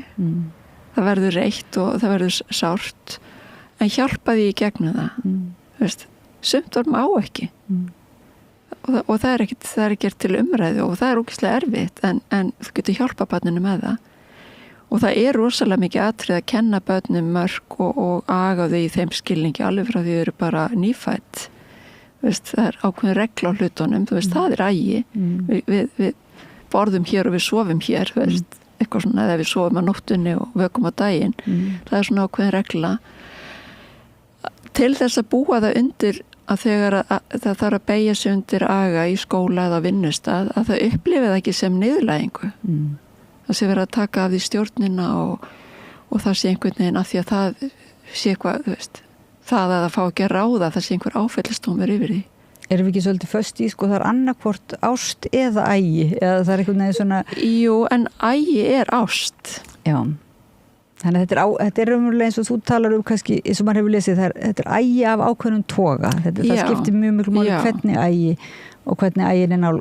Já, við erum ekki að tala um valdbeitingu eða, þú veist, hörku, heldur að þetta geta alveg mest álinn stein þegar þeir eru ólíkir viljar, en það eru þetta sá eldri og þroskari sem á að vita og þarf að vita hvað fyrir bestu.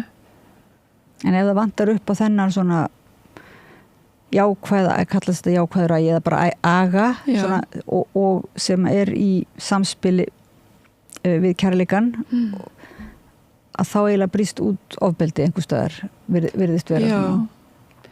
Já, ofbeldið það svo margt sem að gerist þá. Ég held að þá líka að því vorum að tala um heilanáðan og dýrið í okkur að þegar við erum undir miklu tilfinningarlega álagi, rosalega reið eða hrætt, þá eigum við mjög erfitt með að hugsa og þá koma meira þessi primitífu impúlsar að berjast eða flýja og við getum upplifað okkur sér ógnað. Ég vissum að þessi börn sem að bera hnífa, þau halda þau sig að verja sig. Það eru flestir sem að kaupa sér vopn í Bandaríkjónum. Það er allir að verja sig.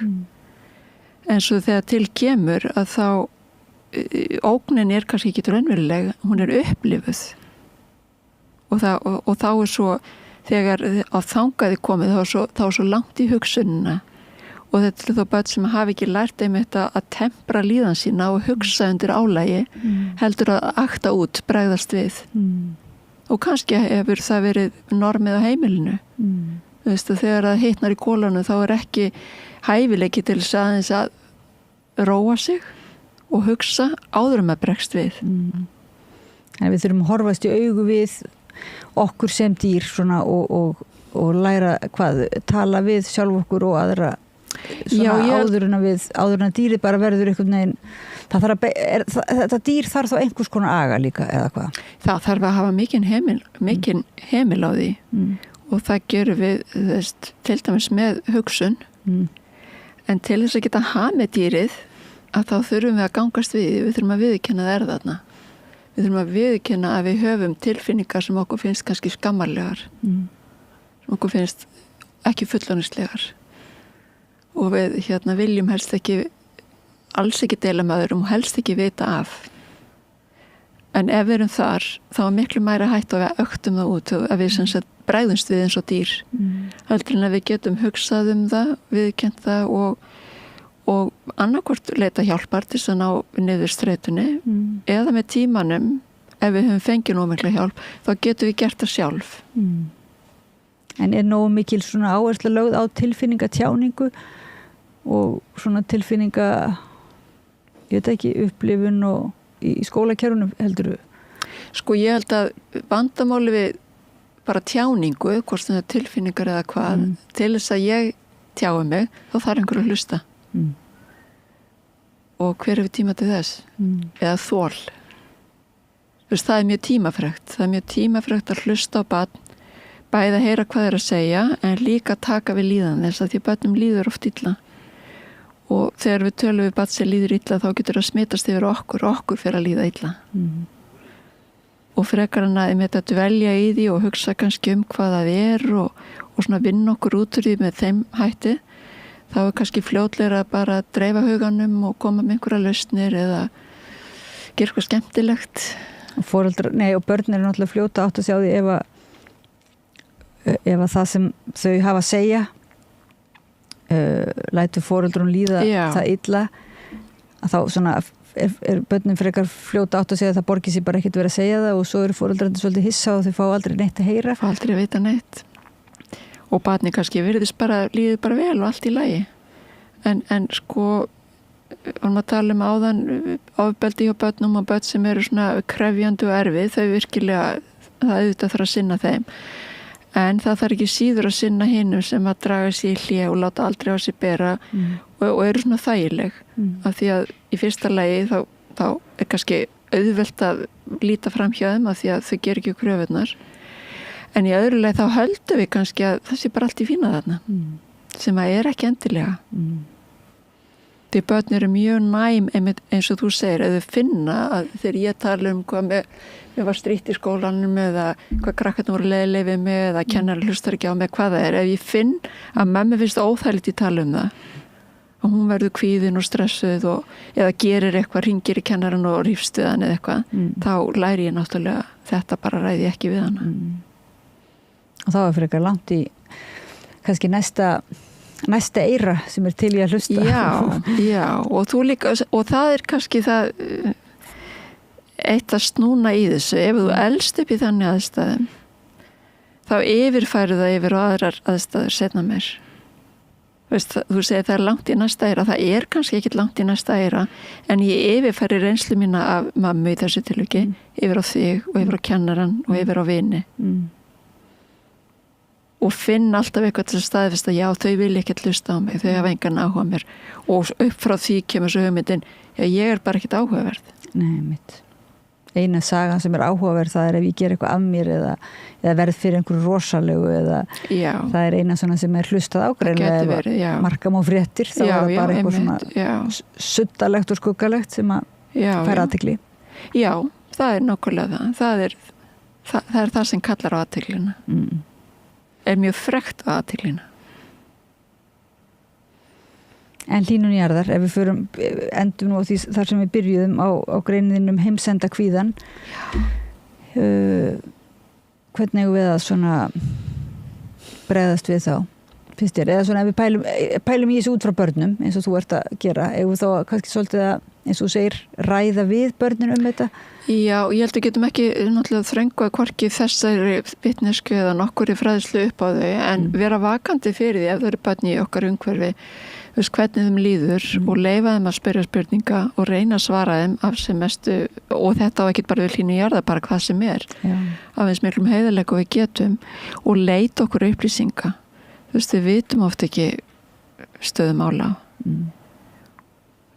ég meina ég vissi ekki mjög massi, ég veit betur núna eftir að hafa lesið bara eina bók og það er svo auðvelt að verða fyrir áhrifum af alls konar umræðu sem að ekki endilega vel ígrunduð og það er erfitt að sjá í gegnum jafnvel hjá virtum fjölmiðlum ég les til dæmis Guardian á hverjum degi og það er svona 3/4 hver grein núna þessa dagana Trump og það er allt þetta sé náttúrulega alltaf að fara lóðbeint til andskotans og það má vel vera að sé heilmikið til í því en þessi fréttamenn eru náttúrulega bara undir sömu streitinu og við sama óttanum og þeir skrifa út frá óttanum en við höfum tilhneigu til að þetta virtu fjölmiðl þá tökum við þetta sem kannski svolítið sannleika Ég kannski líka ég veit ekki, maður er líka svolítið kannski kvektur á afneitunar sinnum, þar að þeim sem vilja ekki minnast á að hlutinni séu slæmir eða horfast í augu við á og þá sé nú betra allavega að segja bara eins og það og lendir þá kannski í því að vera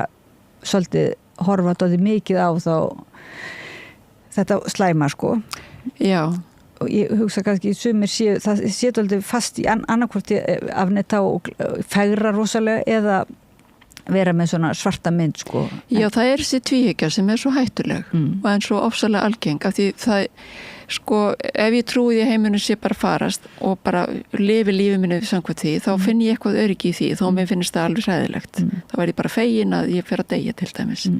Ég þarf ekki að lifa þetta. Ég meina, ég hef alveg fengið þannig hugsanir. Ég fegin að ég, þarf ekki að gangi gegnum þetta. En ef ég er meira meðinni, segja jú, ástandið er slæmt en við erum ekki að farast og það er margt sem mun verða erfitt en það er líka mjög margt gott að gerast þá er maður komin á gráasvæðið sem er miklu meiri efi og það er miklu erfiðar að vera þar, ekki bara í loftslagsmálum heldur yfirleitt að vera það sem að maður veit ekki alveg. Þetta er svolítið svona og svolítið hins segir og maður það svolítið að vega og meta og veit ekki. Af því að þegar þú ferði í annarkvort þetta svart eða hvíta, þá gefur þér einhverja fullvissu og hún gefur þér öryggi þó að fullvissan sé ömurleg. Og þú vilt Þú talar nú mitt svona öryggi, tilfinningarlegt öryggi, en þú vilt samt svona hvetja fólk til að fara yfir á gráa svæðið, yfir í óöryggið og búa til einhvers konar öryggi þar, eða hvað, Ég held að við þurfum einhvern veginn að efla okkar eigið öryggi til þess að þola óöryggið, af því að heimurinn er mjög óöryggur staður.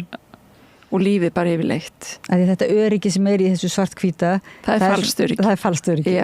Já. Þannig að ég held við þurfum að efla okkur í að takast á við óþægilega hluti, óþægilega staðrendir. Við þurfum að styrkja það sem ég kalla sálrænu vöðvana. Styrkja geta okkur til að horfa á hlutina eins og þeir eru, ekki eins og við vildum þeir væru. Og sjá við þeirri viðleitni kannski að fara með þetta í annarkot pólinn, leita öryggis í því, og ég veit að þetta hljóma svolítið langsótt hvaða öryggi er í því að heimurinn sé að farast. Það er ekkert öryggi. En það er samt einhvern veginn, það er þessi tilhneiging mannsins að sjá alltaf fyrir það versta til þess að komi mann ekki óvart. Ég held að það sé það sem óttins hvað mest, og það er auðvitað það sem gerist í mörgum áföllum. Það gerist eitthvað sem þú áttir alls ekki vona á og það setur lífið þitt algjörlega á hvolf. En er þetta ekki líka pínulítið svona afsala sér ábyrgð að vera hrættur við að takast á við þetta, að því raunverulega á þessu gráasvæði, þannig að þá þarf þú að gera eitthvað, er ekki þú þarft einmitt að efla vonina og kannski leggja þetta mörgum með því að hlusta og tala eða eitthvað svo leiðis, en ef þú ferði í þetta svart eða hvíta þá getur meira farið svona bara í einhvern hóp og... Já, og þarf ekki kannski að hugsa svo mikið. Nei.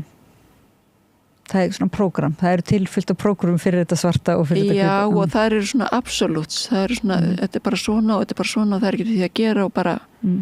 En á spilinu þarna á milli þá er ekki svona ofsalega skýr svör. Þú þarft að hugsa, þú þarft að lesa, þú þarft að tala, þú þarft að finna. Veist, allt sem gerir okkur að manneskjum.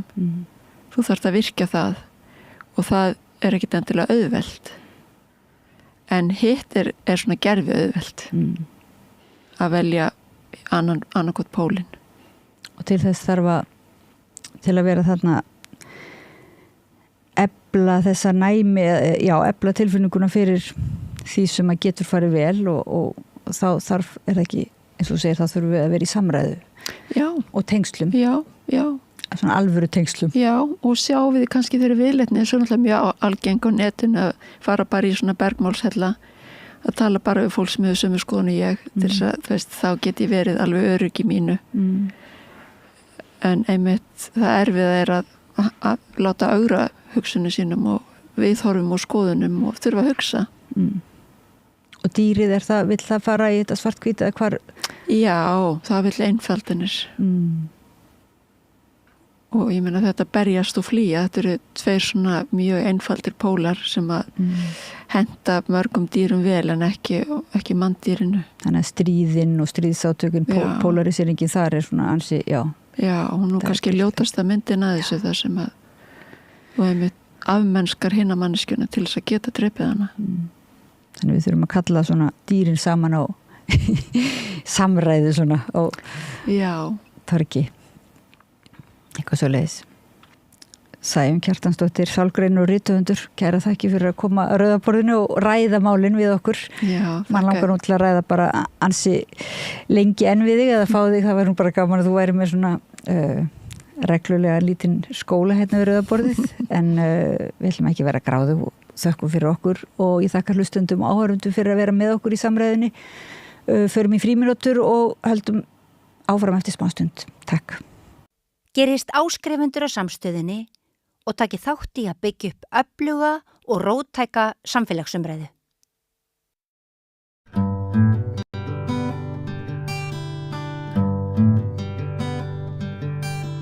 Já, heyrðu, það komið að leikhúsi. Við höfum það lag að ég sendur leikhús og sjá sýningu og fæ svo aðstandendur þeirra sýningar til þess að spjalla við, kannski segi ég eitthvað hvað mér finnst og þau segja hvað þeim stóð til og hvernig þeim líkaði og nú er komið að Ungfrú Ísland sem sýnd í Borgarleikhúsinu. Þetta leikgerð eftir bók Auðar Övu Ólafsdóttur. Og þau eru komin hingað aðstandendur. Hér Íris Tanja Flýring sem að leikur Heklu eða aðhlutverkið. Hei. Auður Ava sem að skrifaði bókina en ekki leikgerðina. Það rétt mér eða ekki? Jú. Og svo Bjarni Jónsson gerði leikgerðina. Í samvinnu við Gretu Kristín Ómarsdóttur sem að situr hérna á endanum sem leikstjórinn og svo á milli þeirra Fannar Arnarsson sem leikur Jón John. Já. Hæ. Hæ. Já, verið velkomin. Takk. Já, og til hamingju með sauðfestu. Takk hérlega. Já, takk fyrir það. Ég var á frumsýningunni og vitna því að þið fenguð standandi, hvað heitir þetta, lófaklapp. Já. Lófatak. Húrarhróp. Já, heldur betur. Ég hugsaði þá, þetta ekki orðið bara alltaf? Nei, svo standandi? Nefnilega ekki. Það er svolítið mikið tekið á frumsýningu kannski. Svolítið mikið tekið á frumsýningu. Er það ekki? Já. Þannig ef að þið fáið ekki standandi þá hafið það. Það er smá skellur. Já, það svolítið. Það er ekki gott þegar að 5 stjörnur eru orðnir bara viðmiðunin. Já. Ég endar stökkin í Elli í desember og búin að vera að sýna það undanfæri mánuð og þar eiginlega yfirleitt standandi lófaklapp þegar að Kata kemur fram sko. En það er náttúrulega ennur sýning. Sérstök. Svolítið. Það er Elli lifnar við bara. Þeir eru búin að sýna fleiri. Maður heyrði að það hefði verið gríðilega sterk viðbrögð líka. Já, annari sýningu á laugardaginn. Það gekk rosa vel annarri sýningu. Það er þessi mýta að önnur sýning sé svolítið þyngri eða svona, að þú veist það, af því að það er svona orkufall og svona. Við vorum bara einhvern veginn svo rosalega meðvitað að halda boltanum á lofti og við bara skutumst áfram og fengum allt öðru sér sal líka, mikið betur en einhvern veginn bara hlustin í honum og eða svona bara, hann var með okkur í liði sko. Já, þetta var áhugavert. Það var bara góð upplifun. Hvað meinar þið þannig, betri en minnsarlega? Þú veist ekki tökast nú endla betri en öðru sér skulle ég segja. Það er alltaf svona ákveðin vírin í loftinu á frumsýningu og svona ákveði orkustig sem að maður kemst ekki tjá. Allir aðstandendur. Það erfitt að leika á frumsýningu? En svo önnur. Það í annarra manna partí. Það dýrari miðar. Það er bara búin að vera, sérstaklega aðstandendur manns, eru búin að vera einhvern veginn á kantinum allan undirbúningin og búið að upplifa einhvern veginn og finna í gegnum hann sjálfan kannski þessa spennu og álagið og það er svo mikil svona eftirvæntingar orka. Hún er svolítið svona það er svolítið hátíðinni, getur maður sagt og svolítið svona eins og fólk sé smá að halda niður í andanum. Af því það er svo mikið verið að styðja og senda manni gott en það er allir líka einhvern veginn á tánum. Og dugar þetta svona fyrstu 20 mínútum svo er þetta bara orðin eins og annað eða hvað, ekki er þetta annað svona sýninguna? Nei, ég verð stressuð svona mínútu áður en að sýningi byrjar. Þá byrja fyririldin. Yfirleitt þurfum að fara í hring, þá er svona 2 mínútur í sýningu og þá byrja svona fyririldin, svo bara leið og bara tjaldi fyrir upp eða fyrsti tónnin byrjar þá er að fara. En er þetta ekki bara svo kallar sviðskrekkur? Jú, ég held að. Árni Tryggva guppaði utan í Þjóðleikhúsinu, það var að fóra að leika Lilla Gnöfumús. Já, ég skil hann. En ég nefni þetta bara núna því að þetta er náttúrulega hluti að því að fara í leikhús þannig að standa upp og þetta er svona hefð sem var til fyrir kannski, ég veit ekki, 15 árum það sem er svona meiri móttökur. Hún er verið í Frakklandi, Frakkar klappa rosalega mikið þegar ég kom til Frakklands og fór á tónleika og leikhús þá var ég, hugsaði ég, þeir klappa miklu meira heldur en Íslendingar og Bretar og Danir og Bandaríkjamenn og munaði bara 5 mínútum í klappinu. Þeir leyfa sér hrífast með bara hluti að þessu. Og hlæja og gráta og svofast inn í verkið. Eins og maður var reyndar vitni að fólk sem grét og hló á sýningunni ykkar. Já. Já.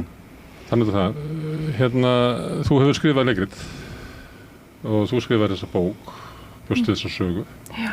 Hvernig fannst þér leikgerðin og fylgdustu með því allan tíman?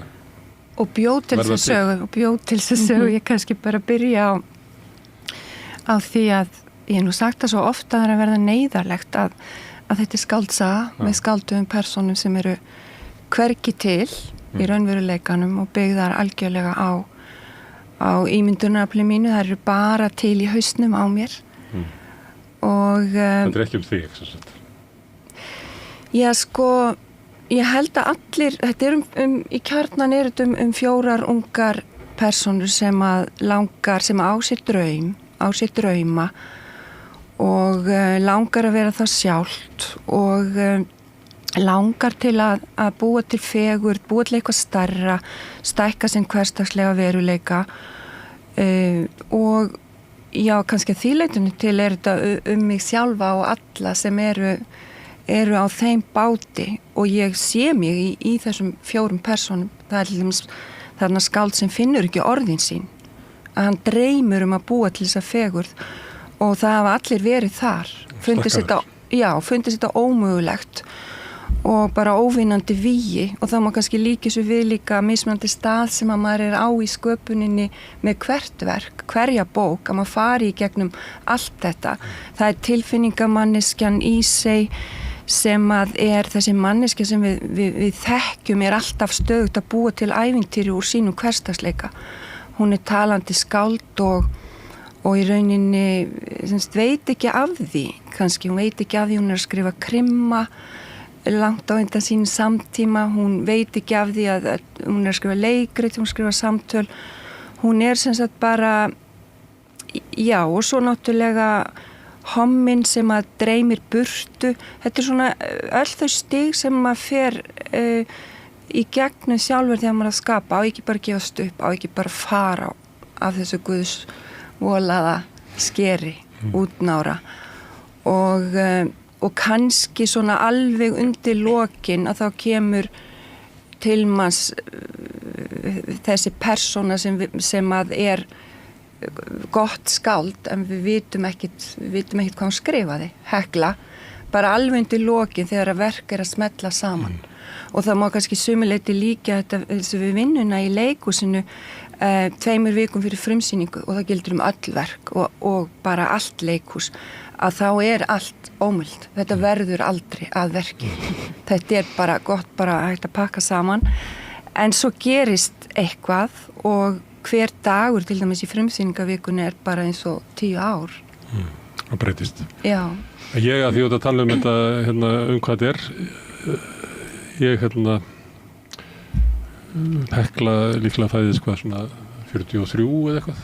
Þannig ég fór og googlaði, hún að skrifa svona, þetta svona 15 árum á undan henni. Þetta ekki hennar samtíð, þínar sko. Þannig ég fór að skoða þetta, maður bara að gera automatís svona, til þess að átta sig á því og hvaða sjónarhorn þú hefur. En það var annað sem að ég fór að reyna að rifja upp eftir sýninguna að það var eitthvað sem umræða að sko kallar sem að stela verkum kvenna. Og mér fannst eins og í tengslu við bókin að það hafi eitthvað svona umræðum að það væri einhver leiti byggt á einhver sem hefði raunverulega gerst. Nei. Ég fann það, svo bara Google hjálpaði mér ekkert að finna það. Nei. Þannig kannski var það bara í hausnum á mér. Nei, veistu það, ég sko reyndi að passa svo vel og ég var svo undrandi yfir þessari umræðu og það var sérst umræða. Það var umræða, það alveg rétt muna hjá þér og ég hélt hún væri bara fyrir bí af því ég er svo oft búin að leiðrétta þetta og ég hélt ég hefði passað þetta svo vel að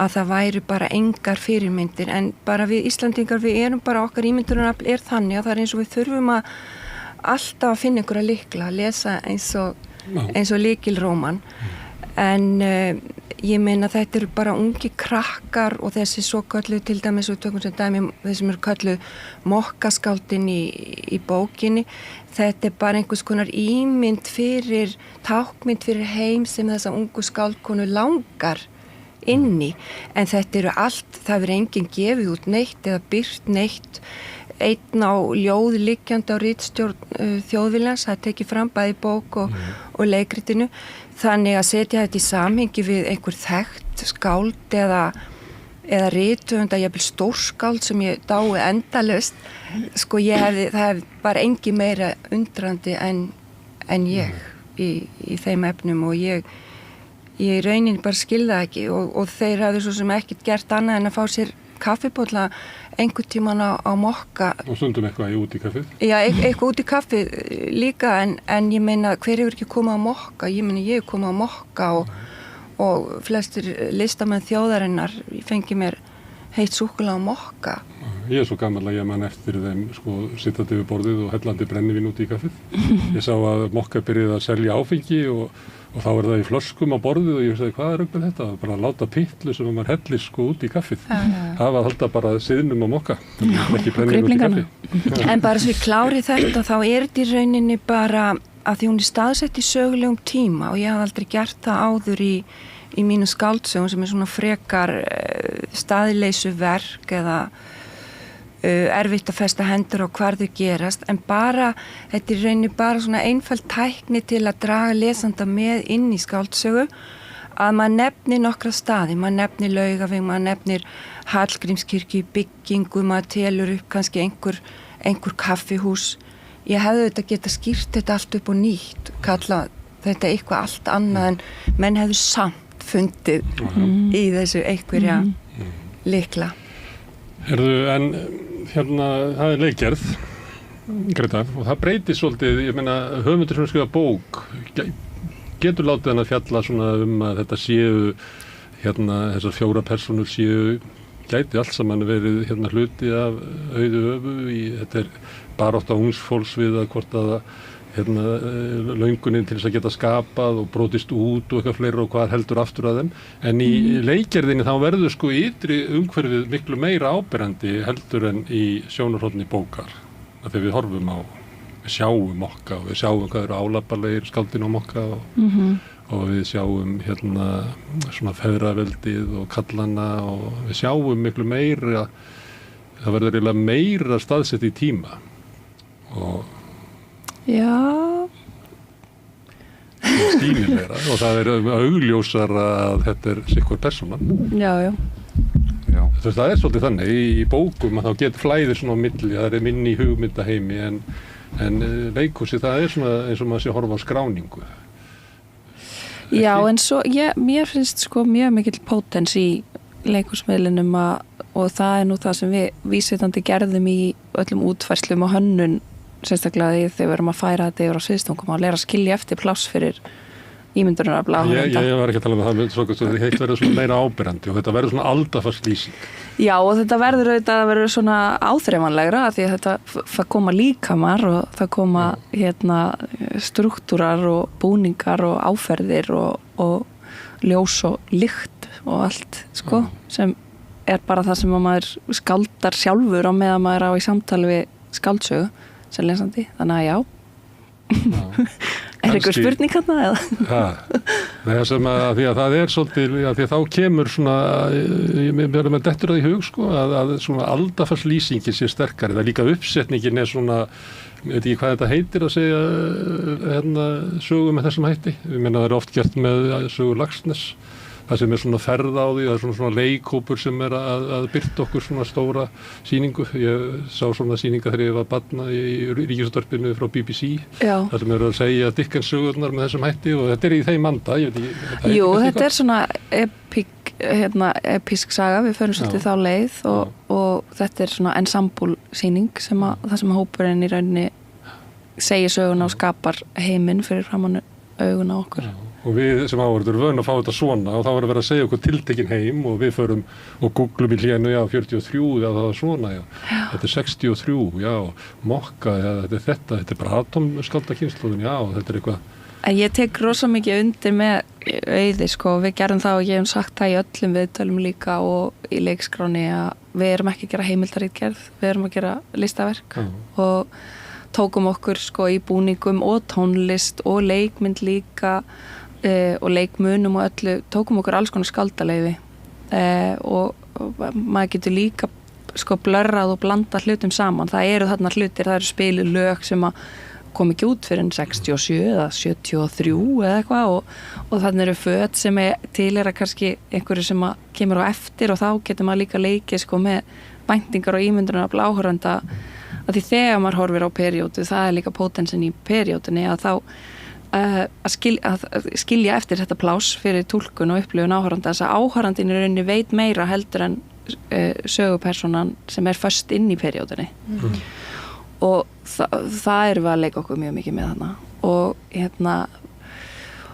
og og það bara, já, þetta er bara áhugavert samtal og líka svona tilneying okkar eins og Auður sagði, þú veist að maður vill alltaf, að mér finnst það rosa sterkt í okkur í Íslendingum, ég veit ekki hvernig það er hjá öðrum þjóðum en að alltaf svona einhvern veginn að fact-checka og kannski að því við erum svo fá og eitthvað þá erum við alltaf eitthvað svona já, þetta lítur nú að vera amma mín sko og við pössum alveg sérstaklega upp á þetta allt með allar svona staðreyndir, til dæmis það vera að tala íslenska fegurðardrottningar sem eru bæði hjá Auði, þá eru þær svona blörraðar, þær vísa í nöfn af konum sem eftir vill tóku þátt í keppninni fegurðarsamkeppni Ungfrú Ísland, að við förum ennþá lengra og byrtum myndir af þessum konum en það er ekki einasta mynd af Íslending í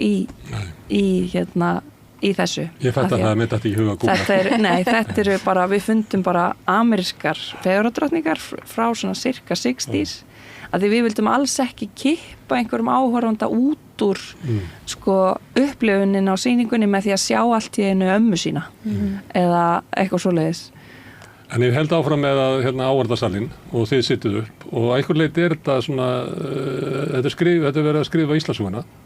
Og áhorfandinn sem sátu núna í sal hefur búin að horfa held ég á 3 þætti af Vigdísi sem að sumuleyti með sama efnis, þú veist, tengist svona uppgjör við að horfa á þessa kúgunarsögu út frá sjónarhóli kvenna sem eru að reyna að verða eitthvað til og þurfa alltaf að kyngja ykkur og geta það ekki og jáfnvel persónuna telja sig ekki geta eitthvað sem að okkur kannski héðan frá séð finnst þess að rætt að geta. Og það mokka í Vigdísi. Það er mokka. Það er mokka þar. Þannig að þið losnið ekki við salinn. Þannig að þið eru að tala við okkur sögun okkar og draga fram kúgunarsögu kvenna. Já, það er bara alþýðu fólk sem á jaðrinum. Þetta er rauninni bara fátækt alþýðu fólk og sem á sér þessa drauma. Utan garðs fólk að mörgu leyti. En hins vegar er samtíminn handan við horni og það er það sem að áhorfandinn í salnum veit. Já, eins og Greta segir, það sem að persónurnar í verkinu vita ekki. Já, og áhorfandinn fara og máta sig við og segja býtu ég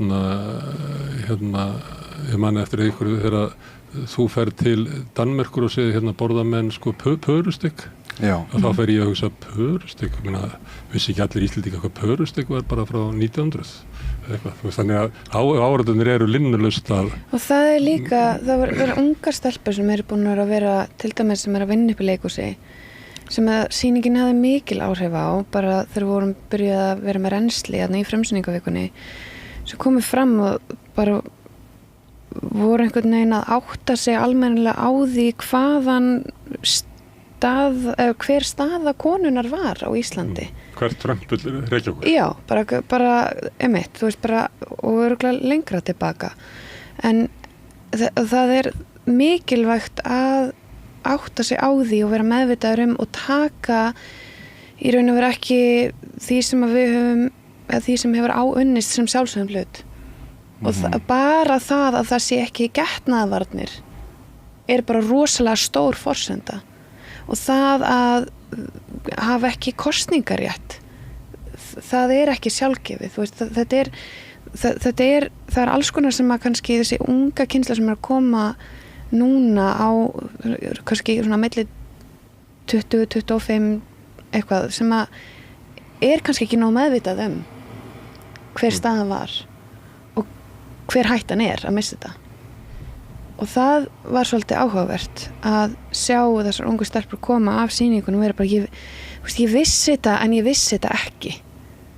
Og það finnst mér mikilvægt. Kannski hefði bara þurft að í ljósi polariseringarinnar viðbragðana við skáldsögunni hefði kannski þurft að setja bara líka á sýninguna fyrir konur og ungt fólk. Já. Þetta er mjög sterkt í sýningunni. Þetta er svona endurskrifun á Íslandssögunni. Sko það sem mér fannst, maður þarf samt aðeins að sleppa takinu á sögunni, maður þarf bæði að sogast inn í galdur leikhúsins og maður þarf að sleppa tökum á því að fletta einhverju upp og finna fyrirmyndir og allt það, og það sem mér fannst takast svo vel í sýningunni, og ég var svo margt sem kom mér á óvart í bæði efnistökum og formgerð og öllu sem að hreyfi mig mjög mikið sem þá leikhúsmanniski sem ég er, hvernig tókst til dæmis að einhvern veginn að nýta saman þessar tvær kvenpersonur í segi og Heklu, og það var í rauninni maður skynja þetta sem tvær hliðar á sömu manniskinni. Og hvernig voru búin til svona ýmis pör, og líka annað sem er bara kraftaverk nánast, þrekvirki, mjög erfið leið sem að Greta fer, og það er að búa til þá hugmynd að þetta sé allt sköpunarverk persónu í leikritinu, Heklu, að þetta sé í rauninni metaleikus, að það sem við séum að sjá að það er hún lyftir upp tónsbrotanum og segir heiminum að megi verða til, og það sem að áhorfandinn er að horfa á er hennar ímyndunarafl. Jú, vissulega fær hún ýmsar hugmyndir úr sínu umhverfi af vinum sínum, en það skýrist þegar að líður á sýninguna og þau eru stödd í Kaupmannahöfn að þau hafði ekki efna á að fara á Bítlatónleikana. Hann vann ekki Jón John við að gera leikmyndir í Kongili eða búningana. En það er bara, hann segir, láttu það gerast, láttu það verða til. Þau enga peninga sjálfsagt til að fara suður í lönd, en hann segir, láttu það gerast, láttu pappaðinn senda okkur pening. Og mér fannst þetta skila sér og vera ótrúlega flott hjá leikhópnum, Gretu. En svona sá draumur, til dæmis sem að Jón John er svona ber í verkinu, sem að er að losna út úr þorpinu. Ég nefndi Vigdísi með datti, þegar ég var að horfa á það líka með datti bara Billy Elliot, sem er náttúrulega rosaleg helgisaga 20. aldarinnar, hvernig að til þess að við getum blómstrað og stokkið fram í lokin eins og svanir, að þá þurfum við að brjóta á okkur þorpið, þessi þorpi sem heldur á okkur. Þetta er Billy Elliot svona góðsaga einstaklingshyggjunar, að við þurfum að losna við samfélagi til þess að fá að vera það sem við erum, að því að samfélagi er helsi. Ég veit ekki, einhvern daginn verður búið til Billy Elliot 2 af honum, sko, þegar hann er orðið 36 ára og ballettheimur er búin að þurrka hann upp og hann er einmann á einhverju þakherbyrgi í London og sakna þorpsins, kannski verður það partið 2, Billy Elliot. En þessi þráður er í verkinu. Það er fólk sem er úr sveit, þráir að fara í borgina, þráir eitthvað meira og er alltaf að slíta sig út úr þorpinu. Þetta er þannig verð. Mér finnst reyndar, ég ætla bara að fór að skjóta því inn, og það sem mér fannst mikilvægt frá upphafi var að þetta er ekki saga stelpu sem flytur úr sveit í borg. Fyrir mér er það ekki það. Vissulega stór forsenda og mikilvægt að hafa í huga þegar að manneskja kemur úr sveit í borg hver áhrifin eru. Og það er menningarsjokk og það er alls konar nýtt, maður þarf að fóta sig og hún er kannski svolítið barslegi hugsun þegar hún kemur þarna og svo þroskast hún og verður meira svona streetwise, en þetta er ekki saga fólk sem flytur úr sveit í borg, af því mér finnst þetta vera saga fólk sem er í raun og veru að finna sér stað í heiminum og það skiptir ekki máli hvort það var í sveitinni eða borginni. Eða útlöndum, eða á Íslandi. Er ekki Reykjavík hluti af sveitinni í sögunni, þorpinu? Þú losnar ekki fyrir þú ferð út. Já, og losnar hún þar. Ég held ekki. Ég held að hvort er að losna þar, af því að enginn vinnur. Það tapa allir. Það er svo langar en bara að fara áfram og þú heldur alltaf áfram að leita og þau eru alltaf að leita sér að stað, þau eru alltaf að lifa líf sitt af hvar sem þau eru.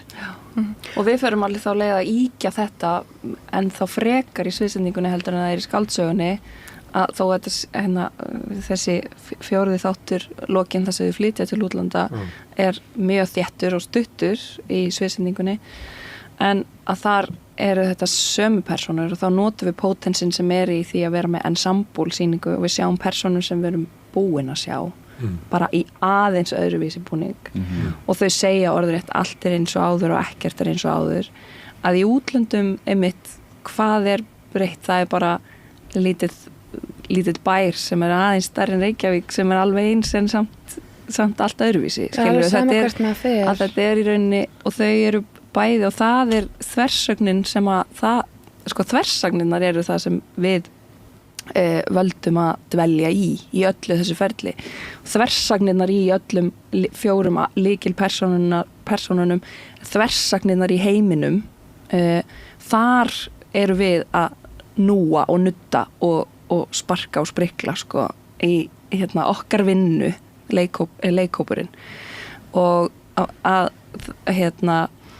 og baráttan, þessi óþreifanlega barátta sem enginn meðvitaður að því við verum líka að gefa okkur það að þegar við förum inn í fortíðina að markmið baráttu fortíðarinnar ekki dagurinn í dag. Fólk í fortíðinni, við verum að gefa þeim þá virðingu að þau hafa ekki forsendu til að ímynda sér daginn í dag sem endapunkt. Og þá verum við að taka hausinn út úr raskatina á okkur sjálf og hætta pathologæsa fortíðin og nota fortíðin til að friðþægja okkur með að allt var svo hræðilegt í gamla daga og allt var svo hræðilegt í þorpinu eða Reykjavík eða sveitinni eða eitthvað og það sé eitthvað betra annars staðar.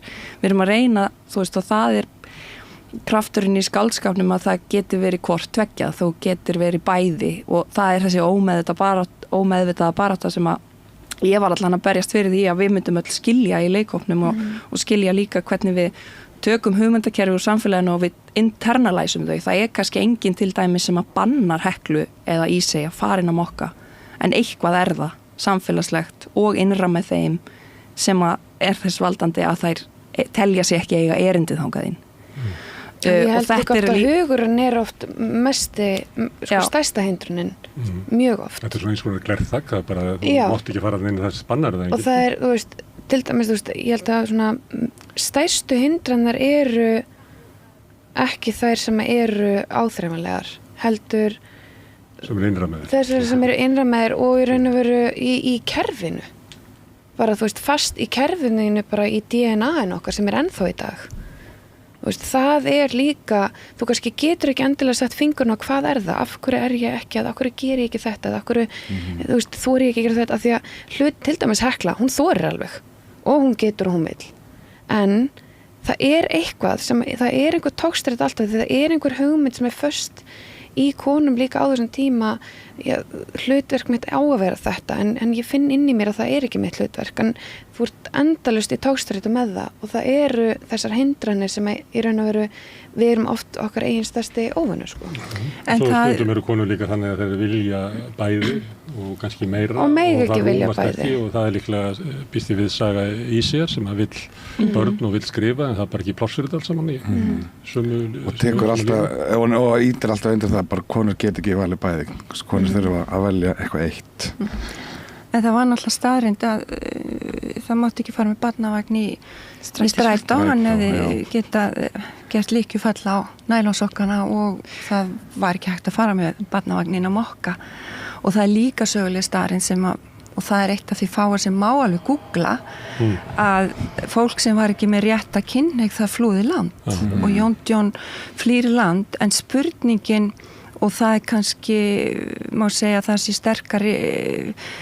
sterkari spurning í skáldsögunni það hvert flýr höfundur sem skrifar á tungumáli sem að svo fáir skilja á örtungumáli og ekki gefin út hvað þá þýddur þannig að það og þessi hugmynd að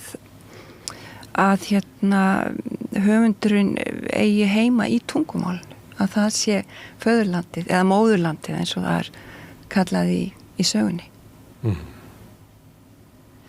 Já. En að ég nefndi þarna Billy Elliot að þá það samt svona hluti af sögunni að það Jón John þráir að komast burt og sömuriti tógar hann Írisi sem Heklufríkju sem á mitt á milli að hún gæti alveg hugsa sér að vera áfram gæti hugsa sér meiri segja bara að fara að eignast börn Það hann sem að þessi hugmyndum að komast burt sem að dregur hann frá. Gera þetta saman einhvern veginn, hafa eitthvað öryggi, eitthvað öryggisnet held ég að þau séu svolítið fyrir hvort annað. Þau stiðja hvert annað, hann segir við hann að skrifaði, það var nú hennar stærsti draumur að væri einhver sem segði það. Og það það sem hann nýtir henni alltaf í, þú verður að eignast rafmagnsritvél með eði svo þú getur klárað íslensku og þú þóttir sért hjá mér og það vorti samt alveg að fara að halda áfram þínum draumum, og meðan ég að leita á mínum. En vill í raun og veru alltaf leyfin að stækka og láta ljósið skína og vill að í raun og veru sem flestir sjáu það. Hann skilur þessa kúun sem að í gangi. Og hún veitir honum sem hinsegin kallmanni vernd. Já. Á sinn hátt. Það dýrlega, sko. Algjörlega. Og það fjarvistarsönnun fyrir hann. Já. Og það að í raun og veru ganga frá henni líka. Þetta að meiða hana af því að hún elskar hann og vildi óska þess að þetta væri myndi allt ganga upp en það ekki hann var ekki sá sem hann og hún vil breyta hann ég geti gefið henni eitthvað sem ég get ekki gefið henni í rauninni. Þetta það sem hérna hann getur ekki gefið henni eða eitthvað sem eiga saman samt það sem heldur þeim frá að ég veit ekki hvernig það orða, sökka onni í samfélagið eins og það og sjónarhótt þeirra á samfélagið sem í sýningunni líka frá þeim, frá jaðarfólki. Þess vegna eru kallarnir býtti við svolítið álapalegir og mokkaskáldin ekki, þau eru ekki aðdánaverð. Við sjáum þau ekki eins og þau sáu sig, við sjáum þau frekar eins og þau sjá þau sem svona svolítið.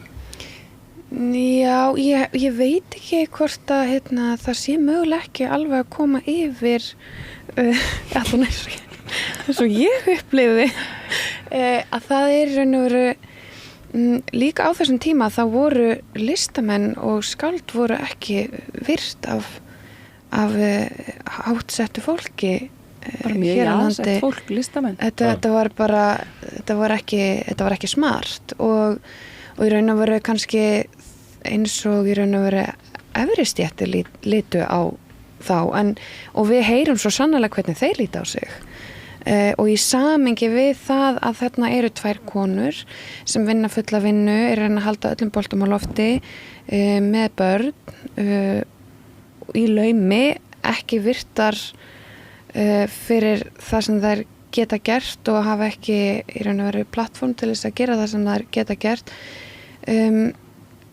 í raun og veru eru samt að gera það þær að gera þetta allt en það alltaf einhverjar forsendur, það alltaf einhverjar afsakanir og það ekki að gera þetta, það ekki að gera hitt en þeir hafa öll tækifærin í heiminum og það ég man alltaf eftir það tilfinning ég man þegar hún kom til mig fyrst þegar hann segir, ég verð aldrei bundin inn í leður þegar Starkaður segir þetta við Heklu og það bara, þú átt allavega séns á því þú veist, bara hættu að vorkenna þér bara og það svo litið þarna þegar að þeir eru já við erum svona það þetta og við erum svo flottir og við erum að gera þetta þú veist og það þeir líta mig stórtar, þeir hafa öll tækifærin þær hafa það ekki. Mér finnst það líka gleymast svo í umfjöllunum þessa sýningu því að það aftur og aftur komið að karlmönnum og oft þeir dregnir saman í þessa tákmynd sem að ekki eins og kannski raunverulega persónur, mokka skáld kallanir á borginni og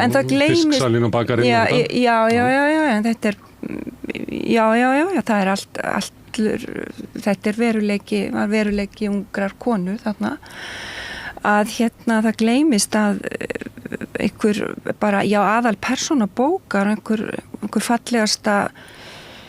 fallegasta karlpersóna sem ég stolt af persónulega Jón John. Mér finnst að gleymast í umfjallunum þetta. Hann karlmaður. Homminn í bókinni. Já. En ekki alveg þannig. Ekki ef þú myndir spyrja kallan á borginni eða mokkaskáldin þá hann að svíkja okkar kyn.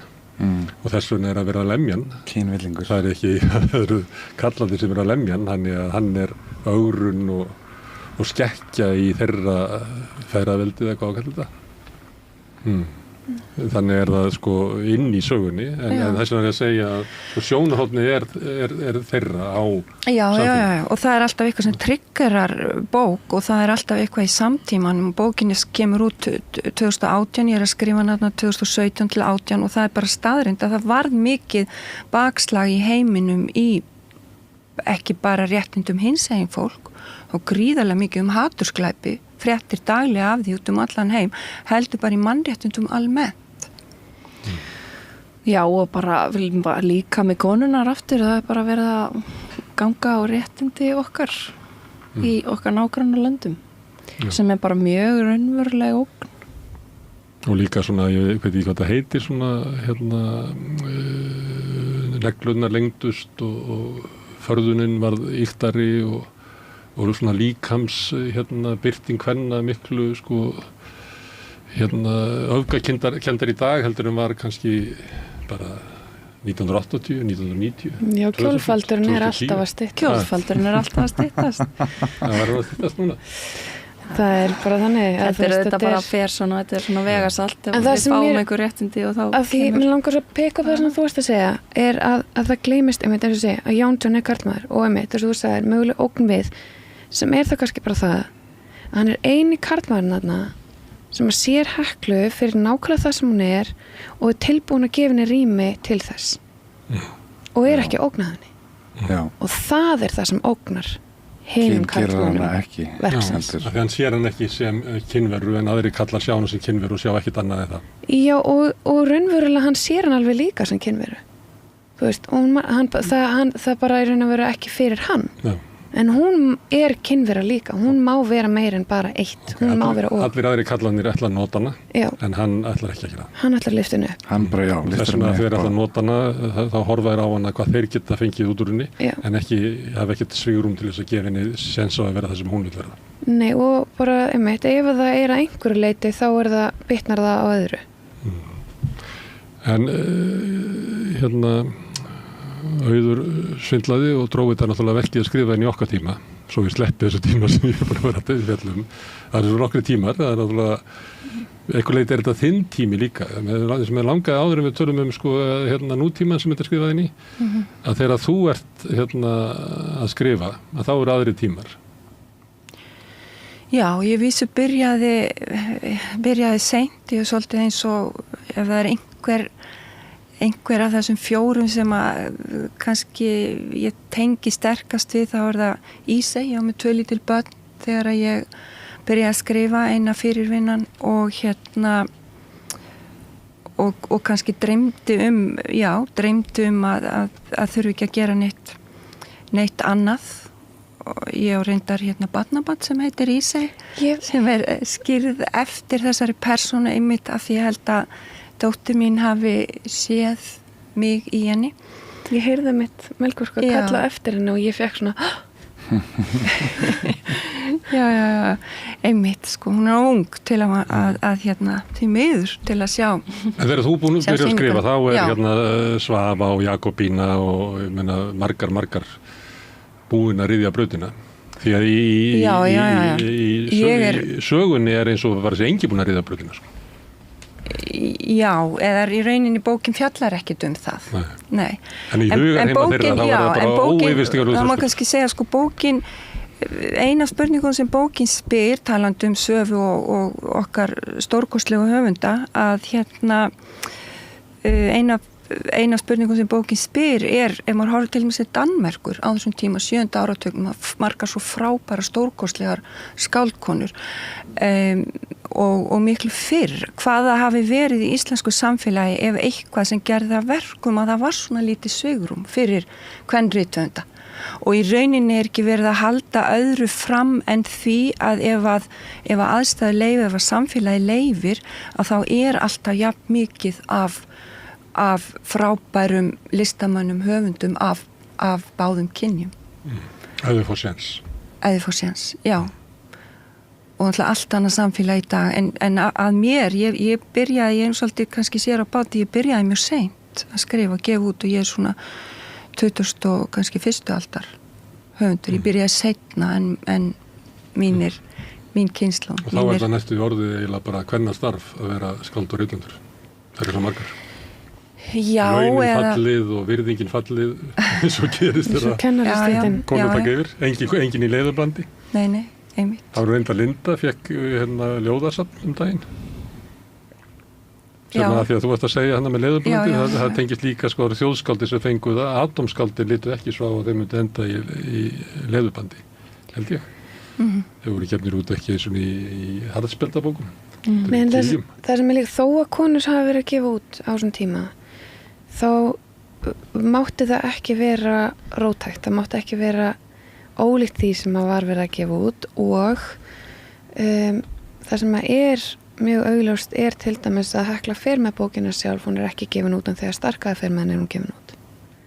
Þannig að ef að konur voru að skrifa þá þurfti að vera innan ákveðins ramma og það mátti ekki vera of ögrandi eða innihalda homosexualista og eins og kemur fram, þú veist, það voru aðra reglur en ef að karlmaður gerði það, þá var það leið. Karlmenn mega brjóta reglunar en konur verða að fylgja þeim til að sína það eru jafngóðar og karlandir. Við sjáum þetta til dæmis mjög áberandi finnst mér í stjórnmálunum þar sem að konur eru ofta að leika kalla með svona bara áherslum og svona þú veist, þekkt að það dæmi Thatcher og fleiri sem að dýfkaði röddina og allt það. Það ennþá þannig að konur mega fá sess sem að karlar hafa búið til en þá verður það að leika karlinn. Og það með sér það líka bara orðræðinu og það bara gömul sá ný, það var alveg við í dag og ég upplifi það sjálf á mínum líkamátt og ég sé og bara ég bara mjög framalega í mínu fæi og bara er háskólaprófessor í sviðslistum, ég gæti ekki komist herra í mínu fæi í rauninni. En maður upplifir samt, það orðræði munur hvernig að talað konur versus kalla og það líka ákveð sem að við töppum inn í. Það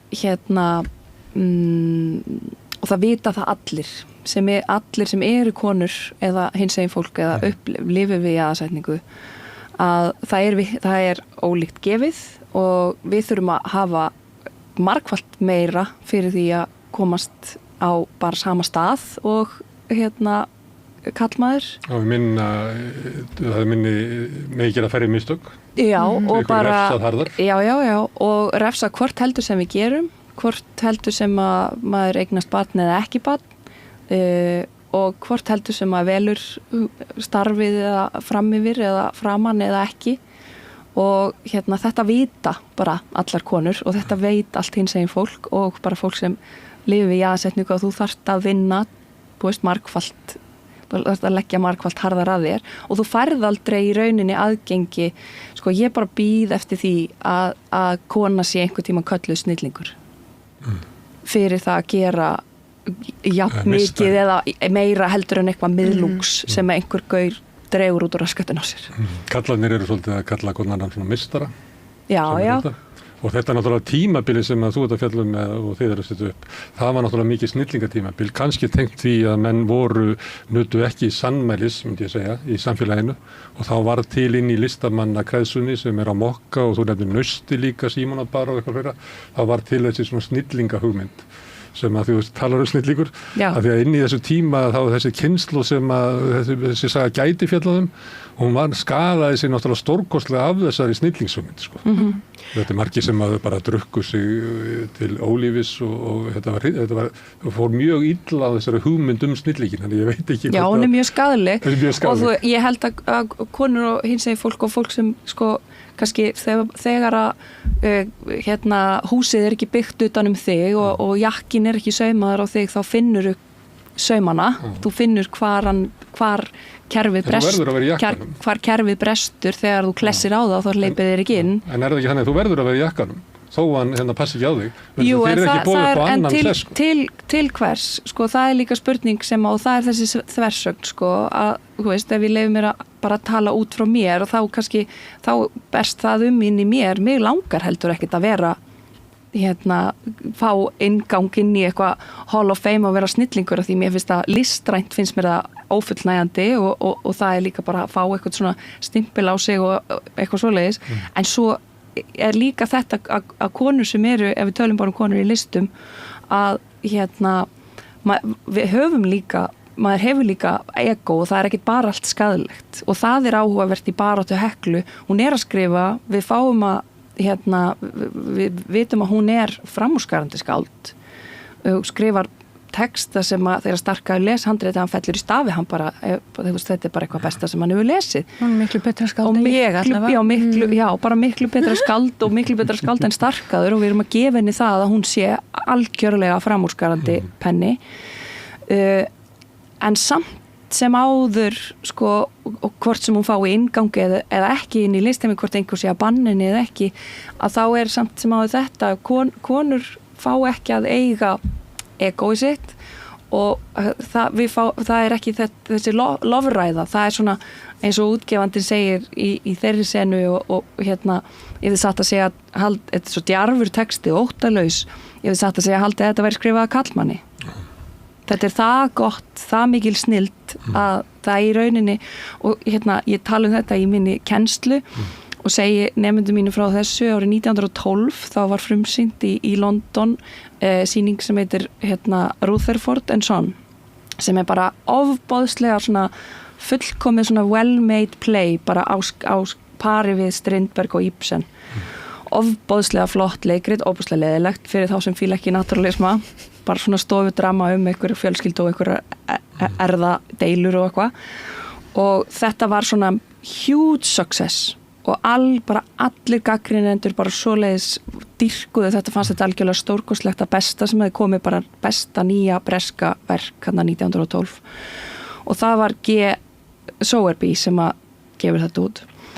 Nokkrum vikum eftir frumsýninguna þá kemur í það í ljós að G stendur fyrir Githa og þetta kona og þá fellur bara og þá skrifa gagnrýnendur aftur og segja að þeir hafi verið blekktir og verkið hafi í rauninni ekki verið svona gott og þetta verk aldrei sett upp aftur fyrir í National Theatre í London 2019 og þetta svo gott dæmi sem að ég bara tala mjög mikið þegar ég að útskýra fyrir mínum nemendum eitthvað svona kerfisbundi að því þetta finnum við og vitum sem að þarna skilurðu. Það ótal dæmi þetta og það rauninni ekkert sér íslenskt við þetta verk og við bókina og það kannski ástæðan fyrir því að hún hefur alveg farið víða og það enginn að lesa hana sem einhvern lykilróman í því samhengi. En Ungfrú Ísland í Borgarleikhúsinu, fjallar hún þetta sem að þú varst að tala núna? Sowerby og jakkan og að passi jakkan og þóttan sér það eitt þráður þarna finnst mér að að hafa konur aðgengi að snillingsnafnbótinni og snillingur að því að sumleit þetta stilt upp þannig að Hekla snillingur hún skrifar án stuðnings samfélagsins stórkostlegan texta. Og sérstaklega því maður veit ekki hvað hún skrifar. Já, hún þarf ekki að lifa í samfélagi. Ég myndi halda að það svona einu útgáfa snillingi, að sprettur innan hún sjálfum sér. Hún reyndar augljóslega vel lesin og sogar í sig allan menningararfin og betur lesin heldur en andri eðri, þannig að það má kannski segja að hún bara vinni meira heldur en starkaður. En hún vinnur erfið starf, þjónustu starf allan daginn. Já, hann getur samt viðhaldið því að vera gott skáld. Utan vinnutíma. Já, þannig hún hefur eitthvað sem að henni var gefið eitthvað, þetta svona hugmyndin snillíkin, henni var gefin eitthvað náðagáfa, frekar heldur en að hún samfélagi hafi mótað hana eða hún hafi fengið það í arf eða neitt, þannig hún snillingur að þýleiti. Og líka í seg vinkonennar sem að það eiginlega ennþá meira áberandi á það, hún bara sér heiminn öðruvísi heldur en flestir. Hún sér heiminn í sögum og mikill innblástur fyrir Heklu mikill innblástur, en hún hefur ekki menningararfin sem að Hekla hefur aðgangað þess vegna semur hún inn í einhverja svona, maður býst við þetta séu reyfarar eða eitthvað sem hún les bara framhaldssögurnar í blöðunum sem hún les aftan á fiskinn, það dugar henni til þess að fá sköpunar krafti sínum farveg. Já, það verður henni bara einhvern veginn allt að innblæstri, þessi stóra, sterka löngun til að búa til fegurð í sínum hversdagsleika og bara gata á sængurveri sem að barnið hefur nagað, henni finnst hún geta snert himinin í gegnum það með pennanum. Og einhver leiti þetta þannig að fólkið á sviðinu, sumir eru svona, hafa verið snertir af fegurðinni eða sjá hana, en búa í samfélagi sem ekki byggt á fegurðinni, heldur frekar á þeim sem hafa ekki, sjá hana ekki, líta á hana sem ógn og truflun. Það? Já, eða vilja kapitalæsa fegurð konunar og líkama konunar. Ég meina fegurðin í titlinum allavega eins og ég hugsa þetta, það ekki útlitsfegurðin, að það einmitt fegurðin í listum, þetta ferðalag sem við förum öll í þegar við upplifum listaverk og það þá eitthvað sem breytir okkur og lætur okkur sjá okkur sjálf og heiminn í nýju ljósi.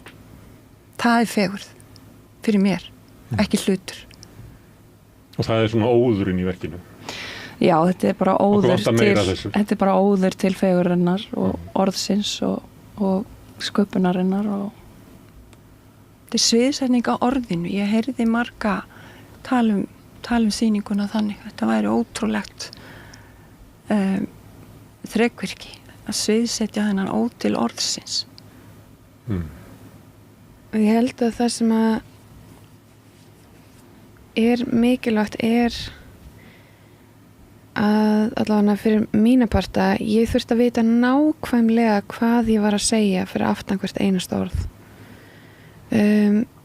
og það ótrúlegt að hugsa bara, vá, hún skrifaði þetta allt ég þurfti að vita nákvæmlega hvað ég er að segja, af hverju ég að segja þetta orð, af hverju nota ég þetta, hvernig líta svona ský út, hvernig þetta, ég þurfti að vita nákvæmlega til að sjá það, af því að í raun og veru þetta óður til orðsins sem sprettur í raun og veru allstaðar frá og hún setur í orð hún í merkingunni hekla auður setur í orð hreyfingu innra með henni og setja hreyfingu innra með þér í orð og svo orðin í hreyfingu einhvers konar mjög falleg hringrás sem að bara einstakt að hafa fengið að upplifa. Varandi merkinguna á baku orðin að því að þú varst fyrst til þess að tala um það sögulega stöðuverksins unga fólkið í leikhúsinu, ungu konurnar. Var þetta virkilega svona?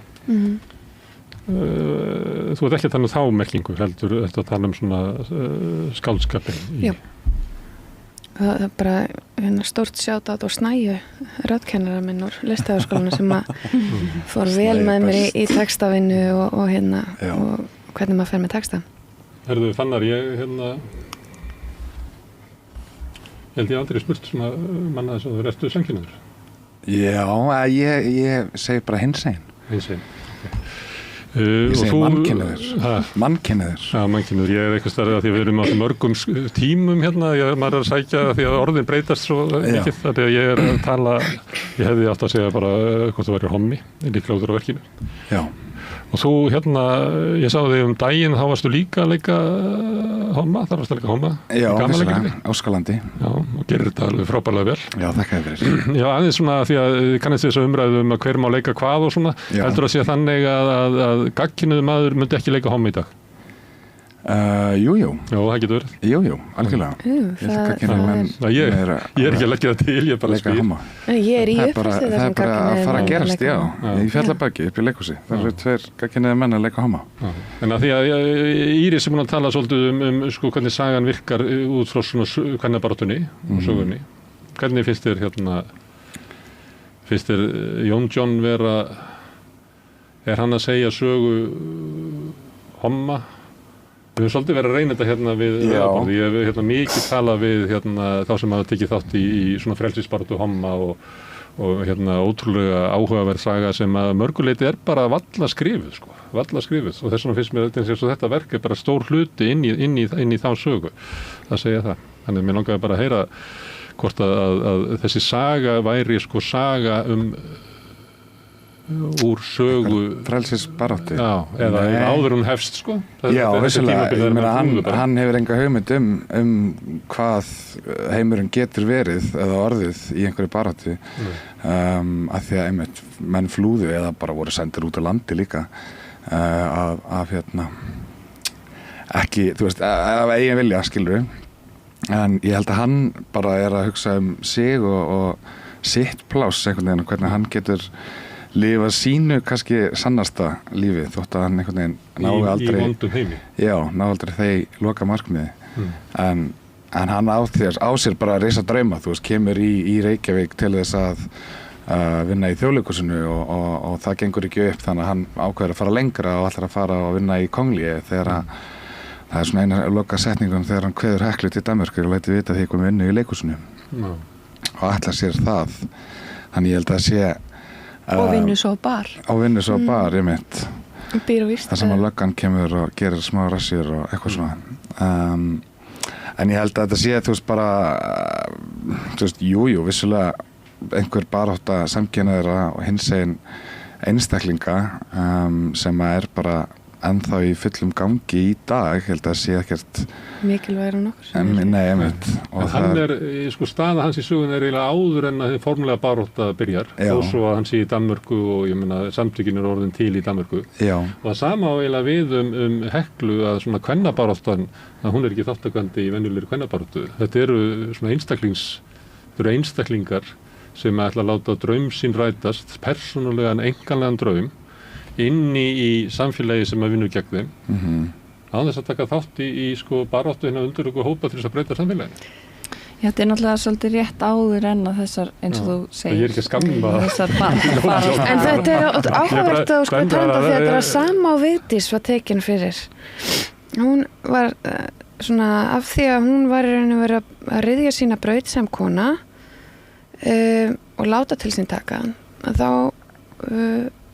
ef hún, af því að hún hafði þá ekki raun og verið svigrúm til þess að taka þátt í fremstu víglínu í kvenréttindamálum þá var hún ekki brautryðjandi, þetta var ekki við erum svo fá, það er bara einn af hverju sort og það er náttúrulega eins og skáldskapurinn virkar að einn stendur fyrir marga og Jón John er í rauninni þegar hann fer til útlanda þá gefur hann sem helstu skýringu af því það eru fleiri eins og ég og þar sér hann menn dansa saman í fyrsta skipti og þar sér hann menn kannski leiðast út á götu og eitthvað sem hann sér ekkert í Reykjavík og þó þar ekkert mikið betra, ég menna þetta var líka glæpur í útlöndum sko, það var ekki paradís í útlöndum en samt rosa skref fyrir marga sem að stigu þetta skref að losna undan þessu sko linnulausa áreiti sko. En sækir samt alltaf í Heklu að koma til þess að vera þetta öryggisnet sem að hún er fyrir honum þú veist og þau svo endanum gifta sig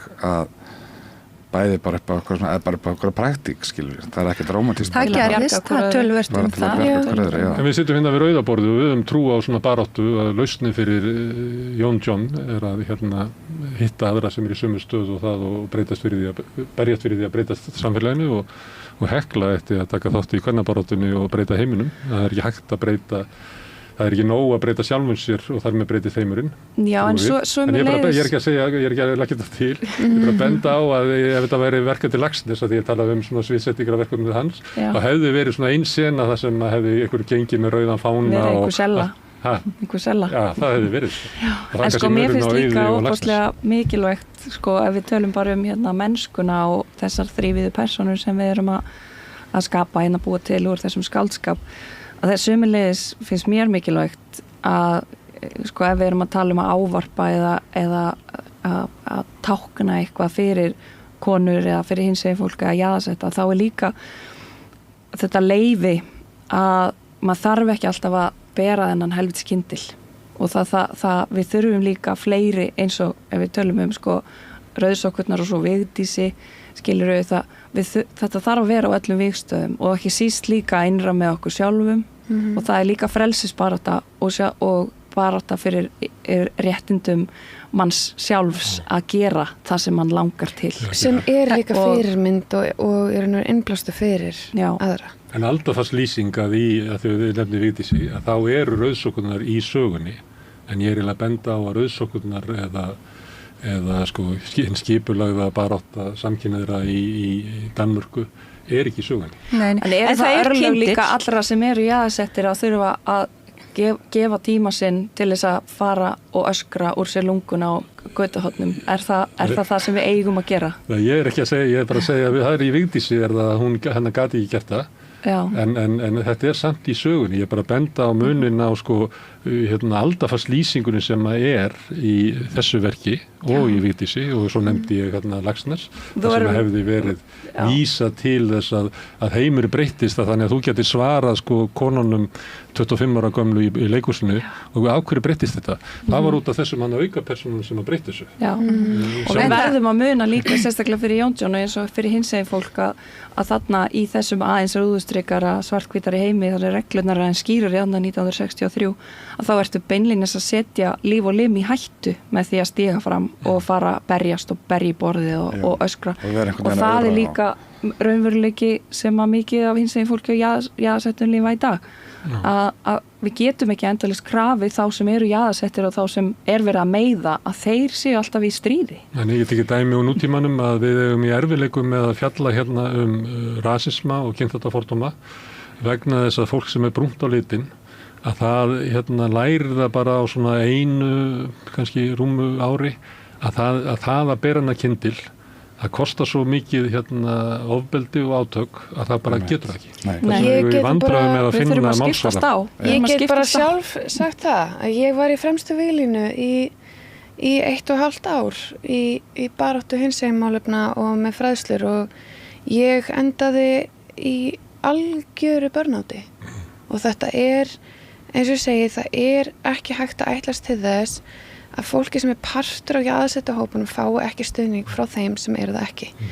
Við getum ekki barist sjálf fyrir okkar tilveru rétti endalaust af því við erum sjálf og ég bara persónlega tekin fyrir og í dag og í fyrra og hitt í fyrra raunverulega bara lífi mínu ógnað. Það er það sem við erum að tala og þess vegna er ekki hægt að ætlast til þess að jaðarsettar einstaklingar standi í fremstu vílinu og berjast fyrir tilverurétti sínum af því að ef við myndum öll gera þá myndum við öll falla. Auður, þú eru að berga mér, þau verja svo vel persónu sínar og svona stöðu fólk sem farið þetta í baráttu. Ég er að tala það að hinn skipulaða barátta er ekki í sögursviði. Sko það er rauður fáni, ég get nú glatti með því, það er skáldi starkaður er kommunisti og það er æskulýðsfylkingin í bókinni.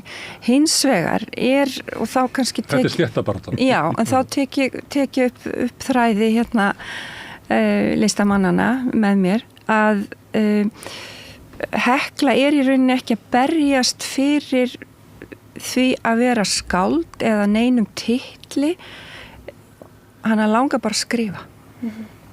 Já. Þannig hún hefur ekki áhuga á að breyta samfélaginu? Já, hún gerir það í skrifum sér. Eins og ég er svona dómur yfir Heklu að segja þetta, þetta ágætur að hljóma þannig. Hún gerir það vonandi í bókinni. Er það? Já, nei, eða... Hún breytir samfélaginu í bókunum, er það ekki það sem að rithöfundur gerir, ef að vel tekst til þá getur hann kannski haft einhver áhrif á einhvern lesanda, breytt einhverju smávegis, pingulítið, jafnvel skapa áhugaverða polariseringu eins og bæði skálsagan og leiksýningin virðist vera að gera, út úr því kemur oft flott umræða. Leikritið fekk vondan dóm á Vísi, Símon Birgisson, 2 stjörnur.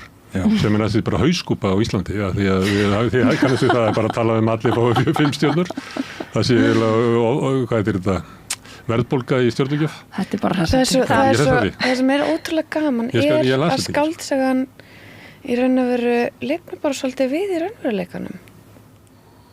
Að einhverjum sé gefin í raun og veru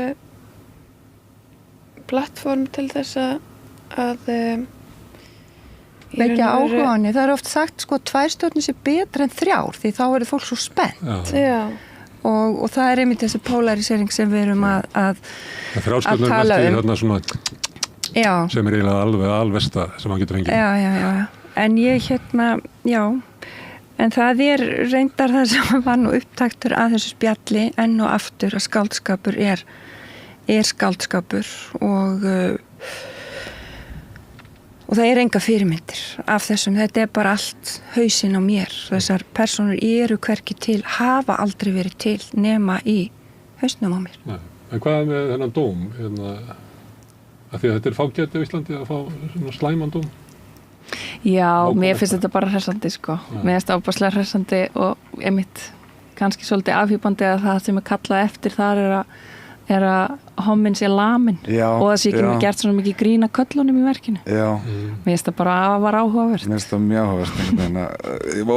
Hvað vildi hann sjá? Vildi hann sjá bara bókstaflega Jónsson barinn í klessu á síðunni? Það bara traumatiserandi fyrir okkur sem deilir hinsegin samfélaginu að ítreka og sviðsetja ofbeldi og ég bara listrænt ekki áhuga því þannig að verkinu og kynjast ég að segja að hann raun og veru að kemur svona bara kannski skáld sem að geta ekki sem að fá í raun og veru útgefið eitthvað sem kannski ekki endilega. Ég held að Símon hafa bara miskilið þessa sýningu of mikið. En þetta náttúrulega bara, þetta ótrúlega mamma sagði ég orðlaus, maðurinn lítur að hafa verið fullur bara það.